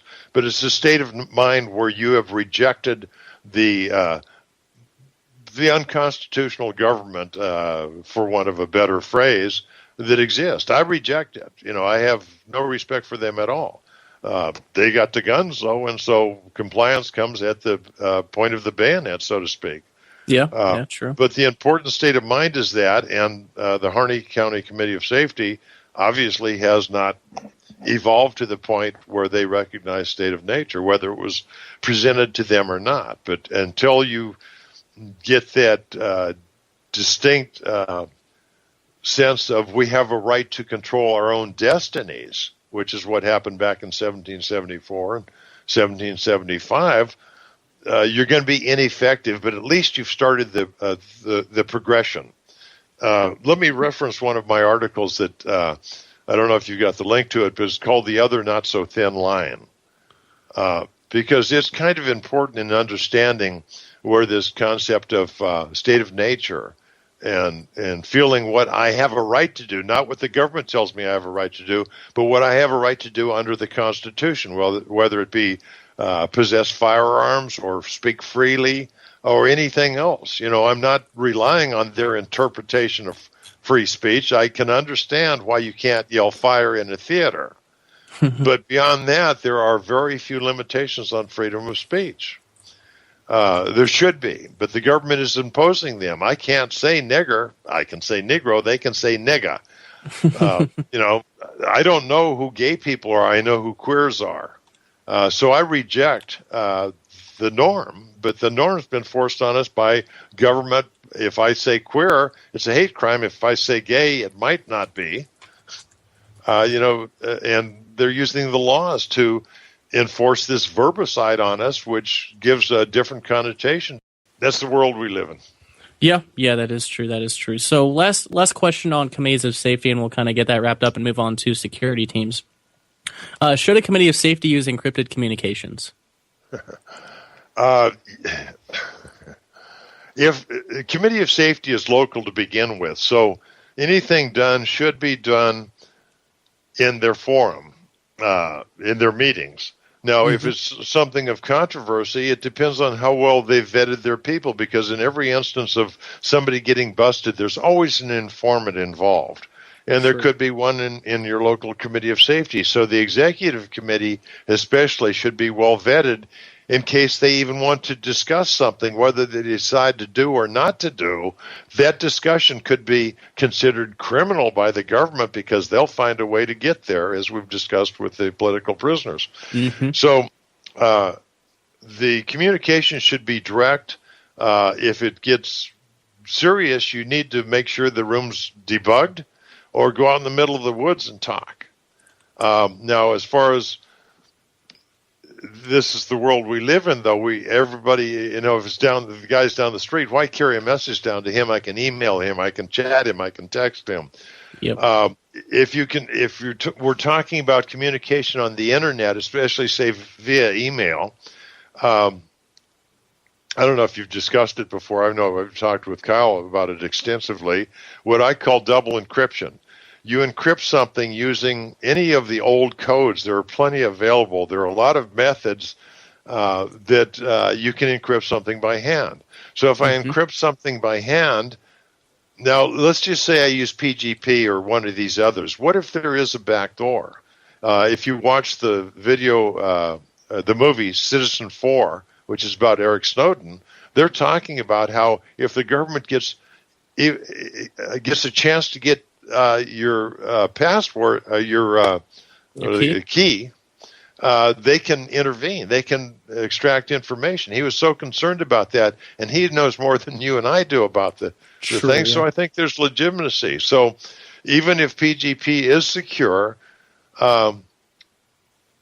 if they get the keyword, then they can listen to what you're saying.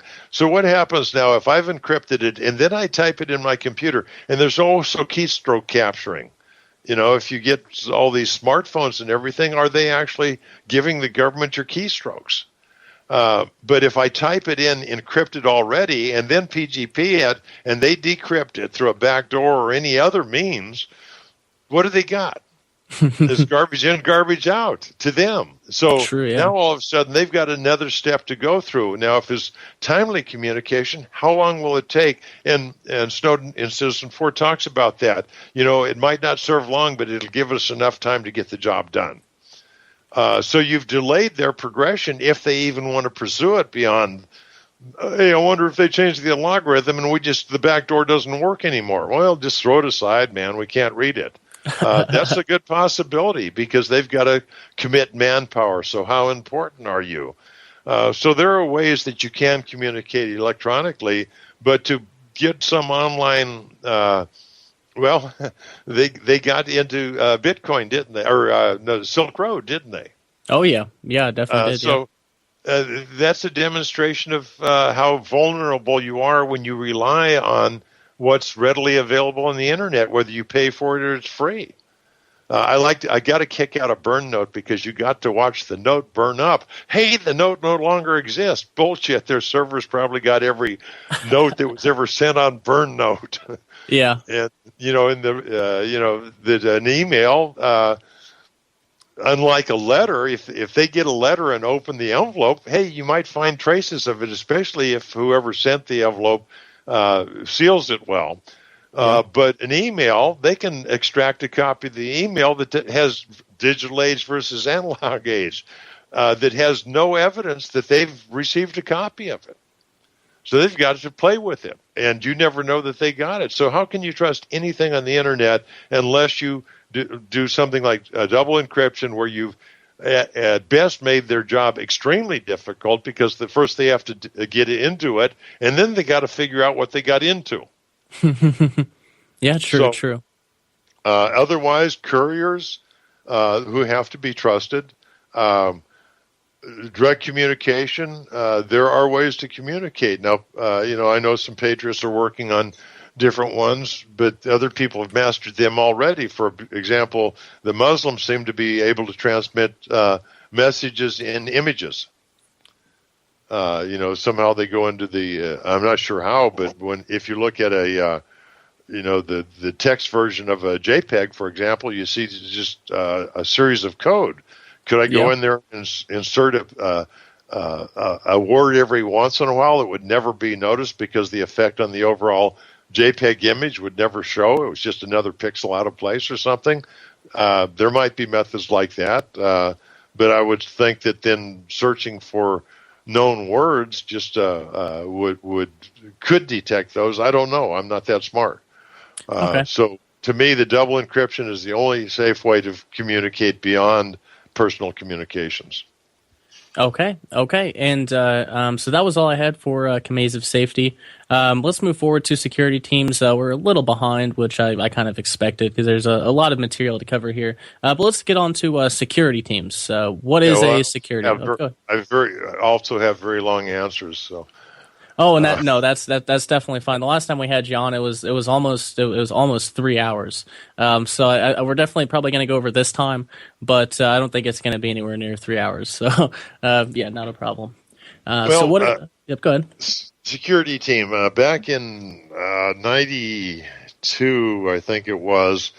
I was writing bad articles about the government. I had some friends, George Sibley and Linda Lyon, that were writing Liberatus magazine, and we had some friends, and we decided that it's not a militia. It was just us looking out for our collective protection.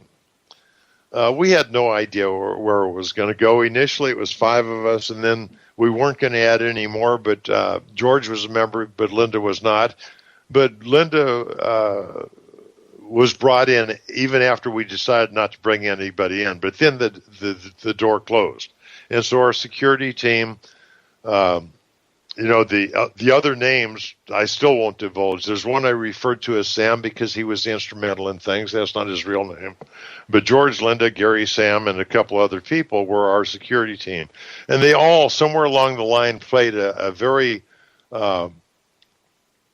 involved role in what we didn't really anticipate at beginning. A lot of it revolved around my going to Waco, and then later it evolved around George and Linda when they were accused of killing a cop in Opelika, Alabama. Okay. But the idea was we are working together for our own protection.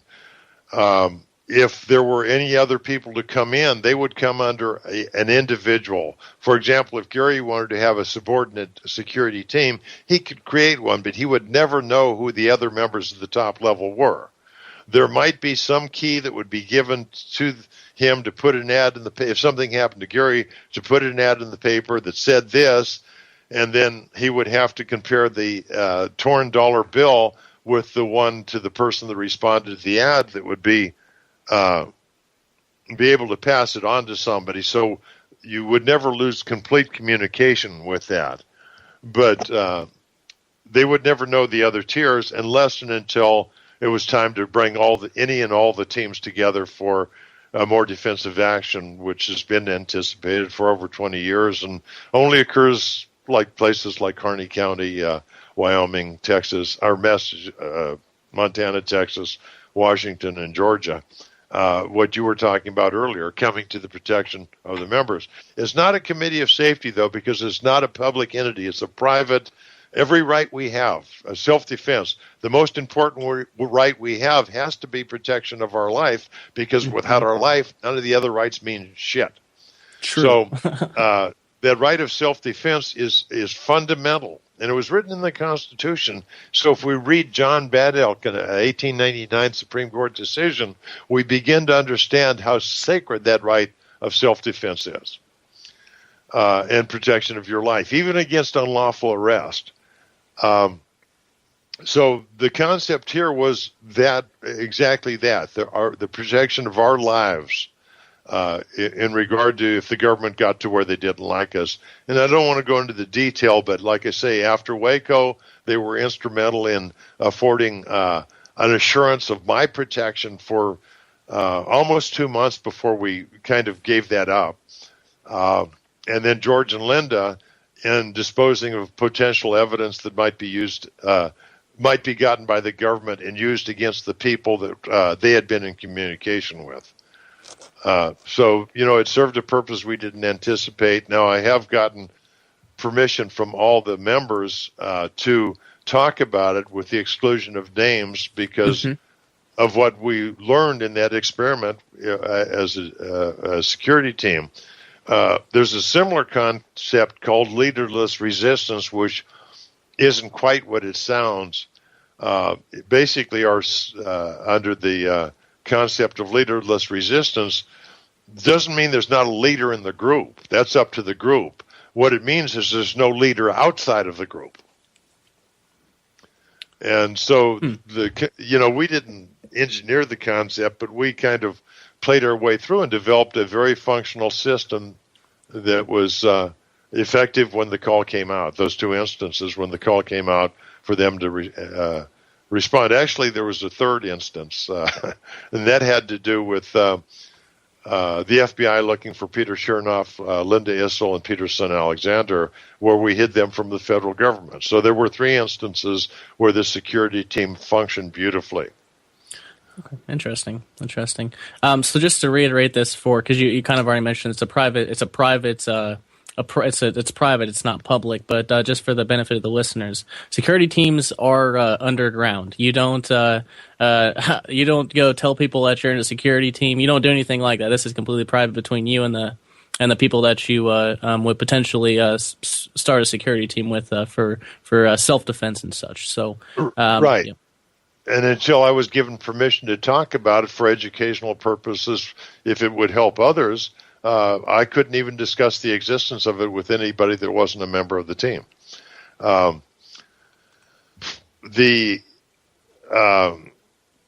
We did bring other people in, but they never knew the team existed. I guess that's the best way to put it.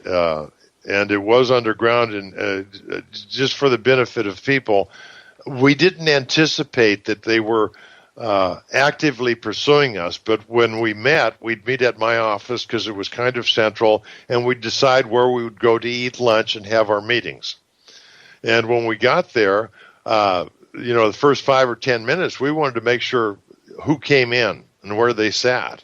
Yep. But by picking our restaurant, we were making sure that somebody couldn't go in and put a microphone under the table ahead of us. So we didn't have to stick our head under the table or anything like that.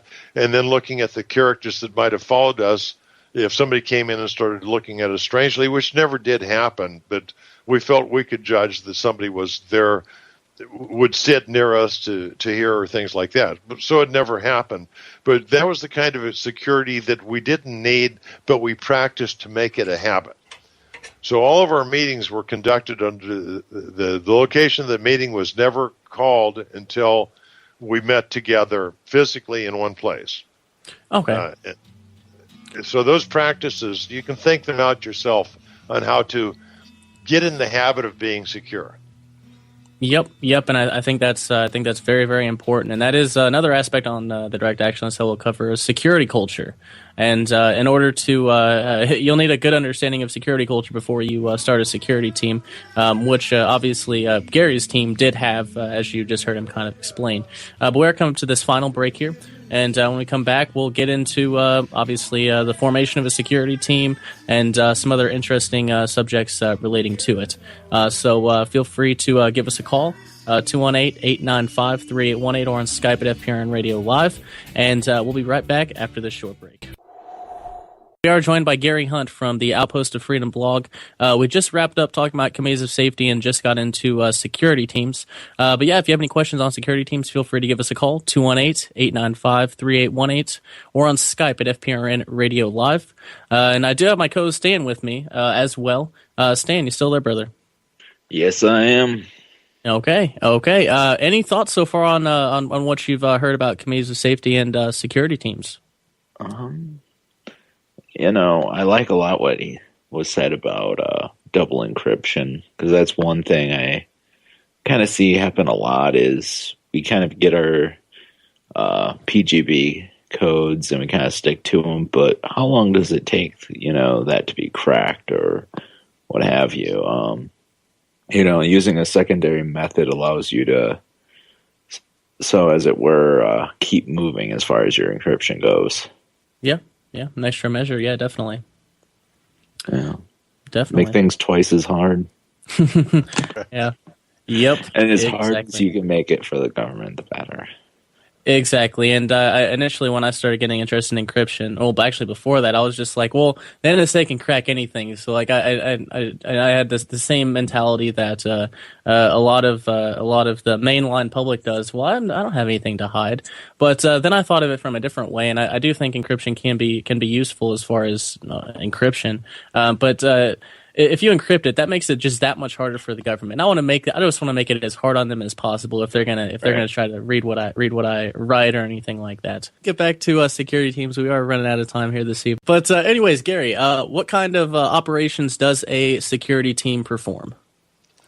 Well, I briefly mentioned 3, and I'll go in a little more detail on them. When I returned from Waco, there was a concern that the FBI had moved into the room next to mine at the New Rodian. I was in room 223. They got room 221. And when they did, a funny thing happened. This is about 4 or 5 days before the fire.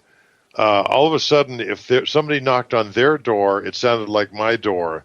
And so we kind of figured that they had put some device in that used our wall, a probe that used our wall as a diaphragm to hear what we were saying, but at the same time it was transmitting sound back to our wall as a diaphragm to hear the knock on their door sounding like it was a knock on my door. And we also, from the manager, found out that when they checked in, they were FBI, the government was paying for their room, They requested the room next to mine, and at the same time, some other agents came in and asked where the equipment room was.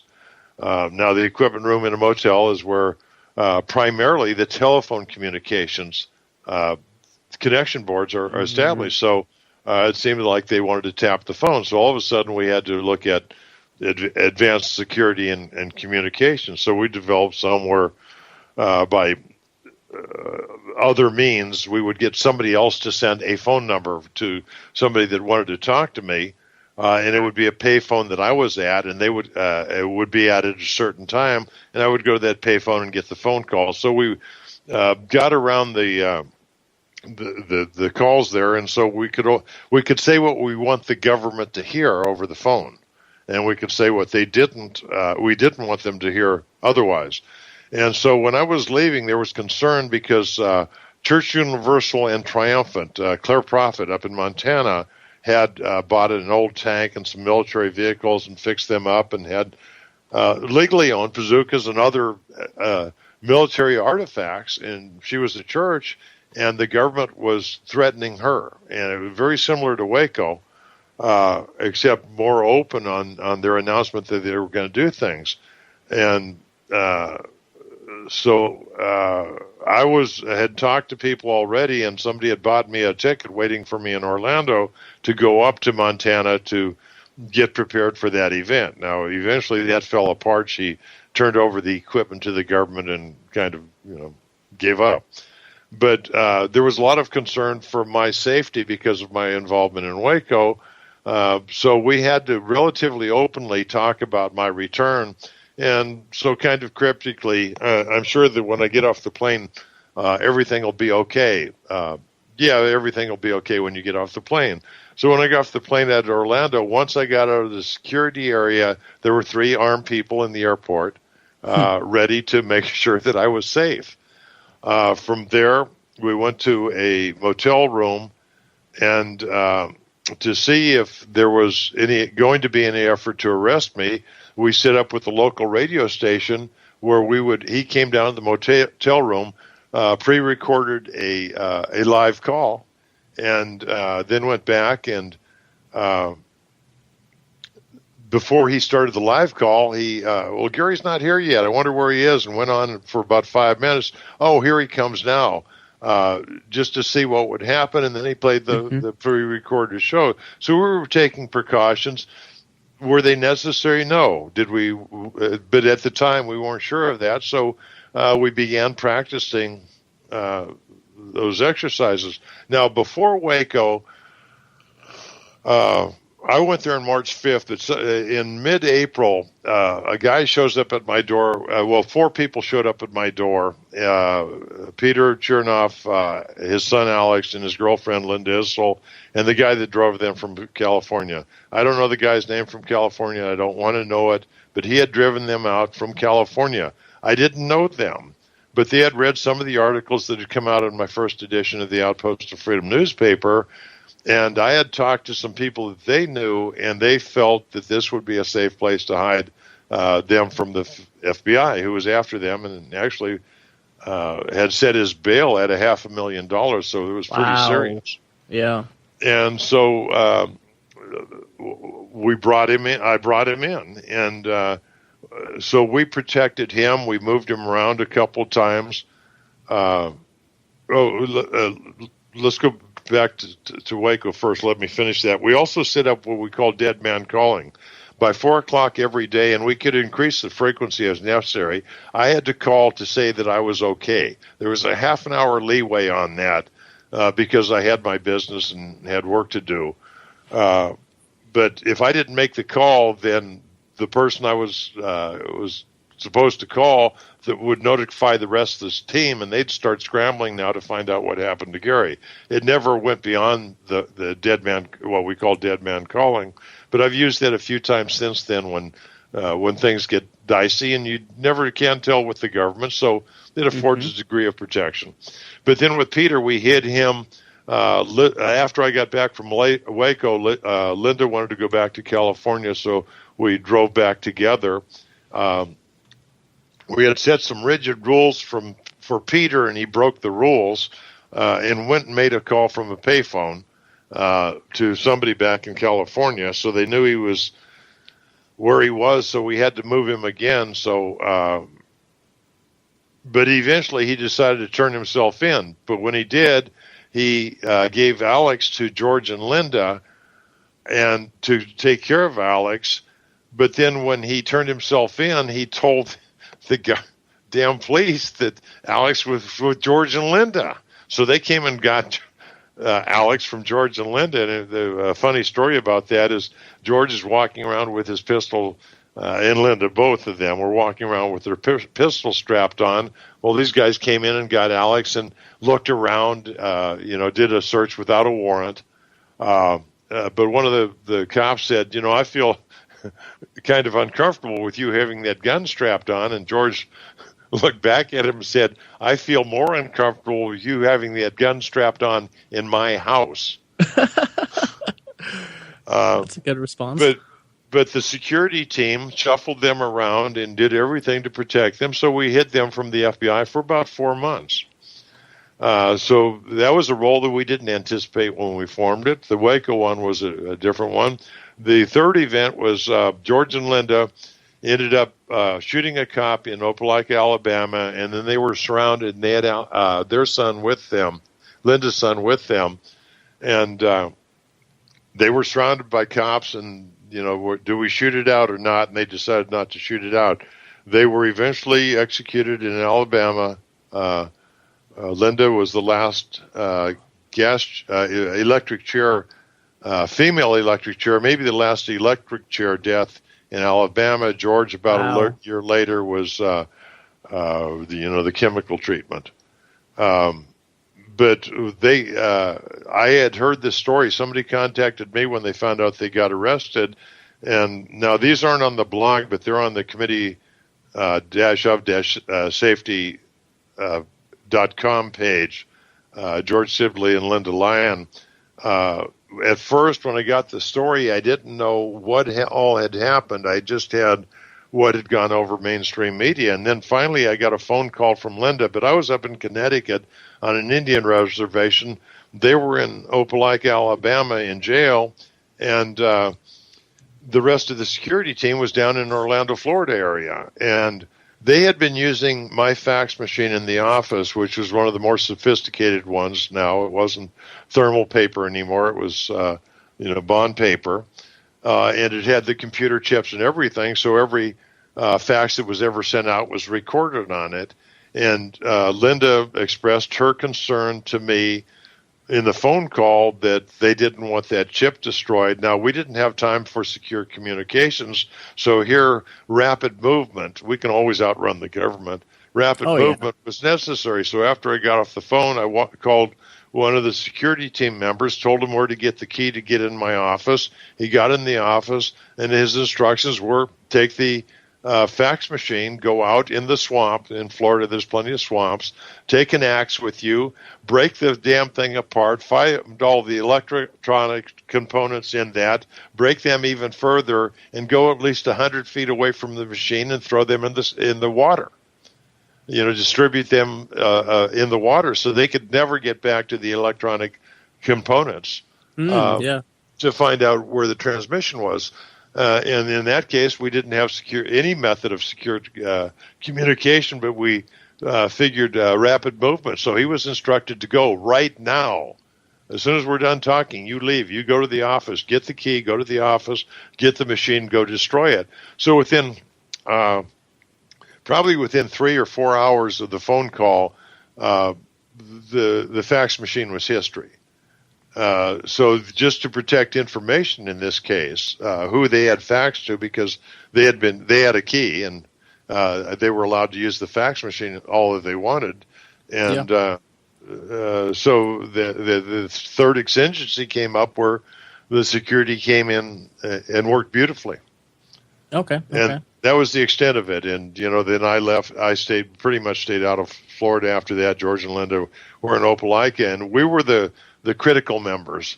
And so it basically disbanded. But like I said, I got permission from all the players without divulging names, to talk about our experience, to share them with other people so that they can think about the benefits of security team even when they're unanticipated. Yeah. Okay, that's definitely interesting. You've definitely been involved in some interesting situations, especially like considering Waco and such. But yeah, that's I'm glad you're able to share that, because that could definitely be good information for people who, I don't know, people that do whether it be brazen civil disobedience or just whistleblowing or things of that nature. So yeah, it can definitely be useful. A couple more questions on security teams. What are the skills that a security team should routinely train in? Well, the one I mentioned is our meetings. It's a good one. They don't know where you're going to go. They can't pre-plant a bug, and you watch the people that come in. That's probably the most important, because we had weekly meetings. Another one that we had, I hate to use the term bug out because it's been changed since then in its connotation, but if something drastic happened, we wanted 2 assembly places. We were in Florida. The Wekiva River Basin is there, and so we had picked out 2 locations, Assembly Area A and Assembly Area B, where we knew where they were. If there was ever a need to use them, though, if there were any sub-teams, this was a rigid rule, that if I had a sub-team and I called my team together, they wouldn't know why they came together. But then we went to the assembly area. If one guy said, I got to call my wife, or had any excuse, shoot the motherfucker. Hey, maybe it was innocent, but we could not take a risk. Once we divulged the location and began moving towards that assembly area, if it was otherwise, but we didn't want him to call and say, hey, follow us either. So it was very critical at what point is the point of no return, where you dispose of the potential threat. You don't have to, you can't stop and judge the morality. But so that practice, and we didn't really train for this, but in our minds, in our discussions, we often went over it to make it a habitual aspect, even though it was never practiced, what we would do in that event. And so now, as far as other training, that was probably the extent of it. Each person did or did not train with firearms of their choice and all that, but ours were primarily concerned with security, both in our regular meetings. The other one I mentioned were on my team, I would pick one person to be, maybe 2 people as well, where if something happened to me and I trusted them, they would be able to make contact with one other component of the security team and then come under their umbrella, but still not know the remainder. And that was by putting an ad in the paper and then having a $50 bill that had to match one that the other person had. And that idea of using a dollar bill can be used over, and we discussed this, over a broader area. If we knew of another security team elsewhere, and there was a possibility that something, one point of contact here, one point of contact there for security purposes, if something happened to either, there's already been an arrangement made similarly, put the ad in the paper, meet and compare dollar bills. Now, it's not foolproof by a long shot, but it is a high degree of security, especially the dollar bill, because if somebody was secured their dollar bill, had it well hidden, or destroyed it, chewed it up, if they were arrested, then the ability to make the contact ceases to exist. They might meet the person without the dollar bill. Fuck you, go away. Pardon my language. But oh no, that's definitely fine. That's definitely fine. All right, so I guess just a couple more questions to close out security teams here, and I think this is an important one to kind of broach, because I think there may be some confusion with some of the listeners here. But what are the differences between a security team and a militia? A militia is community oriented. It protects the geographic entity that is a component of. Back to the Revolution, there were town committees of safety and town militias. There were county committees of safety and county militias. When you got to the state level, though, the militias were under command of the state, but they retained their leadership at the county level. So they're an organized, and we've heard the term organized and unorganized militia. Most states have adopted that to differentiate between the unorganized militia, the 18 to 45-year-olds, and the organized militia, which is National Guard, Air National Guard, things like that.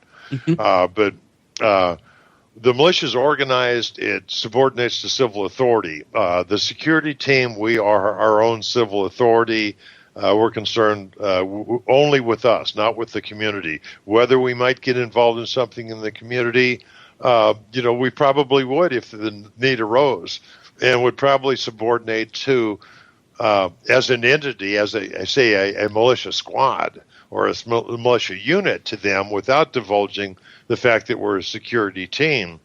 But the distinction, quite simply, is one is the right to a personal self-defense, and the other one is the right and minor collective, where the other one is a geographic self-defense once they come together as the uppercase militia. Okay. And obviously, you've already answered this question, but I guess, obviously, I'll just make sure this point is very, very clear. But obviously, a security team should use encrypted communications. As Gary said, internet might not be the best way, but yeah, you should definitely communicate discreetly.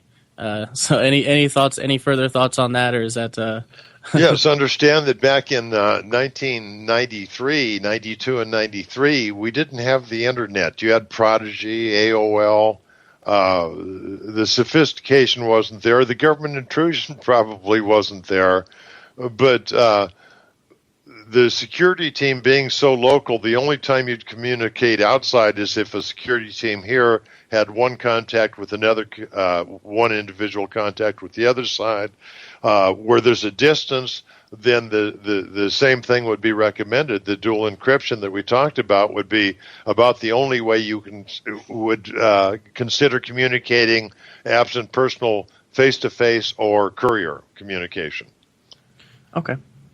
All right, and I guess we probably should start with this one, but nonetheless, so now that people have an idea of what a security team is, the security measures that need to be taken, and also some of the operations and the training that a security team should take part in, how does one go about setting up a security team? Well, in our case, I only knew two of the players in this, George and Linda. Actually, one, George at the time. I had met one of the other guys that was on the team, and they, in a sense, they formed the team because they were concerned about what I and George were writing, and Linda as well. But like I say, Linda came on later. So they actually formed it. But if the need arises, now, I sound a little hypocritical. I didn't know three of the guys. And I committed to them, but I trusted the people that brought them in. That was then. Now, with the government so actively pursuing investing themselves into anything patriotic, it's even more riskier. So the committee, a security team should be composed of people that you've known for many years, that you've known has never been charged with a crime and been alleviated of any responsibility for the crime via plea agreement or discharge of the crime. When I say crime, I don't mean traffic tickets, but something that might have gotten jail or prison time. Stay away from those people. I wrote Informants Amongst Us, for example, to show what a plea agreement might entail based upon a plea agreement that was offered but not accepted by a friend of mine. But it's got to be people you've known for a long time. If you just moved into the community, for example, Kyle, I don't know how how many friends he has down there, but he's fairly new and knows just about nobody down where he lives. He could never form a community security team unless he met somebody that he felt they felt comfortable and he trusted the other guy. But in a community, if you've been where you are for most of your life, then you know who you can trust. So depending on your circumstances, just judge carefully who you might join in creating a security team. Sit down. If anybody has any misgivings about what you're creating the first meeting, exclude them from future meetings. Okay. Be very cautious.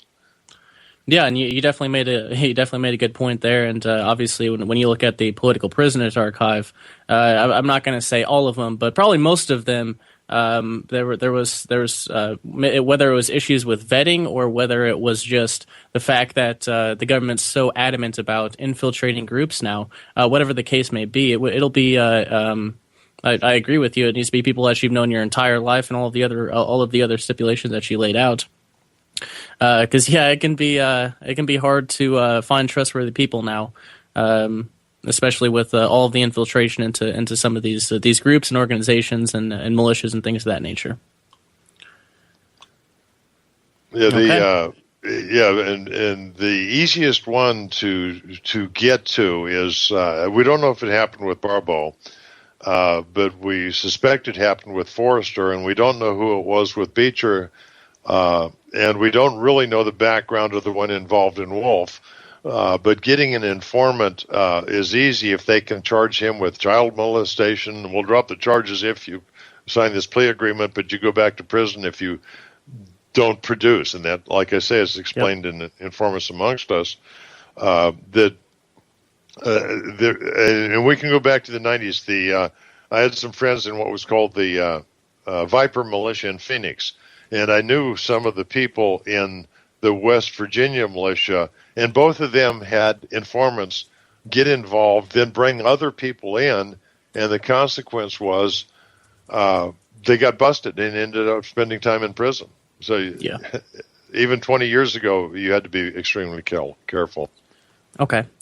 All right.